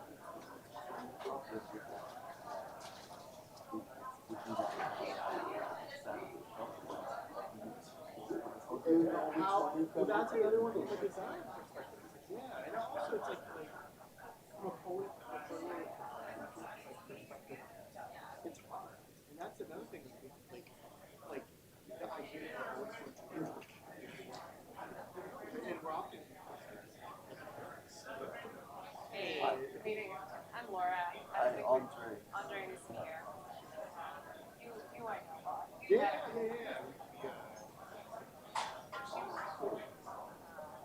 I was curious. I don't know how much you know about industrial policy. Like, because I was wondering about industrial policy. And, you know, I know some work in development, like, and I know there's the work on industrial parks and such, but like, what is the frontier? What is the state of the future? Oh yeah, okay. Okay. I mean, yeah, okay. All right. Sector-based, place-based. Like, place-based, what is it? Like, you know,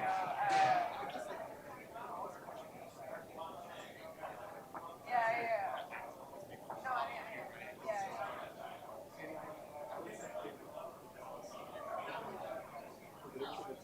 Really useful and Yeah. really useful stuff. Just like and everything they do is in the literature they have so much. But what you kind of said what they're saying or putting out. I think it's really useful for data right now.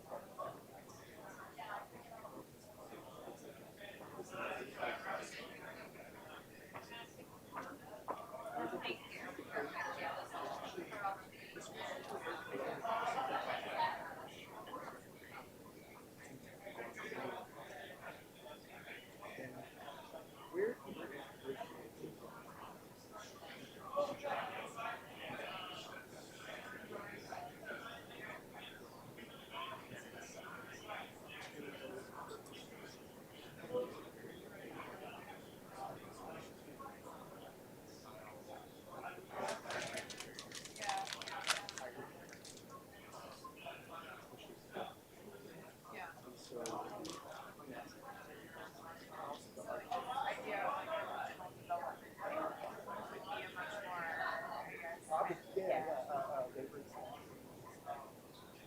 so they're doing okay. When you say labor extension, you mean like retrain? Yeah, and also kind of like retrain stuff along that line. So they're like more specific about forget like what type. Yeah, no. He has like a kind of. I don't want to put you on the spot. No.